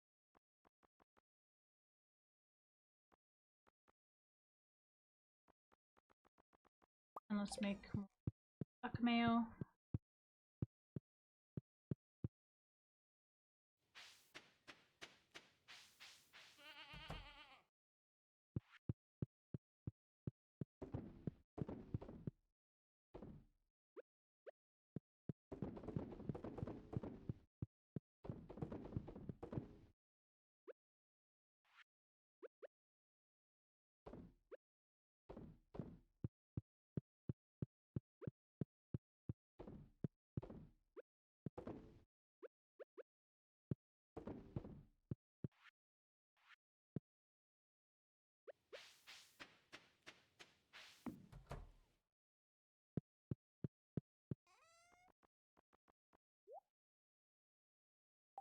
Oh, I forgot one of my. I need to put that there. Okay, let's see. There we go.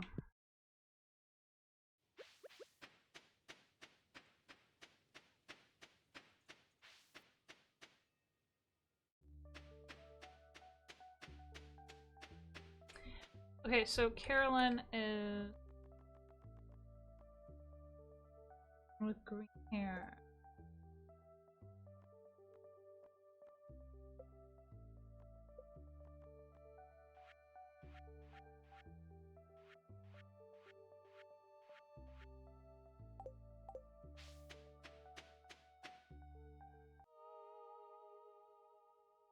Oh my. Oh yeah, it's because we finished the community center.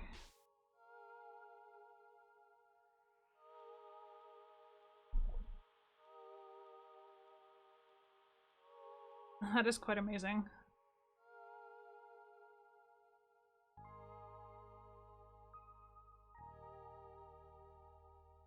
Look at all the hard work.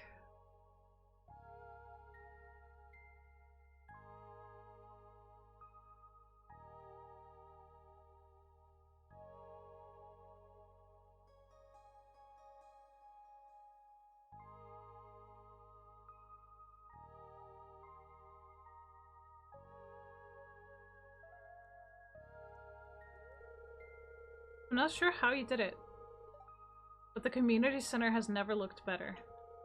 You've done Pelican Town a great service. Everyone in town is pleased.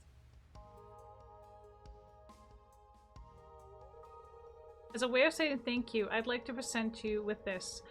Town's greatest honor, the Stardew Hero Award. You've earned it. Sweet! Received a Stardew Hero Trophy. Who's that? Sales have been plummeting. Where have all my customers gone? Ah, Morris. Morris, the one who runs the JoJo Mart shop. The one we never bought from. This isn't good. How does it feel?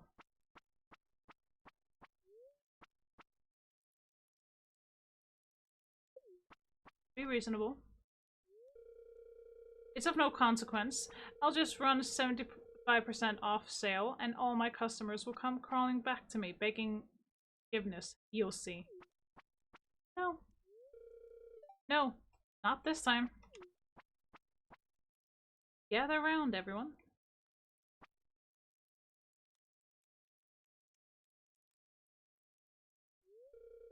I remember when I first moved to Pelican Town. This building was active and vibrant. We worked together to make the town a better place. There was a real sense of community.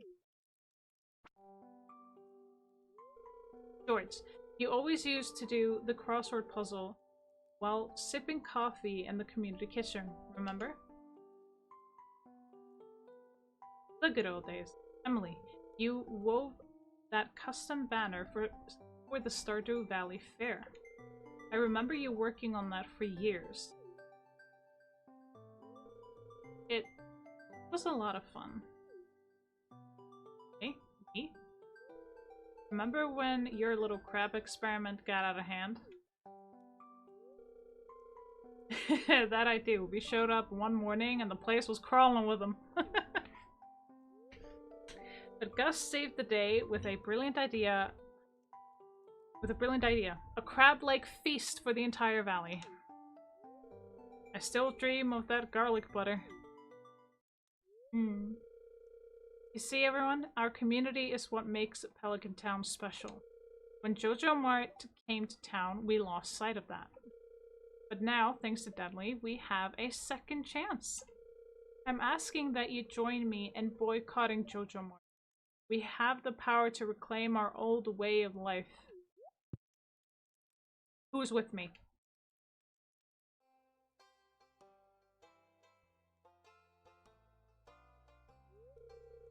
I have lived here too long to see this town go to ruin. Count me in. Boycott, no more JoJo. It's about time. I'm done for.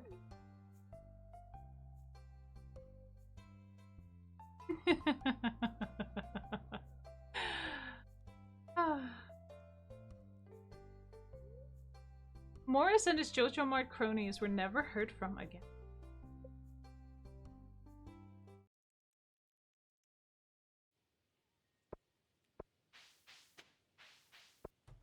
What a wonderful, wonderful world.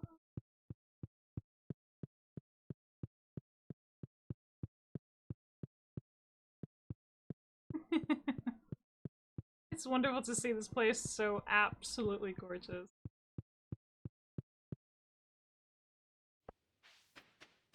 Okay, let's go find Caroline and give her a pumpkin so she can carve it.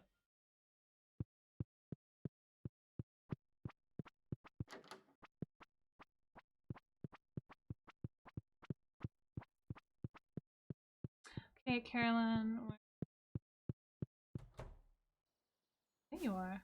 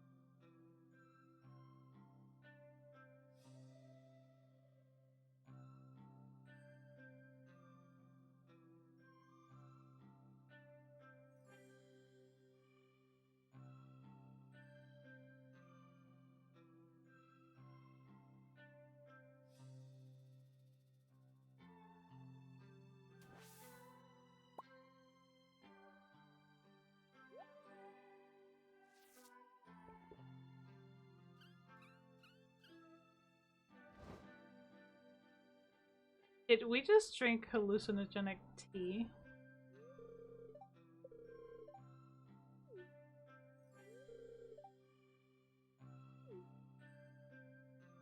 Aww, so sweet. Yeah, we're still here on a mission, sweetheart. So I would actually like to give this to you so I can done with it.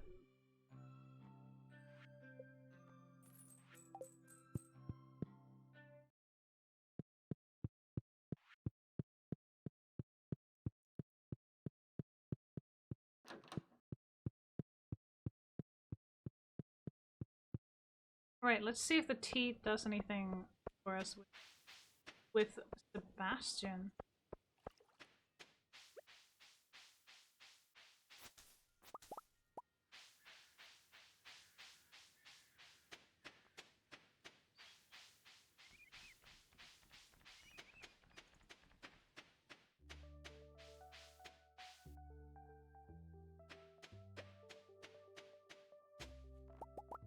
Ooh, we got a mystery box set. Sweet. Oh my goodness.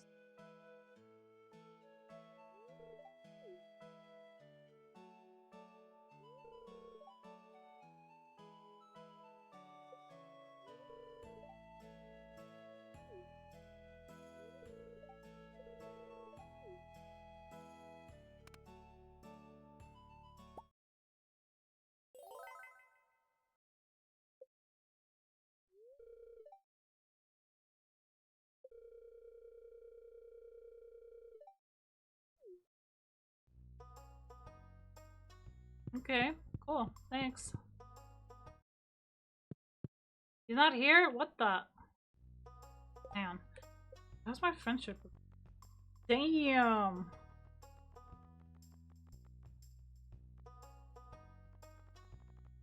A lot there. Where is...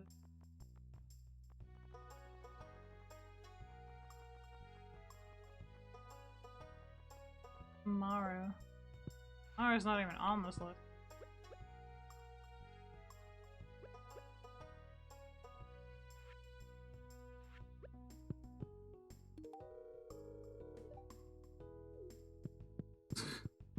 Wow, disrespectful.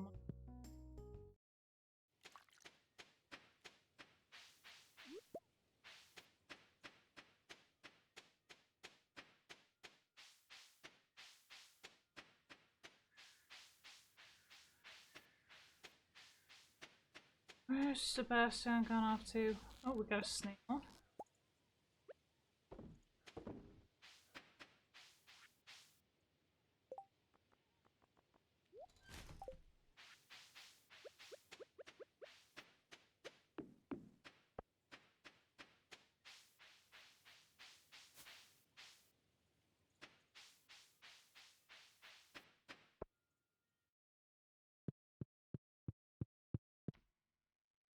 Hmm.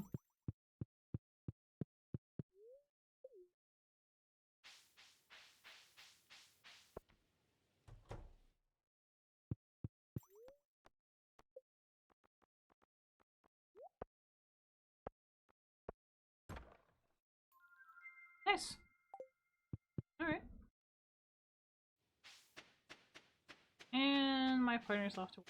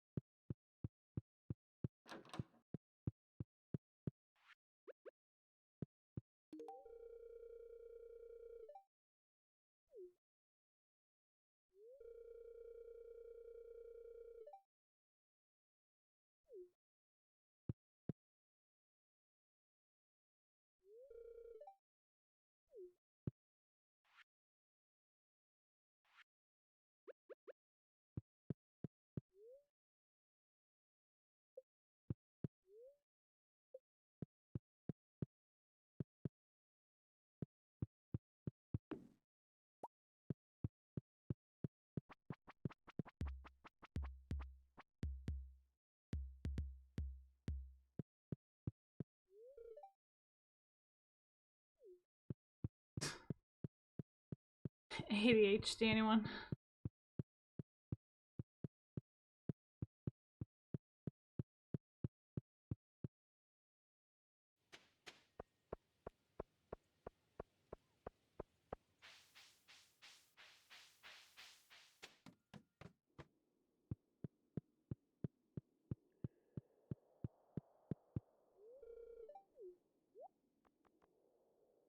Hmm.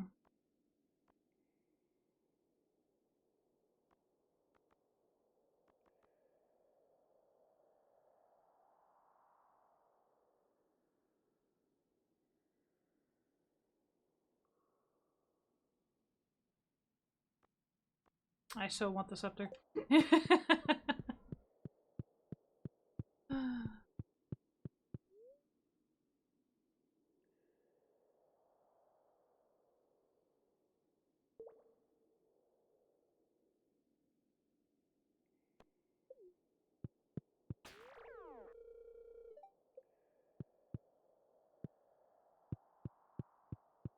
Darn it, I can't go in there. I don't like that. I don't like that one at all.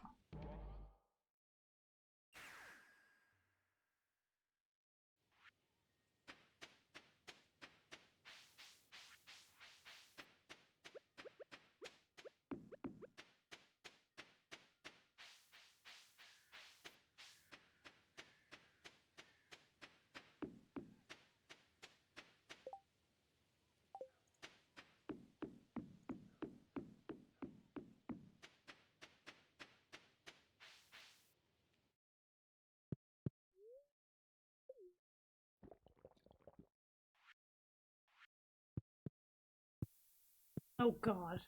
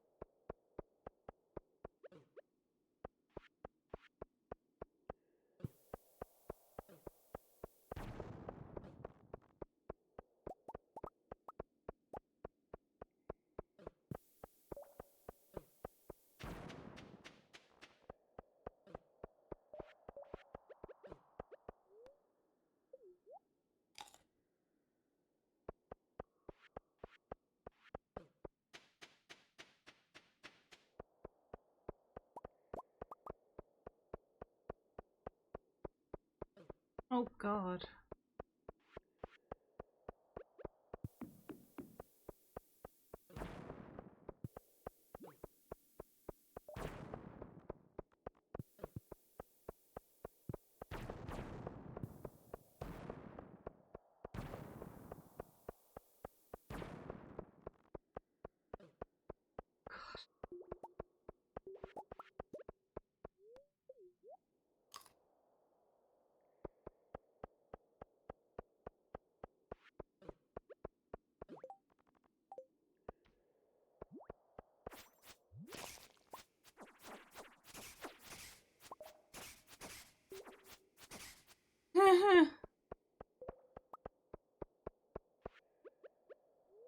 Whew.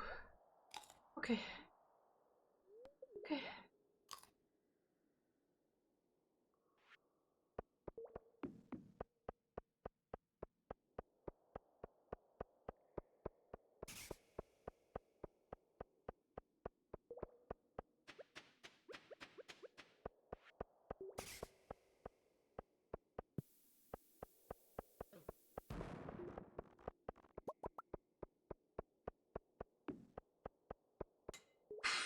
I fucking got it!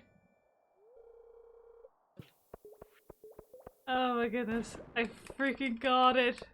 I don't care. I'm going to the beach. I'm leaving. We freaking got it. Oh, yes.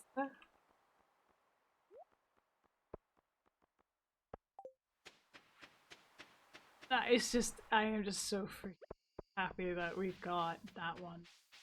Getting the golden scythe is an absolute. We got it. We freaking got it. Oh.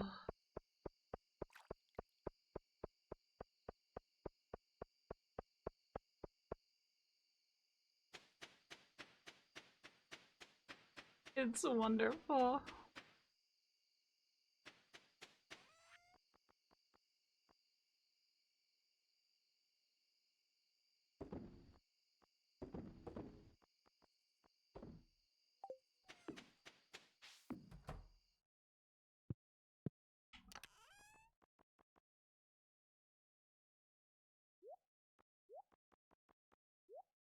Hmm.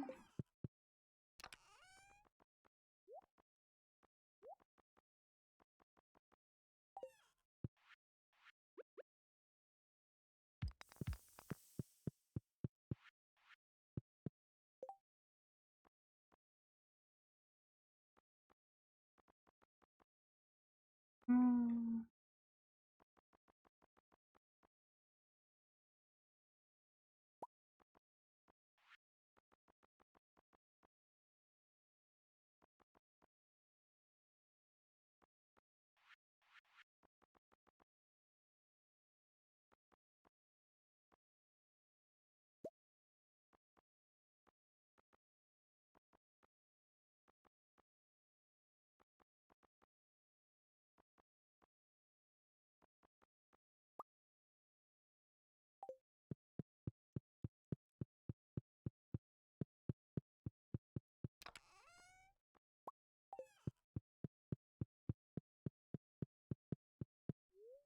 Alright, let's go to sleep.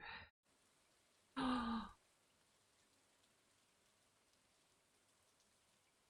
that? Hmm.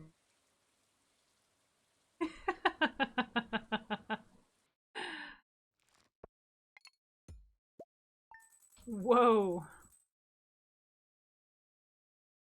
We just made 15,000, over 15,000 in farming alone. That is a lot. Okay, so pickled pumpkins is something that is insanely valuable. Okay, good to know.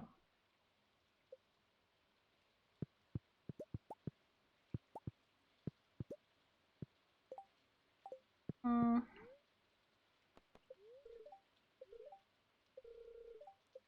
Ooh, I can make crab cake now.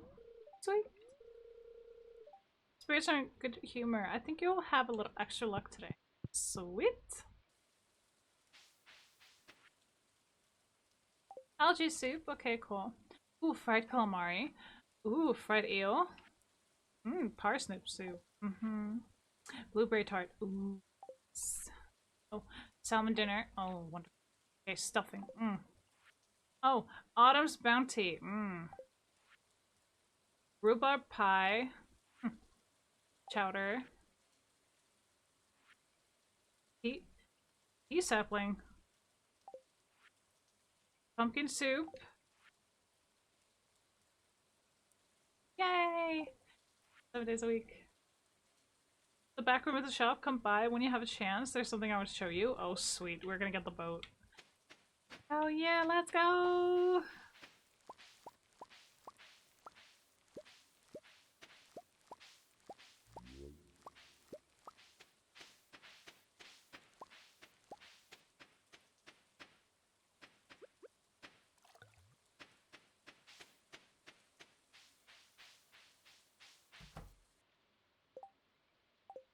Okay, yeah, I definitely need to get rid of that. Oh, okay, we're gonna have to sell this. This. Okay.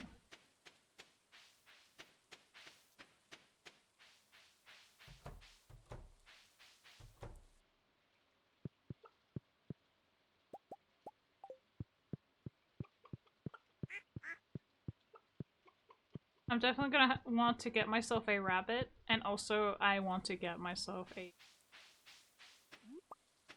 dinosaur. I want that dinosaur. I'm not kidding.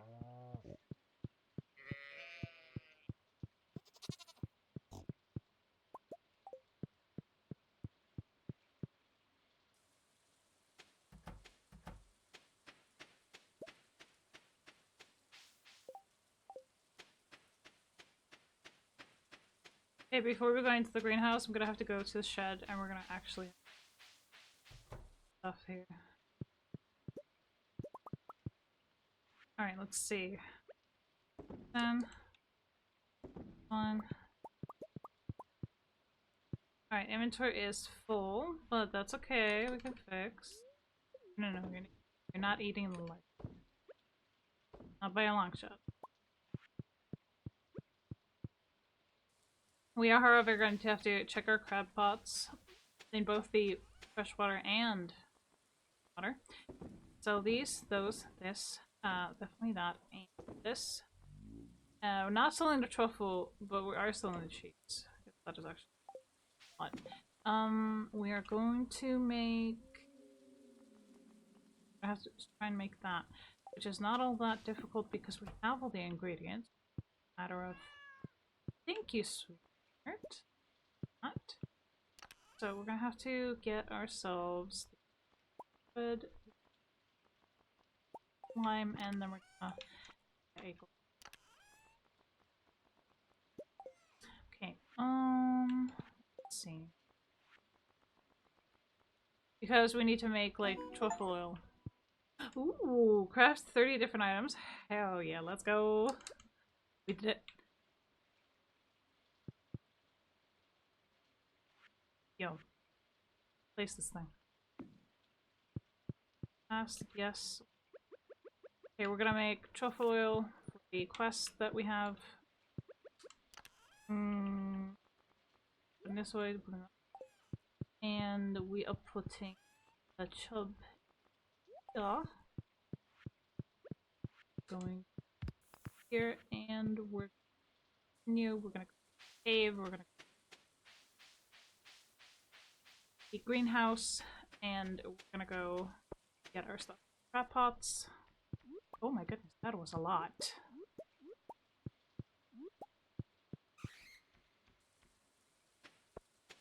That's a lot of stuff.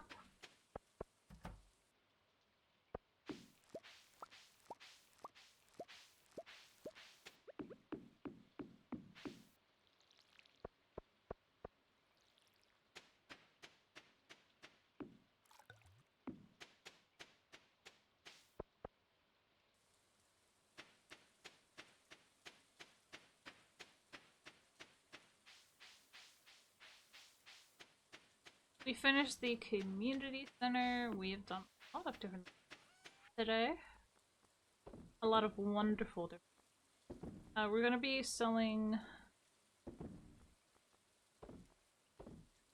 and I would like to go ahead and give Robin this wonderful peach for her birthday.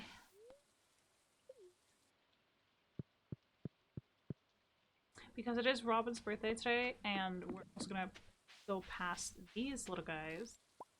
Got a crayfish. Oh, we got another periwinkle. Wonderful. Okay, we're gonna have this ready.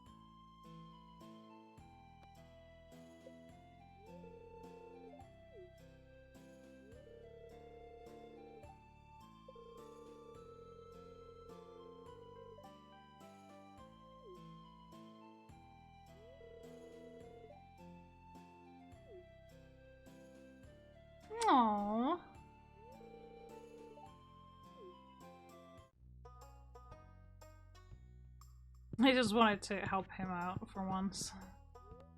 No, not eat the pizza. Sweet! Wait. Wait a minute. Okay, best friend, okay. Well, I'm still trying to get Sebastian here to, like, higher level, by the way. He's being a total bitch.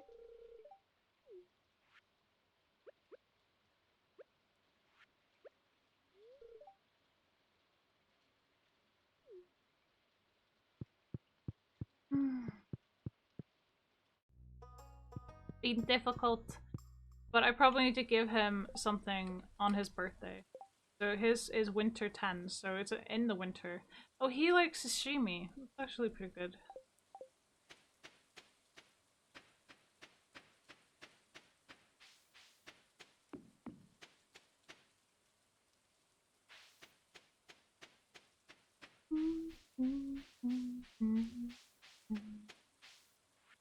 Okay, let's see. Go ahead and fast travel to the beach.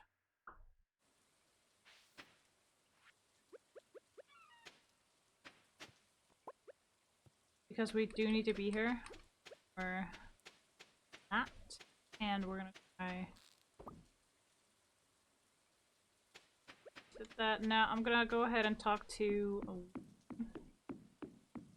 he can show me whatever he needs.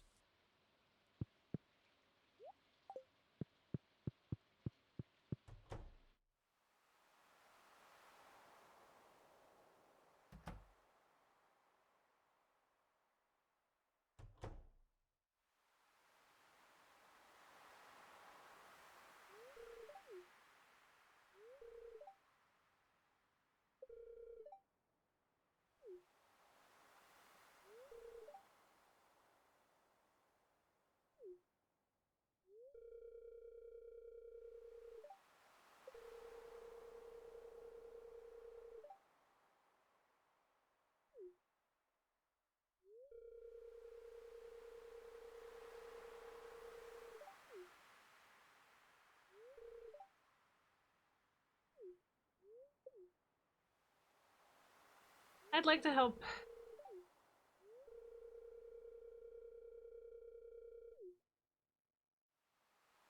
Yes, we are definitely gonna help. Okay, so 5 battery packs, 5 iridium bars, and 200 pieces of hardwood. Okay, so we're gonna have to farm a few things, but that's perfectly fine.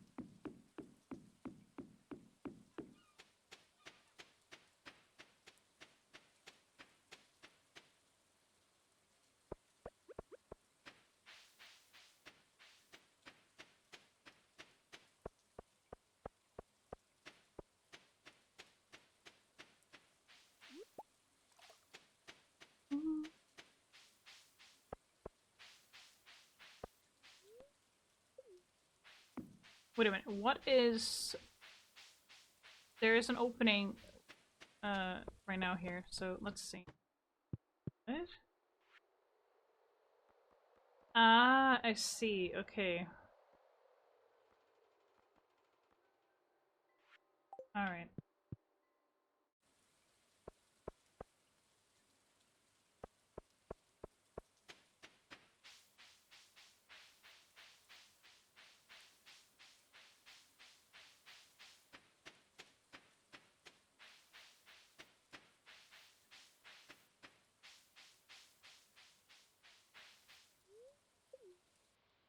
Goes to the mines and go down.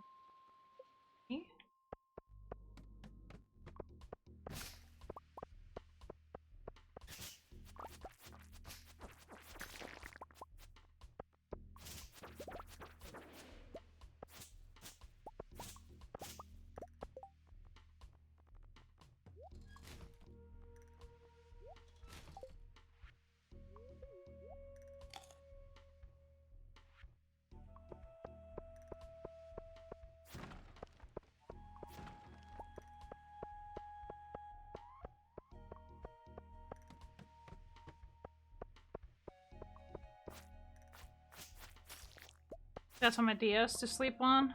Well, I would actually like to level up my combat, but hey.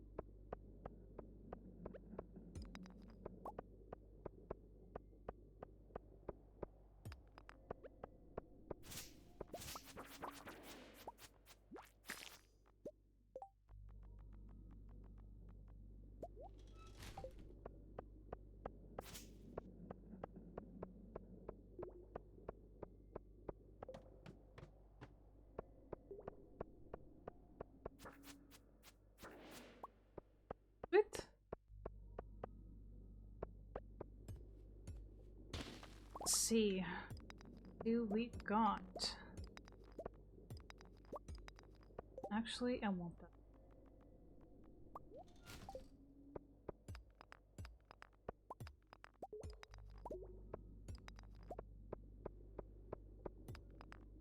Okay, so where be the stairs?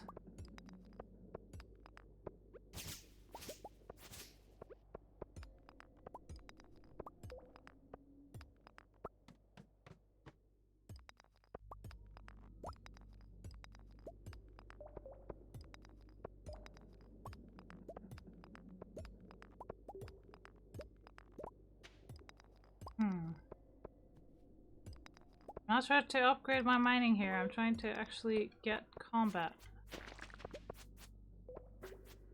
Yep. Okay.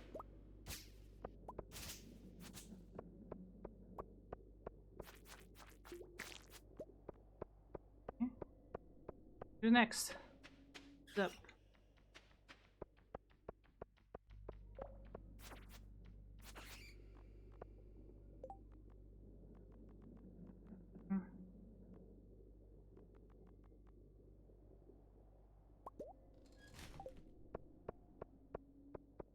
I really don't care much for different kinds of clothing. No way. Something here.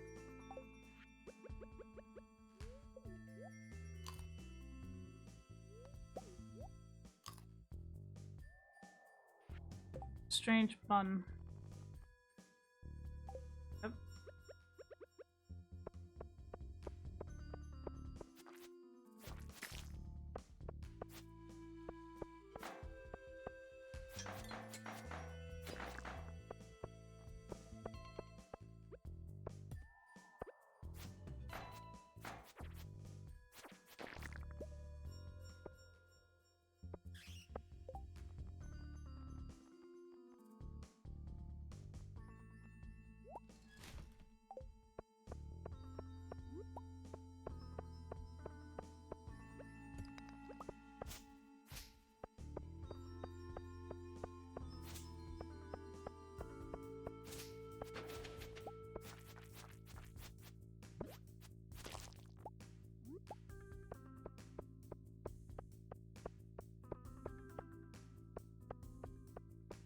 Alright, let's see. What's in the next one?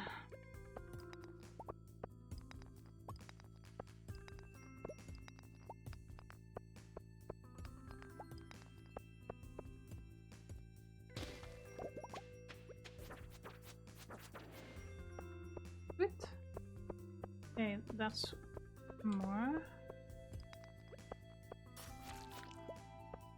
Let's...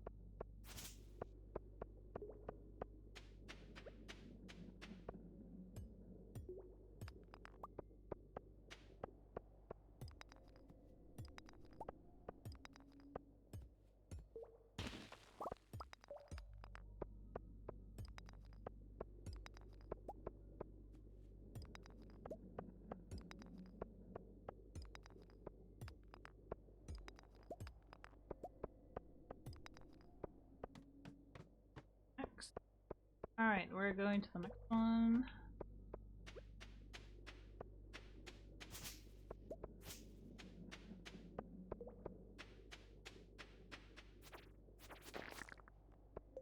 Oh, come on. Me.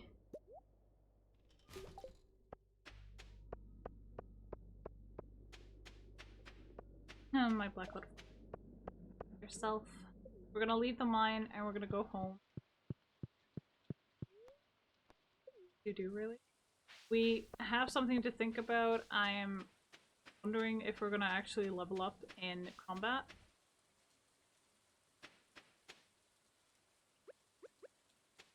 As of this moment, but I'm not sure.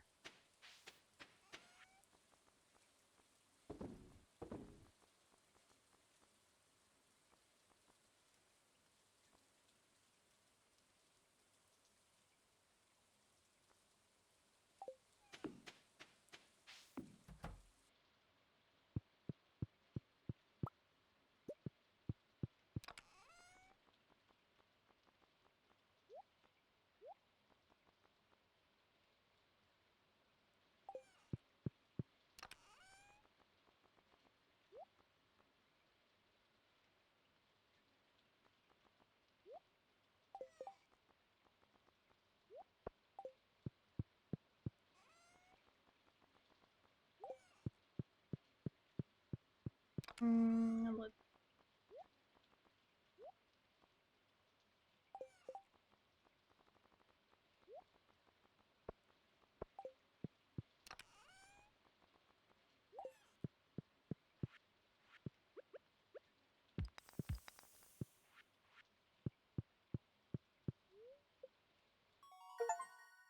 Holy sh...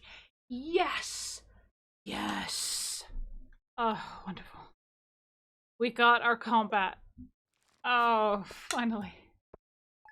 Oh, it's so beautiful. It is so beautiful. Now I want to walk through that door. Oh. You sensed the way opened.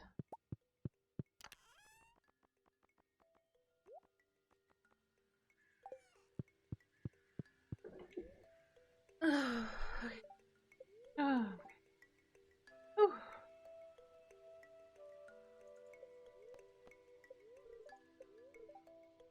Luck will not be on your side. Well...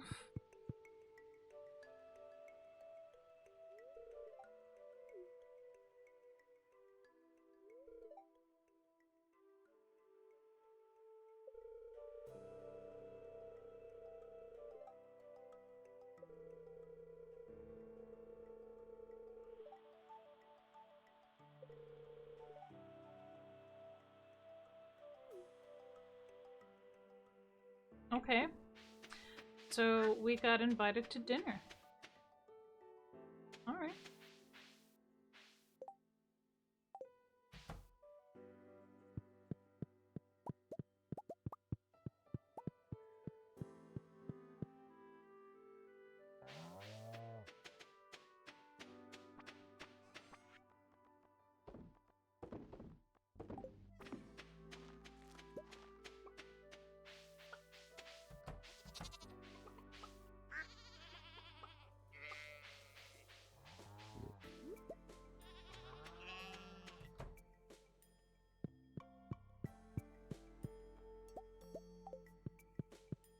Alrighty.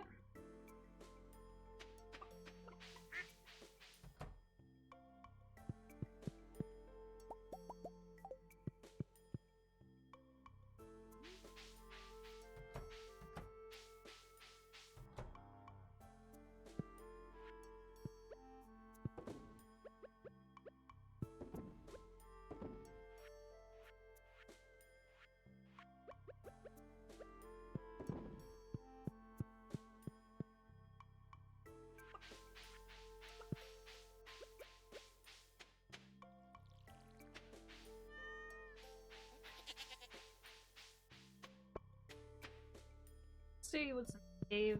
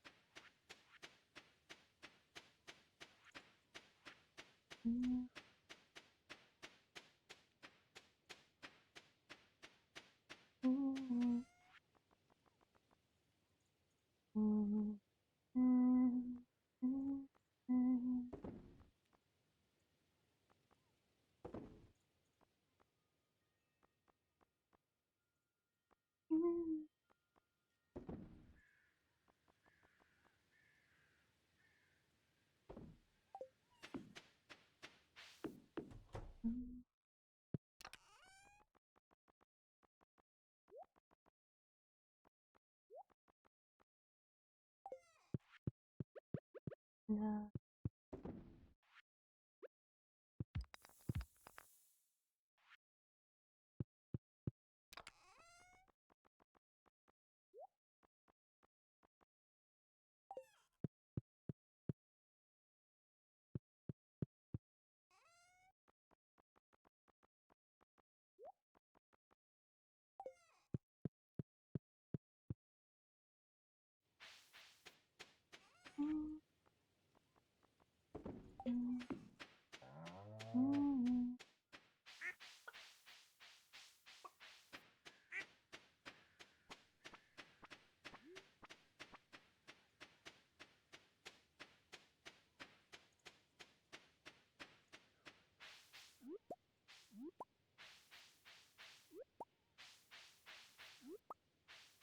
Okay, we've been waiting for quite a while to get through that door.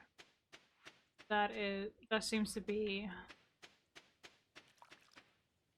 just there for some odd reason.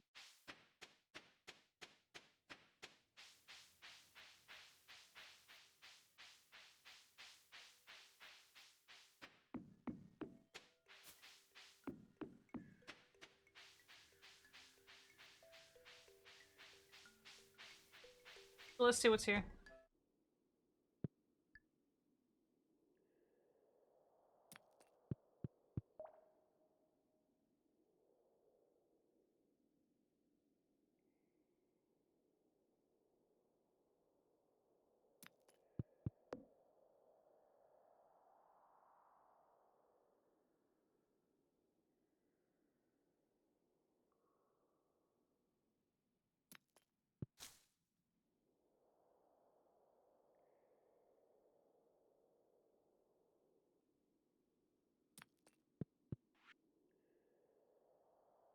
My dear Dudley, if you're reading this note, you found the secret room I prepared for you. In these walls are tips, recipes, and even more of my most cherished tools. all the very best from the many happy years I spent in the valley. By coming this far, you have proven that you possess the skill and wisdom to make good use of these powerful secrets. I have my discoveries. I hope my discoveries help you in your journey to making Hidden Forest Farm a shining star of the whole world. Make me proud. What the actual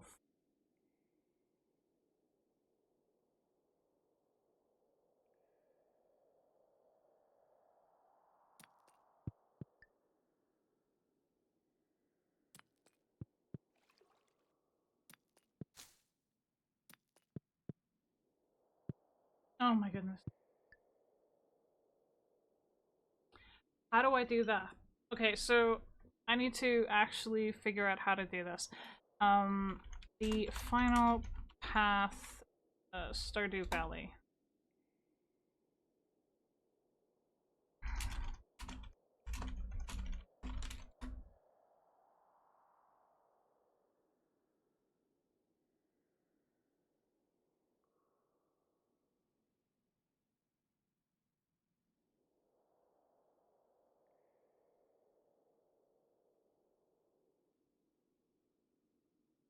Okay, so I just have to continue farming, mining, foraging, that stuff. Okay. I just wanted to, like, see what it was. What it actually was. And, apparently it is...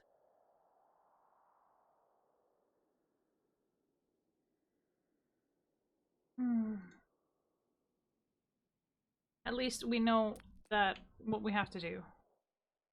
The seamouth bass thing, a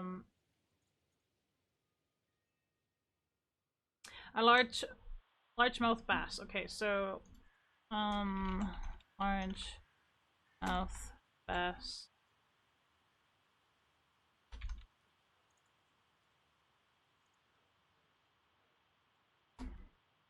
Okay, mountain lake. Alright, so we're gonna have to go to the mountain.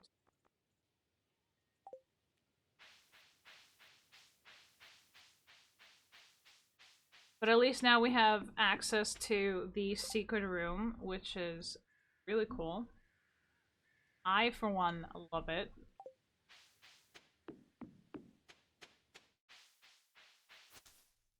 But we did get the gold scythe, and that was actually one of the achievements that I wanted to get. He's such... snobby. Snobby. Purchase animal. So I would like to get a rabbit.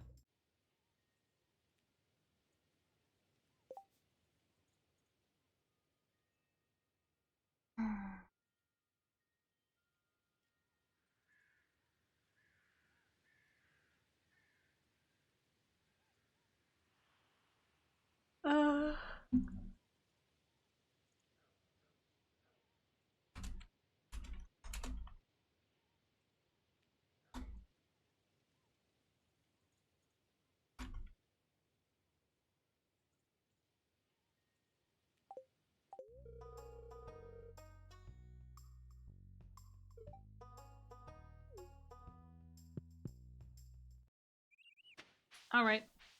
Got myself a bunny. A bunny rabbit.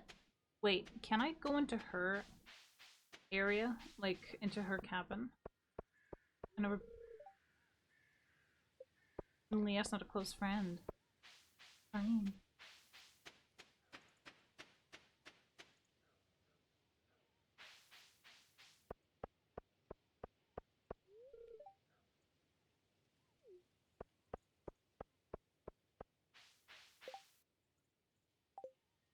Oh yeah, I was going to the lake.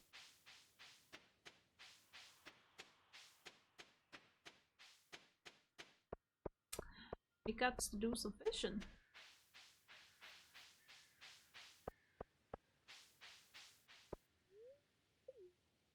It's easiest to go to the mines and then fish from there. You need...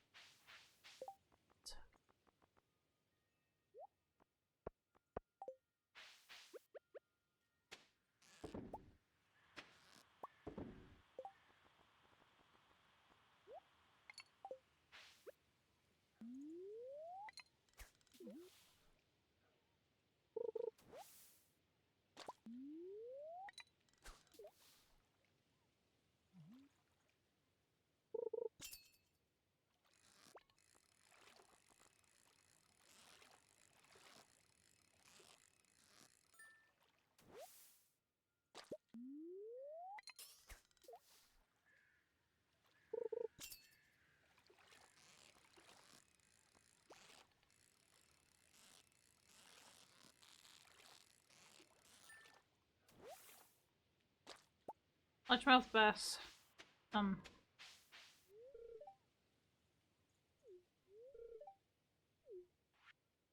Don't you already have a job?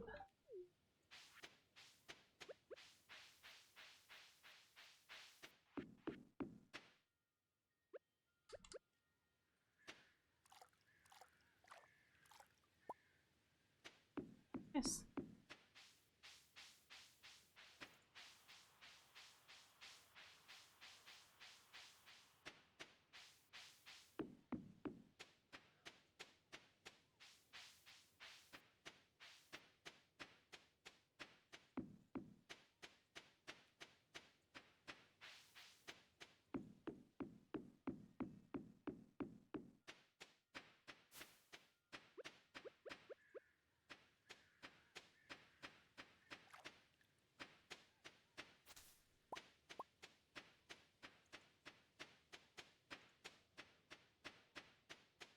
And no iridium ore.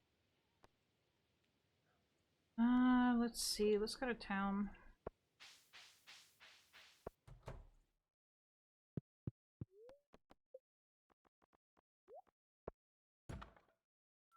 Sweet. Oh, wonderful. Let's go to shop and I'm gonna go.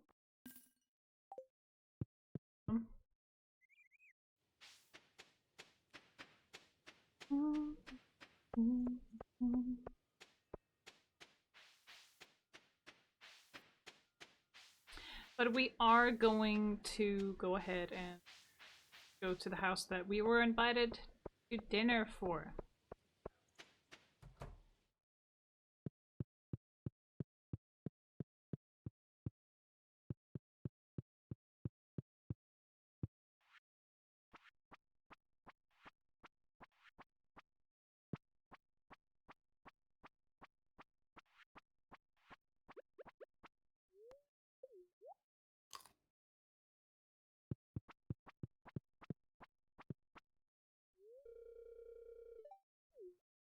Okay,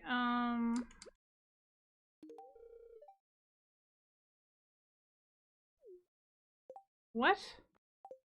Oh, for the love of... You know what?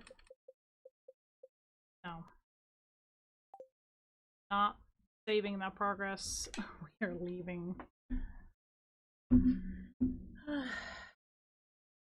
Alright.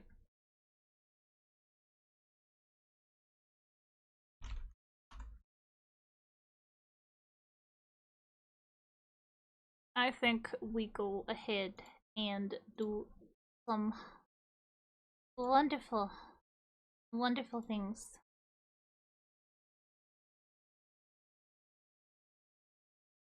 Which is watch Mr. Ballin. Because Mr. fucking thing. Love him. Okay, Ooh, new video 1 day ago. Let's freaking hit it. Today we have a really cool video for you guys. It'll be a collection of 4 stories that are all fan favorites, and they all share a theme: camping horror stories. These stories have all been totally re-edited, so even if you've seen them before, it's gonna feel new and improved. That was the whole point of doing this. We wanted this to feel like a brand new viewing experience. But before we get into those stories, if you're a fan of the strange, dark, and mysterious delivered in story format, then you've come to the right place, because that's all we do, and we upload once a week. So if that's of interest to you, please offer to refill the like button's Keurig machine, but instead of using water, go ahead and take all the water from inside of those baggies that contain fresh mozzarella cheese and just dump that gross gray water in there. Also, please subscribe to our channel and turn on all notifications so you don't miss any of our weekly uploads. Okay, let's get into today's stories.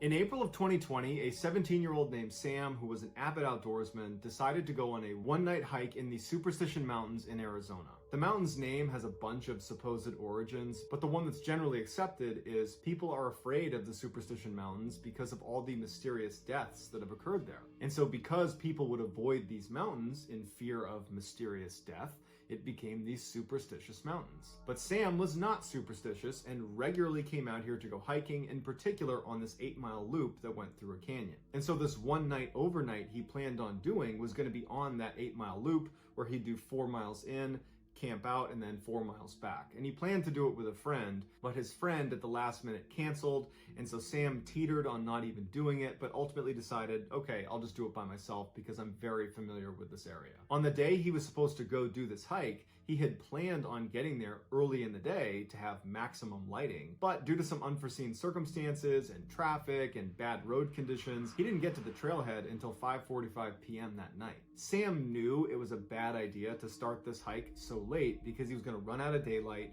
He probably was not going to make it 4 miles to the point where he planned on camping out, but he figured with his good health and fitness, he could probably quickly make his way to the 2 or even 3 mile mark, and there were some suitable campsites there. And so he decided he would kind of risk it and just try to go as fast as he could and use the daylight he had to reach a suitable campsite. But he wasn't able to move as fast as he thought he could, and soon the sun was down and it's totally dark, and he's got his flashlight, but that only is able to shine like 10 feet in front of him. And then at one point he nearly falls off of this rock, and he knows had he fallen, he would have gotten really badly hurt, and he's 15 miles away from the nearest help, and he's in a bad cell phone service area, and the roads getting out here are treacherous. No one knows exactly where he is, and it dawns on him that you've made a pretty bad choice, and you should stop right now and make camp here and not try to risk it any further. And so as it happened, where he was, there was this forest right nearby, and he could see there was a clearing about 30 feet off the path when he shined his light. And so he walked into that clearing, and he found it was a great spot to make camp. And in fact, on the edge of this clearing was the remnants of a fire pit. It was very old, but it at least showed someone had camped out right here, and they seemed to have made it just fine. So suddenly he was feeling pretty smart, and he felt pretty good about where he was staying for the night. Now, Sam intentionally did not bring a tent. He liked to sleep on a sleeping pad with a sleeping bag over that, and then he would string up a tarp over the top of him in case it rained.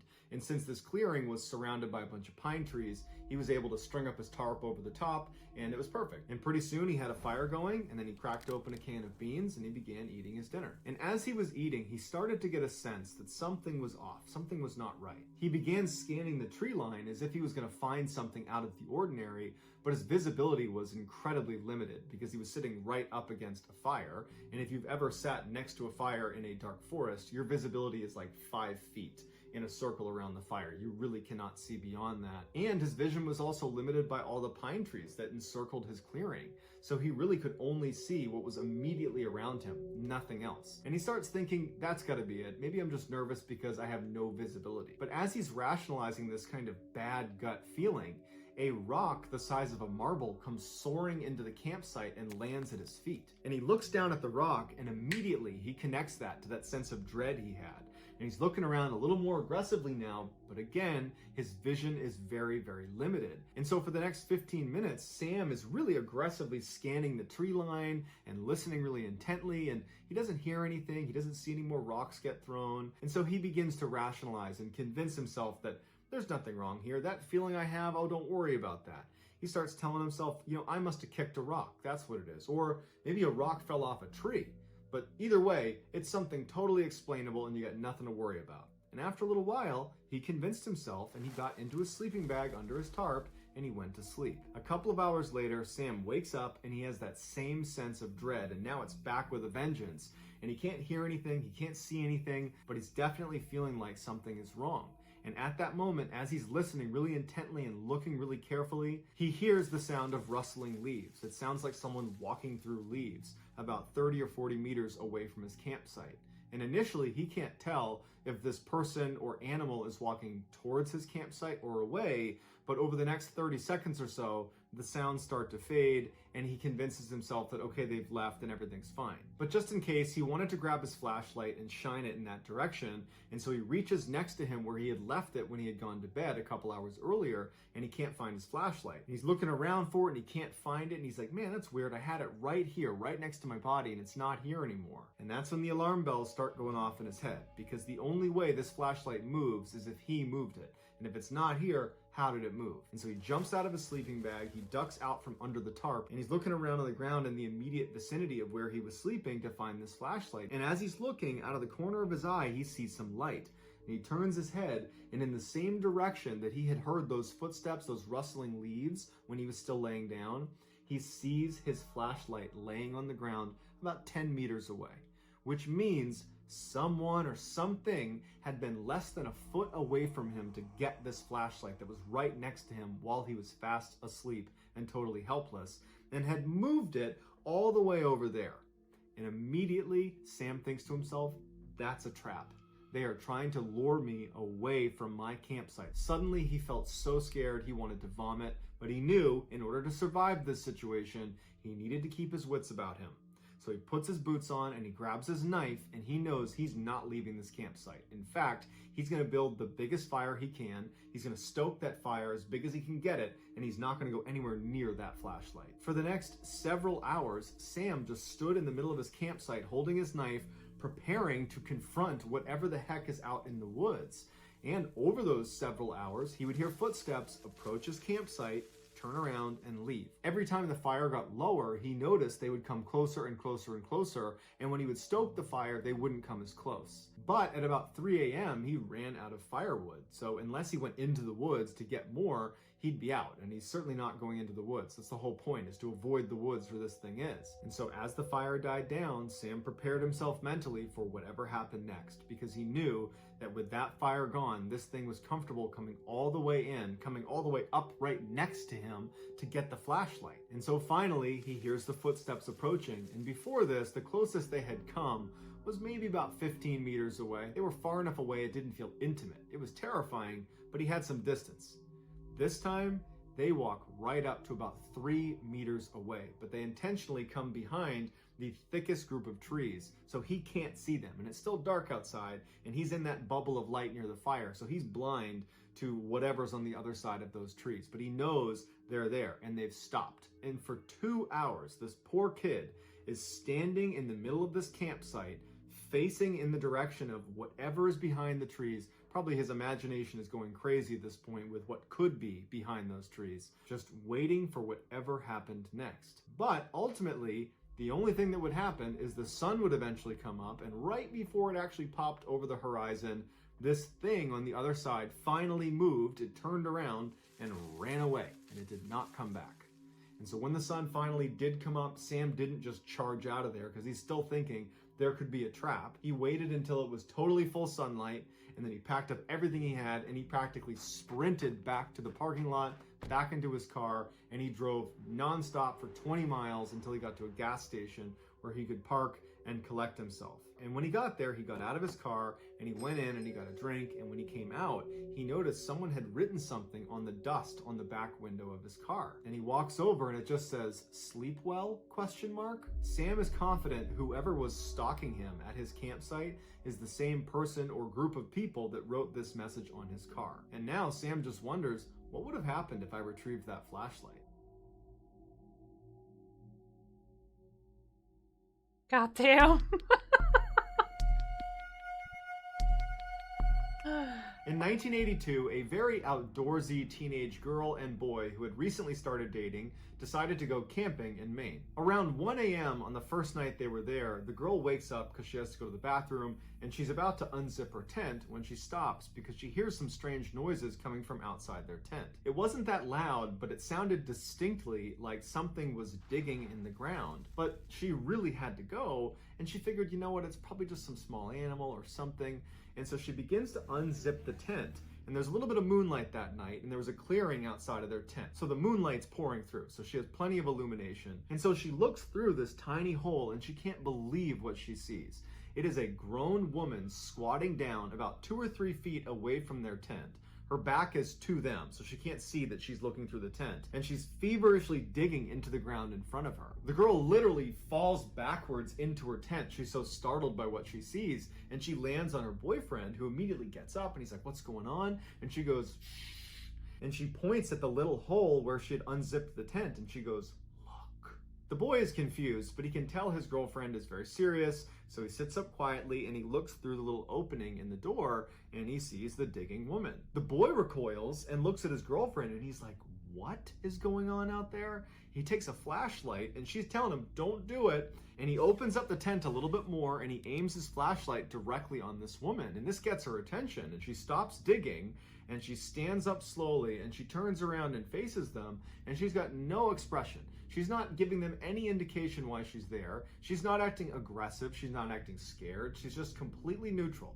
And she stands there staring at them for quite a while before turning around and just walking away from their campsite. And after a little while, when they were pretty certain she was gone, they open their tent all the way, they go outside, they kind of scan around with their flashlights and she's nowhere to be found, and they go to where she was digging, and it's just this weird 4-inch deep hole in the ground. There's no rhyme or reason to why she was doing that. And so after sitting there wondering what they should do, they settled on, well, tomorrow we'll tell the park rangers that she was here and maybe they'll do something about it. And so feeling pretty confident that this woman's not going to come back, they both go back into the tent, they zip it shut, they get in their sleeping bags, and they're about to go to sleep when they hear someone running towards their campsite. And they know it's this woman. They immediately unzip the tent and they look out, and now the woman's not digging anymore. She's rummaging through some of their stuff that's outside of their tent. And the way she's doing it, they described as monkey-like. She'd pick something up, look at it, and throw it over her head. She'd pick the next thing up, throw it over her head, back and forth, just throwing things behind her. And so the boy gets out and he shines a light on her and goes, "You need to leave."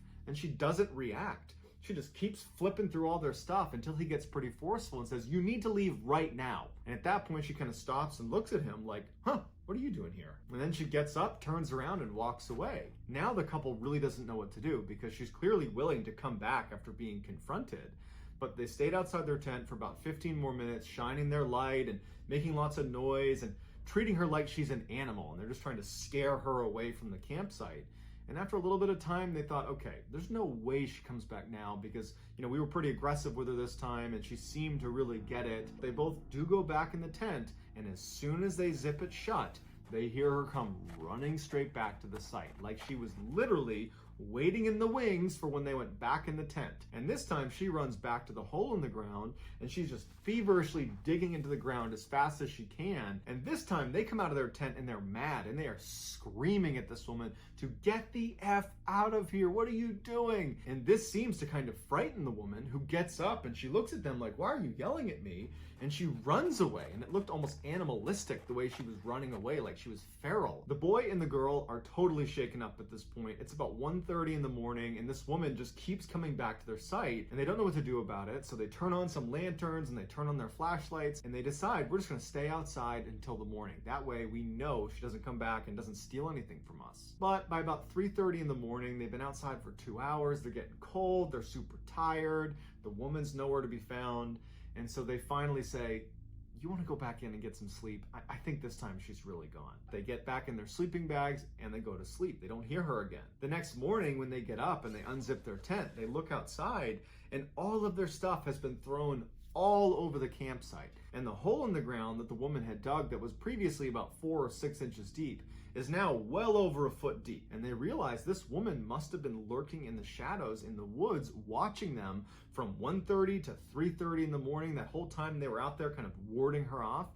She was just waiting, just watching them the whole time in the shadows. And as soon as they went into their tent, she must have given it a little bit of time, but then she ran right back over and she ransacked their site. But the strangest thing was, after they looked through all of the stuff she had chucked around, nothing was missing, and there was some pretty expensive stuff that was laying out that she could have taken but didn't. After they picked up their site, they went to the park ranger and they told them about what had happened, but the ranger has no idea what to make of it. He's never heard of such a thing. And so the couple just leaves that day because they're not about to spend another night here. And to this day, they have no idea why this woman was running onto their site and digging into the ground and rummaging through their stuff. It was like she was just a wild animal.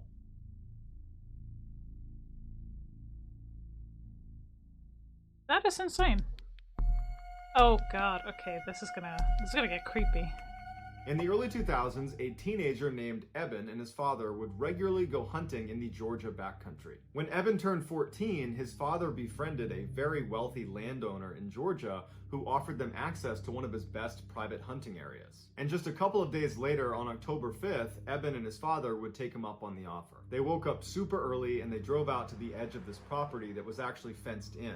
And they went to a main gate where they had the combo that this guy had given them. They punched in the combo, opened up the gate, drove in, shut the gate, locked it, and then continued down the access road.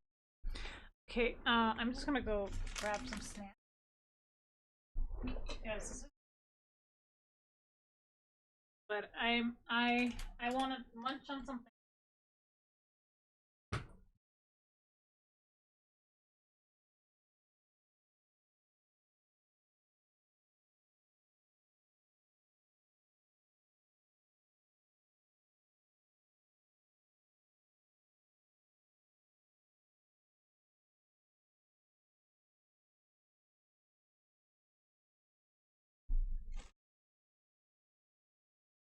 Here you go, my snacks.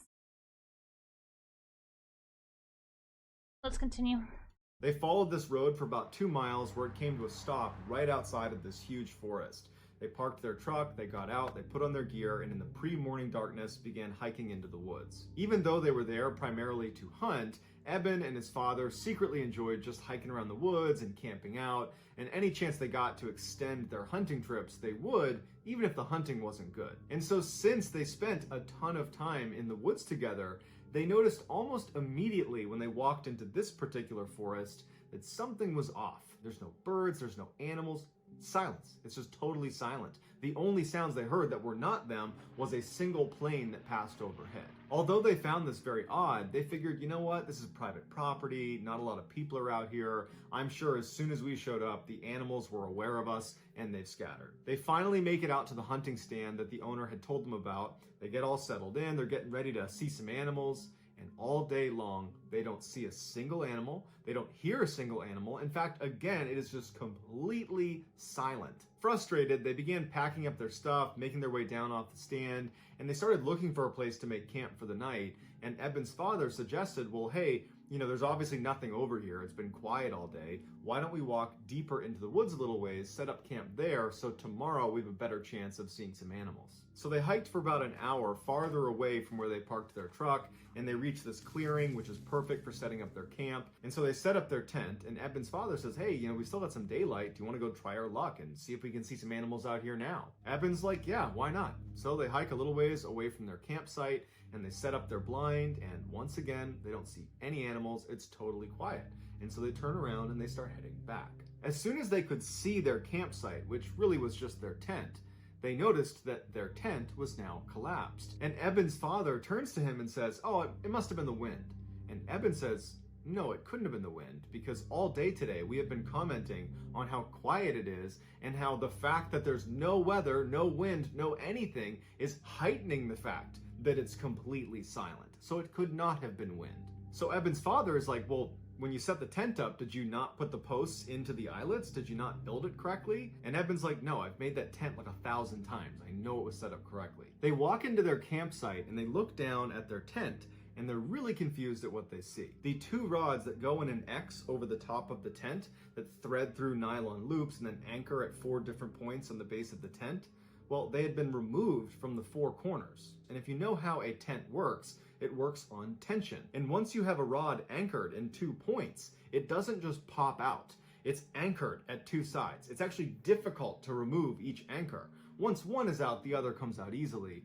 But basically, the rod would need to break in order for it to come out of those anchor points, or someone would have to come over and remove it. And they didn't remove them, and none of the rods were broken. Which leaves them with either they failed to set up their tent, even though they had distinct and clear memories of setting it up and double checking it was set up because they put gear inside of it, or someone came over to their campsite while they were gone and undid the 4 corners. They decide, you know what, it can't be some stranger coming over here because we're the only ones with the gate combo. This is private property and no one could have been here. And why would they do that if they came to our campsite? Why would they randomly collapse our tent and then vanish? So it had to be us. we must have not made the tent. And while they didn't really believe that they had not made their tent, they convinced themselves that that's what happened because the alternative was just too bizarre and frankly terrifying to consider. So they build their tent and they make a little fire and they stay up for a little while chatting before being tired and saying, okay, let's just go to bed. They extinguish the fire, they get in the tent, and they both fall asleep. A couple hours later, Eben wakes up suddenly and he's not sure if he's dreaming or not, but he thinks he hears someone laughing a couple hundred meters behind their tent off in the woods. Eben instinctively turns to make sure his dad is still in the tent with him, and he is, and then Eben starts listening really intently to what's happening outside. And all he can hear is silence, like it's been since they got in the woods. He doesn't hear any more laughter, and so he says, okay, I must have just been dreaming, and there wasn't any laughter out there, and eventually Eben goes back to sleep. A little while later, Eben wakes up suddenly again, except this time his dad is already awake and looking around anxiously. And Eben sits up and goes, what's going on? And his dad goes, shh, and he goes, can you hear that? And Eben listens, and to his horror, he hears laughing. He wasn't dreaming before. Eben also realizes the laughter is not coming from the same area he heard it. It's now coming from the opposite direction, and it's a lot closer to them. Eben very quietly and carefully explains to his dad that he actually heard this laughter a couple hours earlier, and Eben's father turns to Eben and says, before we came out here, I asked the owner, should we expect any other hunters or campers or anybody nearby? And the owner said, this is private property and it's fenced in. There is no one there but you guys. After this revelation, they both turn their attention back to just listening because they're hoping this is just going to stop and whatever this is just going to leave.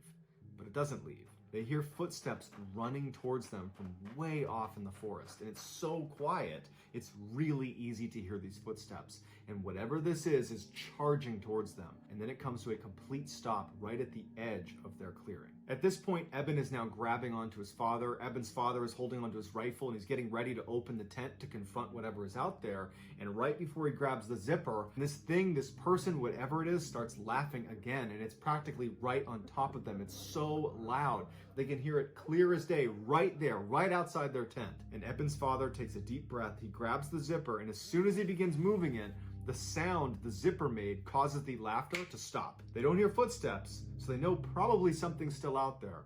But the laughter stops like it's recognized that they're making noise. They're right there. There they are. They're in the tent. Eben's father freezes with his hand on this zipper, and he's debating whether he should go outside or not. And before he can even make that decision, whatever this thing is turns around and runs back into the woods, and it's just gone. And for several minutes, they just sit like that in total silence, praying that whatever this is gone for good. And after several minutes, when they don't hear anything, there's no more laughing, there's no more running, Eben's father re-zips up the tent, puts his hand back down, and they're both left just sitting there thinking, what the heck just happened? Eben and his father would stay up all night, and they would barely speak, because whatever this thing was had heard them when they moved the zipper. And so they were really afraid of making any sound, even little sounds, because it's so quiet, sound travels really far, and they don't know who or what is out there.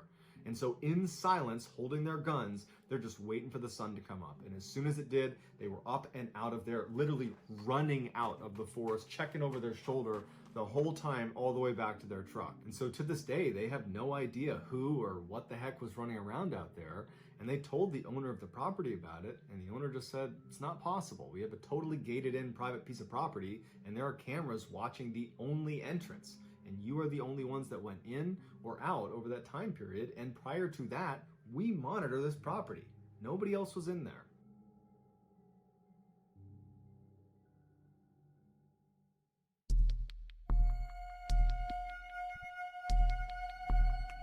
In 2016, a 25-year-old Wall Street banker named Matt was camping near Mount Rainier in Washington state. His job was so hectic that in the rare times he got a chance to, he would disappear into the wilderness for a few days to clear his head. Despite living in one of the biggest cities in the world, Matt was actually a very competent outdoorsman, and so for this trip, he decided he would stay way off any trail deep in the backcountry in random locations. On the first night, he found a nice clearing in the trees, and so he set up his campsite there. He ate some food over his fire, he pitched his tent, climbed inside, and within a few minutes, he was fast asleep. Several hours later, Matt woke up to some strange sounds coming from outside of his tent. It sounded like a couple of animals or maybe one animal moving around right outside. And so after a while of just hearing this constant sound, he rolled over and he barely unzipped his tent flap just to look out and see if he could see whatever animal it was. And what he saw shocked him. There was a man sitting in front of his fire pit. There was no fire in his fire pit. And the guy was just sitting there with his hands on his knees, looking straight down. And periodically he would just kick his feet in the ashes of the fire pit. And Matt didn't even know what to do, so he's just looking at him through this little tiny gap in his tent.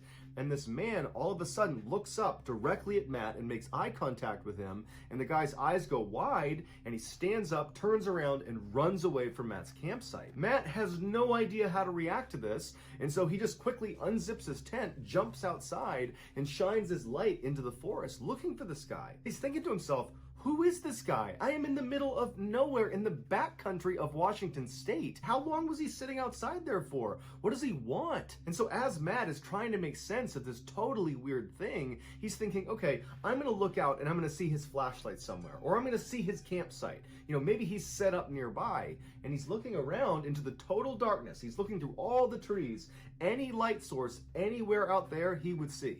And there's not one. There's no fire, there's no flashlight.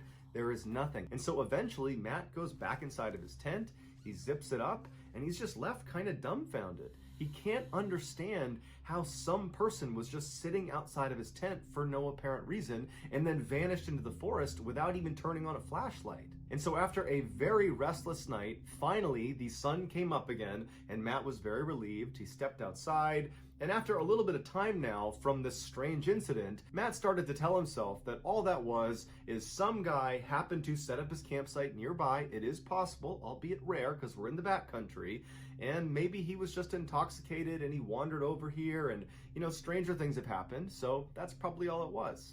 And so Matt felt like there was nothing to worry about. He packed up his campsite and he began hiking into the forest. Matt didn't have a planned route. Instead, he had a map and a compass, and he began just kind of wandering in the forest, kind of exploring wherever he wanted to go. And over the next 2 days, he covered at least 10, maybe 15 miles in kind of random zigzag directions. He found a nice clearing and he set up another campsite.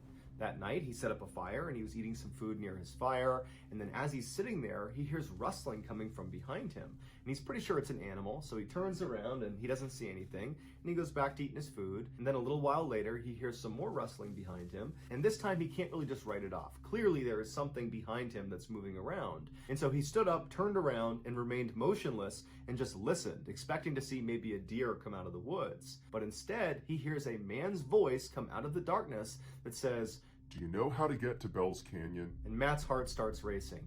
He knows that even though he can't see him, it has to be the same guy he saw 2 days ago, because they are in the middle of nowhere. He hasn't seen any other hikers or campers or anyone, and clearly this guy has the ability to sneak up on him. And so he's thinking, what does this guy want? I just spent the past 2 days hiking in random directions for 15 miles, and he must have followed me. And so Matt, not knowing what else to do, just says, I don't know where Bell's Canyon is.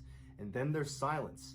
And Matt, one part of him is thinking, I hope this guy does not come into the light. I hope he just goes away. The other part of him is thinking, well, you know, maybe this is a different person that is lost and they're looking for this place called Bell's Canyon, and they'll come into the light. It'll be a big relief. I'll send them on their merry way and everything will be fine. But as Matt is having this wishful thinking, the voice from the shadows does not come any closer, but instead asks the same question, a bit more forcefully this time. "Do you know how to get to Bell's Canyon?" This time Matt did not respond. Now he was scared. This is not some friendly hiker looking for directions. There's something wrong. And so Matt, knowing he's all alone out here, he knew he had to do something to try to take control of this situation.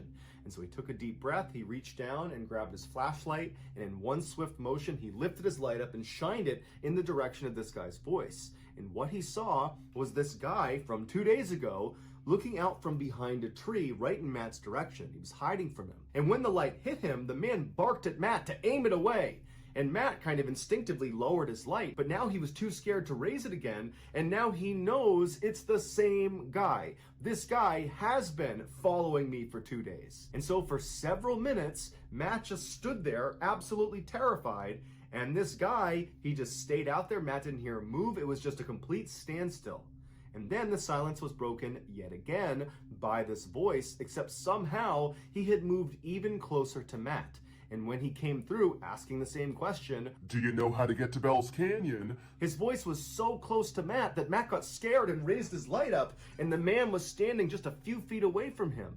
And this time, the man's eyes got wide like they did the first time they saw Matt, and he turned around and he ran into the forest again. Matt, not knowing any better, just began running after him, but he only ran for about 30 seconds before he realized the terrain out here is so rough. He's gonna fall, get hurt, he's gonna get lost, and this guy's already long gone. He somehow managed to run immediately so far away, and so Matt just goes back to his campsite, and he's thinking to himself, what do I do? I have no cell phone service, I'm at least 3 days away from my car, and I'm in the middle of nowhere. No one even knows where I am because I didn't chart a course. I didn't tell anyone where I was gonna be. And so Matt just grabbed his knife and stood in the middle of the campsite, and for hours and hours he just kept looking around, expecting this guy to just show up again or start speaking to him from somewhere out in the darkness. It was absolutely horrifying. Finally, by about 3 in the morning, Matt was so tired that he had to go to sleep. He hadn't heard this guy again, he didn't see him again,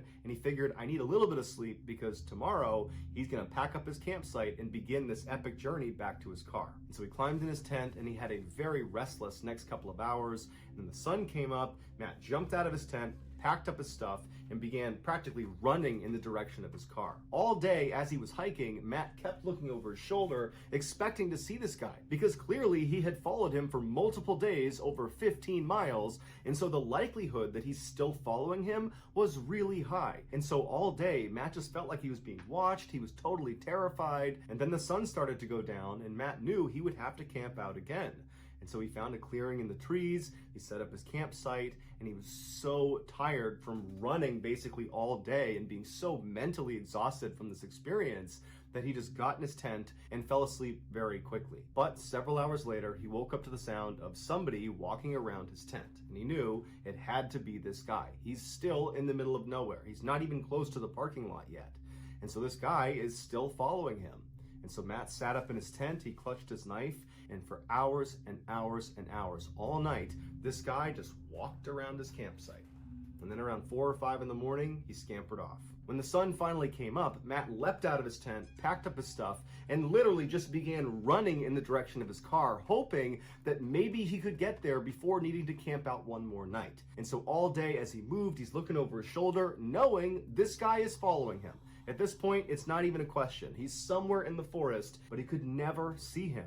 And unfortunately, as the sun was setting, he knew he was not going to be able to make it to his car. He was just too far away. And so at some point, when it got too dark to keep moving, he had to find a clearing and set up his tent again. And so Matt climbed inside of his tent, he zipped it up behind him, he grabbed his knife, and he sat there, expecting to hear this guy come walking around. But after several hours, he didn't hear him. And Matt started to wonder, maybe this guy has left me alone, finally. Maybe he's not following me anymore. And so Matt, who was totally exhausted, laid down to go to sleep.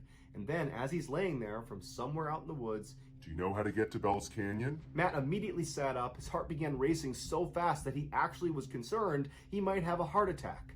And he didn't know what to do, he didn't know what to say, so he just sat there holding his knife. And then this guy began running past his campsite, making animal sounds, and he would stop periodically and moan and grunt, and he'd kick up leaves, and then he'd run past his campsite again, over and over and over again, until the sun finally came up and this guy scampered off back into the woods. Matt didn't waste any time. He leapt out of his tent, packed his stuff up, and ran all the way back to his car. When he finally got inside of his car, shut the door, and locked it, he cried tears of joy. He was so unbelievably relieved. And he peeled out of the parking lot, he got to a nearby hotel, he finally got cell phone reception, and he considered calling the police about this guy, but he thought, what am I gonna tell them? He didn't commit a crime, he was just terrifying. And so he decided not to call the police. He finally flew back to New York, and he just had to accept that there was some strange guy out in the wilderness of Washington state who was able to hunt him over 3 days and 30 miles in rugged terrain without the use of a flashlight, without any gear, and all he ever said to Matt was, "Do you know how to get to Bell's Canyon?"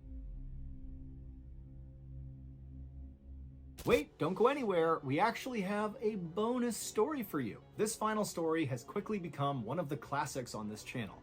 It's a story about a forest in Connecticut that is actually illegal to enter, basically because of maybe paranormal activity out there, we don't know, but it is actually illegal to go into this forest. There's a whole crazy story around it. I actually told the story on a live stream recently about Dudleytown, and so we went ahead and took that footage, we edited it, made it really pretty, and now you get to watch it in case you didn't see it live. Enjoy.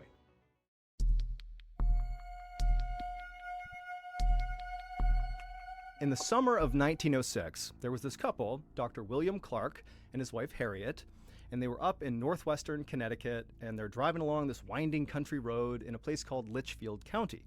And as they're driving along, I mean, it's so scenic and beautiful with rolling hills and green everywhere. And what they were doing is they were looking for a location in this area that could serve as a location for their second home.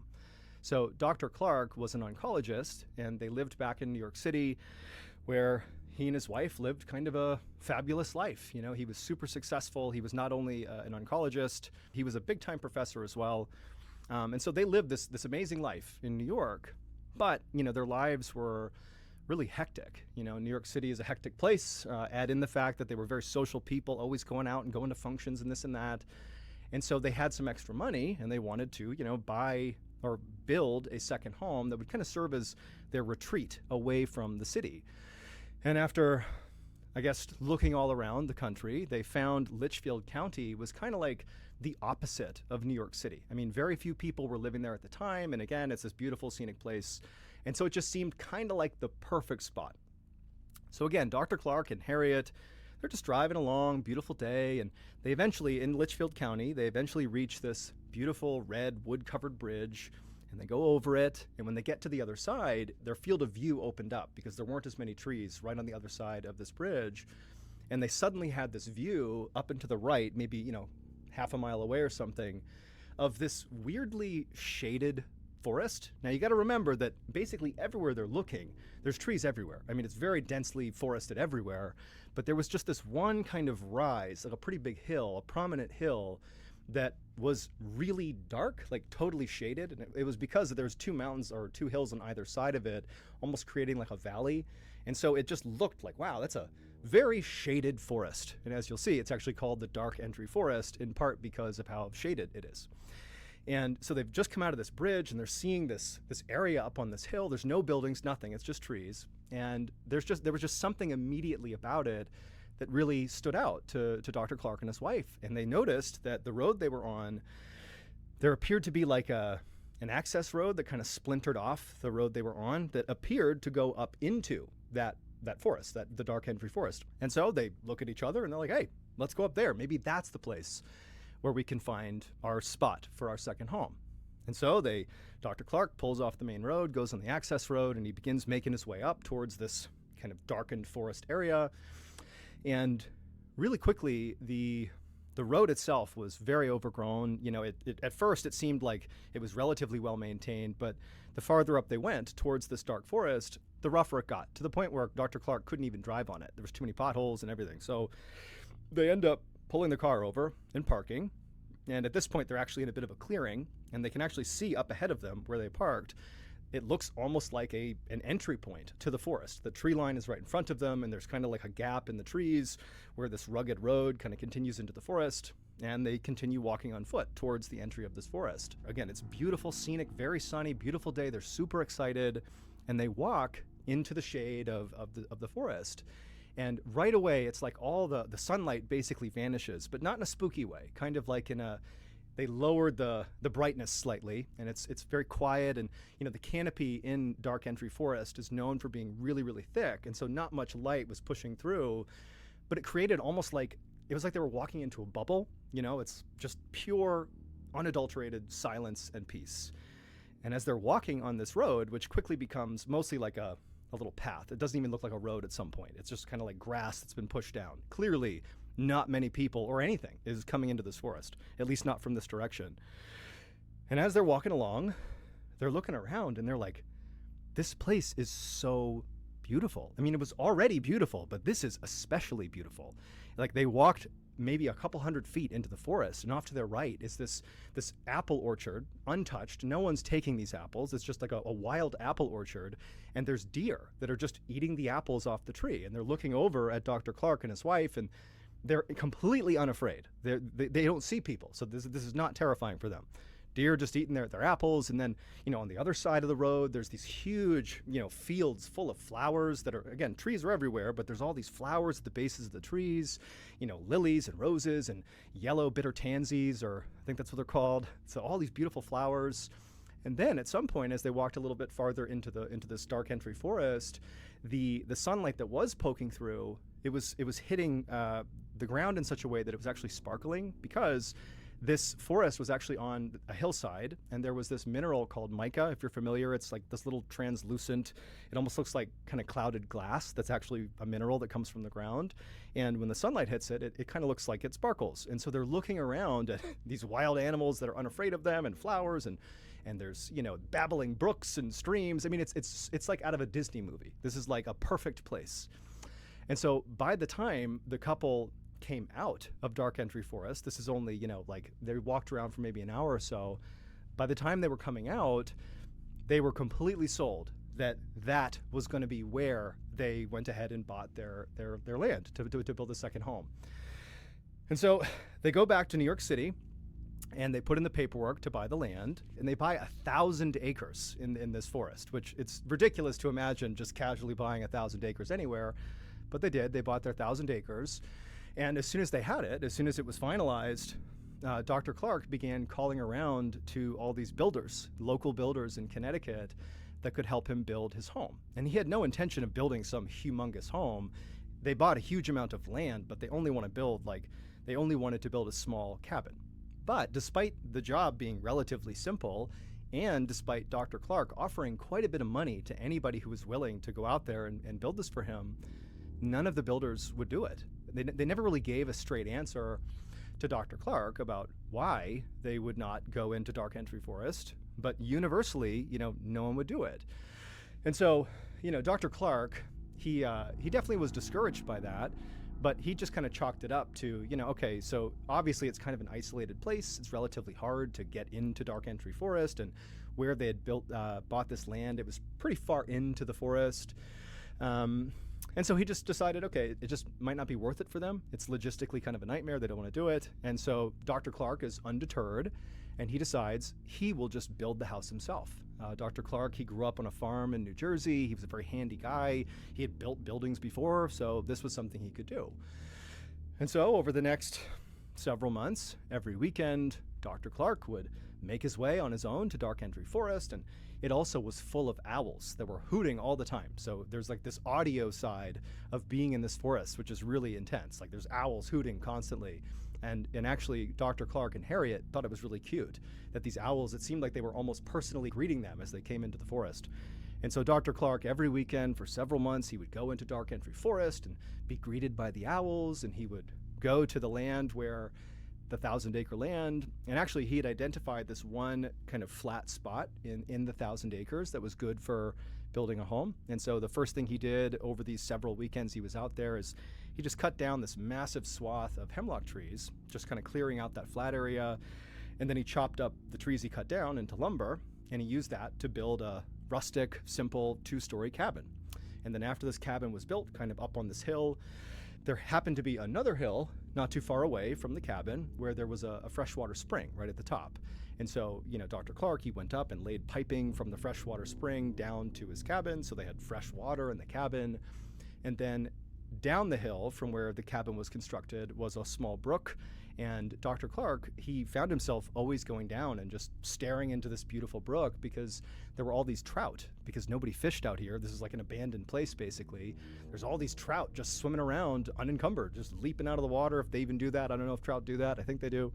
And so he ended up actually building a swimming pool right next to the brook, specifically so he could sit in the swimming pool and watch the trout. And so by Thanksgiving of that year, so 1906, by Thanksgiving, the property was done. The cabin had been built, everything was done. And so that holiday season, Dr. Clark and Harriet and their whole family would come out and they would spend the holidays, sitting in their pool, watching the trout and just having a wonderful time. And really for many years, every summer and every major holiday, the Clark family would come out to their beautiful Dark Entry cabin and they would stay there. And it was really perfect. That is, until 1918. In 1918, in the summer, Dr. Clark and Harriet were at their cabin, and they were having a nice time when Dr. Clark got word that he was actually being called back to New York City for an emergency. Remember, he's an oncologist, so these things happen, and he was called back. And for whatever reason, Harriet, who normally likely would have joined him and just gone back to New York with him, she decided to stay. I mean, they've been coming here for years by this point, so she probably felt somewhat comfortable, although admittedly she was very unhappy about this. She didn't want to be there alone, but again, she decides to stay.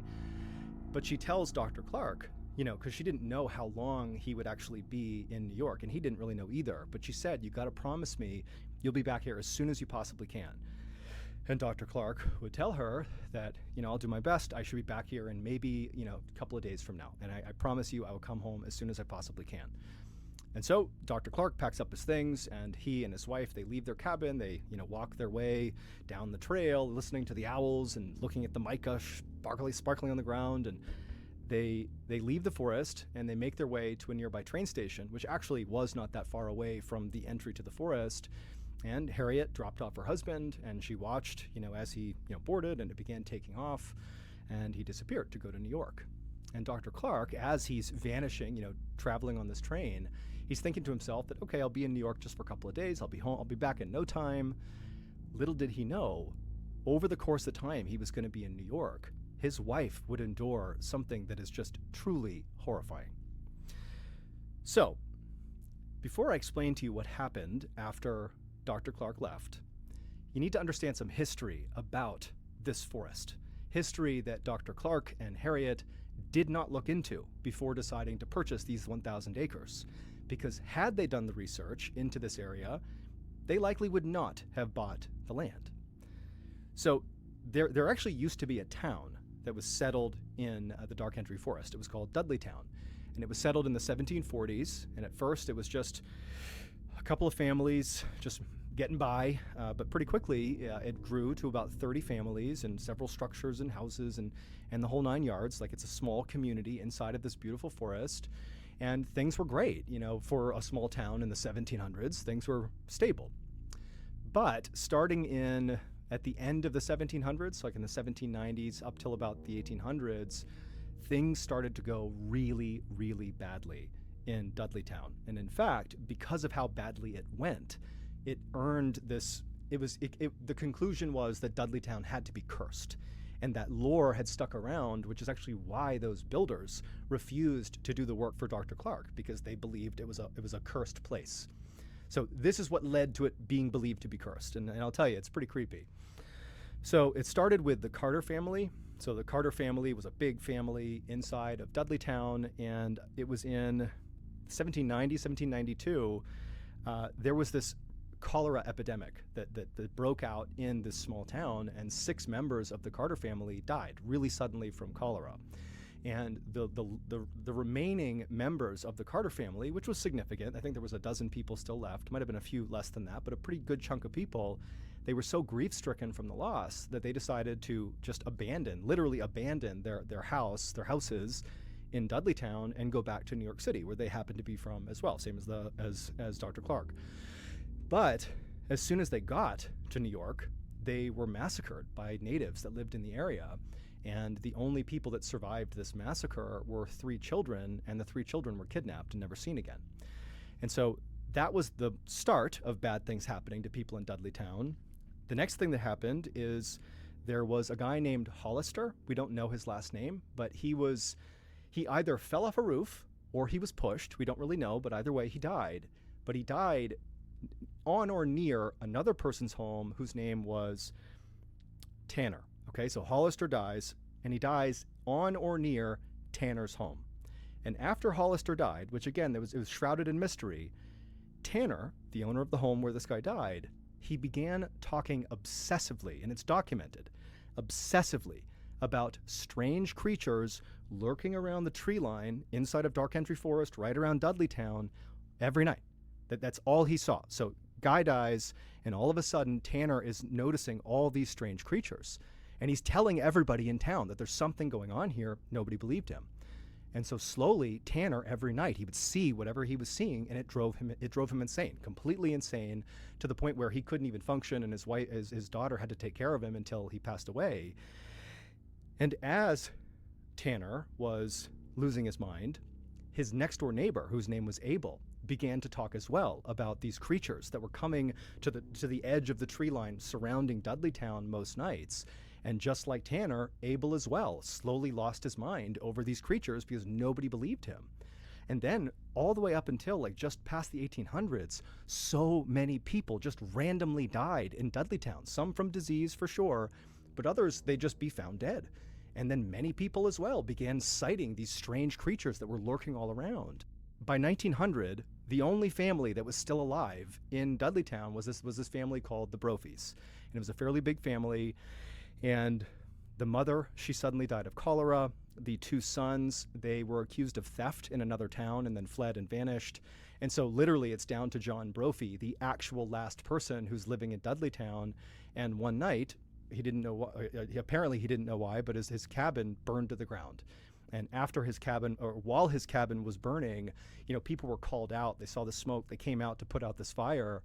And the last anyone saw of John, who's lost his whole family, he's lost everything, is he just turned and walked deeper into the forest and was never seen again. And no one could find him. That was it. And that was the last person who lived in Dudleytown. And that marked the moment that Dudleytown went from, still being occupied to being a literal ghost town. And you can actually look up the newspaper article that documented the moment when Dudleytown became a ghost town. No one lives there.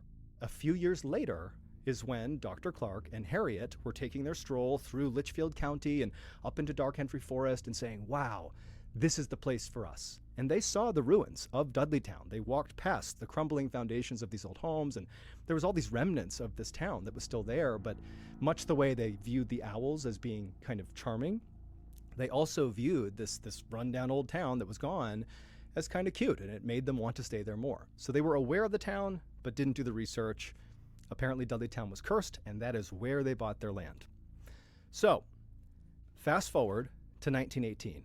So Dr. Clark, he's left for this emergency trip to New York, and it would turn out he was only needed in New York for 36 hours. It was, as short as he could have expected it to be. So less than 2 days later, keeping his word to his wife, he's back on a train, and he's heading back to that stop where Harriet had dropped him off near the Dark Entry Forest. And although this was rare that, Dr. Clark would leave his wife in the cabin, he expected her to be waiting for him at the train station. They didn't have an exact time that he was going to be there because it wasn't not entirely planned, but he had said, I'll be here in like 1 or 2 days max. And so he just kind of expected his wife to check the schedule and be at the train platform. But as he's pulling into the station, he sees his wife is not there. Now, this was not some huge cause for concern, but it was enough of a red flag that as, he's pulling into the station, Dr. Clark is thinking something feels off. And so he ends up going from the train station, and he actually walked the rest of the way. He didn't take a car or anything. He walked to that access road and made his way up to the entry of Dark Entry Forest. And as soon as he walked into the forest, so daylight out here, he steps into the canopy and it's dark again. And remember, it used to feel so welcoming and wonderful going into that forest. It was so peaceful, but now it has a different feel. He steps into the forest and suddenly it feels threatening. It feels ominous. And the owls that are hooting the whole time he steps in, it didn't feel like they were greeting him. It felt like they were telling him to leave. But he had to find his wife, and he's thinking she's up at the cabin. That's where we need to go. And so he begins kind of jogging, fast walking. He's getting a little nervous through the forest. And as he's moving through, the sounds of these owls are getting louder and louder and louder and more threatening until finally when he gets to the clearing, when he can actually look up and see where he built his cabin up on this hill, it's like a cacophony of noise. It's just constant hooting, almost like it doesn't even sound like hooting. It's just a loud sound that's constant. And so Dr. Clark is starting to panic, but he gets even more panicked when he looks up at the cabin. He doesn't see his wife, but he sees the front door to this cabin is slightly ajar. And so Dr. Clark, he runs the rest of the way up the hill, owls hooting the whole time. He gets to the door, and he's terrified. He knows there's something wrong here, but he gets the courage. He opens up the front door, and the second he steps into this home, which he has loved and spent years and years in with his family, he steps in and everything is different. Instead of it being peaceful, he now feels this almost high-pitched sound, like inside of his head for a second, and he's confused. And then he hears what sounds like maniacal laughter coming from the second floor. He doesn't see anybody on the first floor. He thinks it's his wife, and so he charges upstairs. He gets to the landing, and he sees the door to his bedroom, where he would expect his wife to be, is slightly open, and he can hear this laughter coming from inside of this room, this maniacal, crazy, loud, high-pitched laughter. And he's totally panicked. He goes to the door, and he opens it up, and there, in the back corner of the bedroom, is his wife. And she's in the fetal position, and her mouth has been opened as wide as it can go. And the laughter that he's hearing is coming out of her body, but her jaw isn't moving. Her chest is heaving, and this maniacal laughter is just coming out of her as she stares him dead in the eyes. And so Dr. Clark, he was so terrified at what he was seeing and all the hooting and all this craziness going on that he just turned and ran away. We don't know what happened to Harriet Clark over those 36 hours that her husband was gone, but something happened to her. And when she was taken away from this cabin, the only thing she would say is the strange creatures kept coming back. I kept seeing strange creatures. The same thing that all the people in Dudleytown had said that caused them to flee the town. And so we don't know exactly what became of Harriet. There is one account that says she was forever, she went to a mental hospital and stayed there until she passed. Another account says she went back to New York with Dr. Clark, where she took her life. But either way, the final thing was she claimed to have seen the strange creatures and lost her mind as well. Following this, following the story, Dark Country Forest really took on this unbelievable legend. I mean, people knew about this story. They knew about the legend of the 1700s and 1800s, but this felt recent. I mean, this was a documented case of this doctor's wife. And so it spawned a lot of people going into Dark Country Forest to see what's out there. And lots of people who go into that forest before it became illegal reported feeling phantom hands slapping them on the back and feeling really intense pockets of cold air. And actually, the very famous paranormal couple, Ed and Lorraine Warren, in the 1970s, they went out and ran this special series about what happened in the Dark Country Forest. And they came out and said, absolutely, that forest is demonically possessed. So that's going to do it. If you enjoyed today's collection of strange, dark, and mysterious stories, and you're looking for more content like that, remember, we have a whole slew of podcasts under the Ballin Studios umbrella.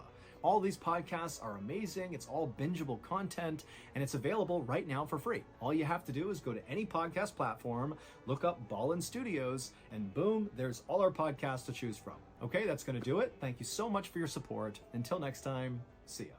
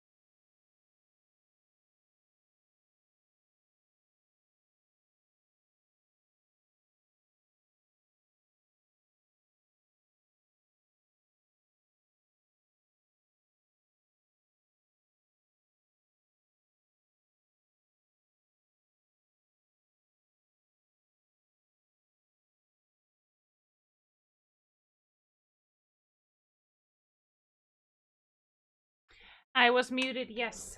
And my partner came in and gave me food. I also have taken my medication and I need to raid out because I is tired as fuck. So we're gonna go ahead and copy the raid message. And hello, United. Thank you so much for joining me here today. I really do appreciate it. So let's go ahead and copy the raid message, and if you are subscribed, please do spam the raiding mode at your leisure. Let's see who the fuck is live, who we can absolutely, hopefully, scared to death. No, you don't always miss my streams. We will be having an event on the 25th, which will last a week, and I will try streaming the minimum amount of 6 hours. I am not so sure on the 29th of June how long I will be streaming, but I will be streaming from morning till about midday, or between 12 and 3. I will be streaming until then on the 29th of June because I'm going to a birthday party and I would like to actually, you know, dress up for it. Yes, I am doing well and I am taking care of myself, do not worry. So we're gonna go ahead and rate someone who is playing Mortuary Assistant. Hopefully if we can actually raid into them. I'm not sure of their pronouns, but they're currently playing Mortuary Assistant. Let's go scare the ever living shit out of them. Now, thank you all for joining me here today. As always, please do take care of yourself, meaning eat, hydrate, and of course rest. If you have the opportunity and the energy, please do try and take care of each other. But most importantly, do remember, you are beautiful creatures. Now, of course, I will send you off to cause destruction, mayhem, and chaos in Hexwire's chant. Make sure that I actually pronounce their name right. But of course, I hope you have a wonderful, awesome start of your weekend. I will see you all on Meow Day for some Genshin and other shenanigans. And of course, on the 25th of June, we are having our model debut of 7 days celebration only, with some sub-goals, Bean Boozled, and Torture the Streamer Wheel. Until then,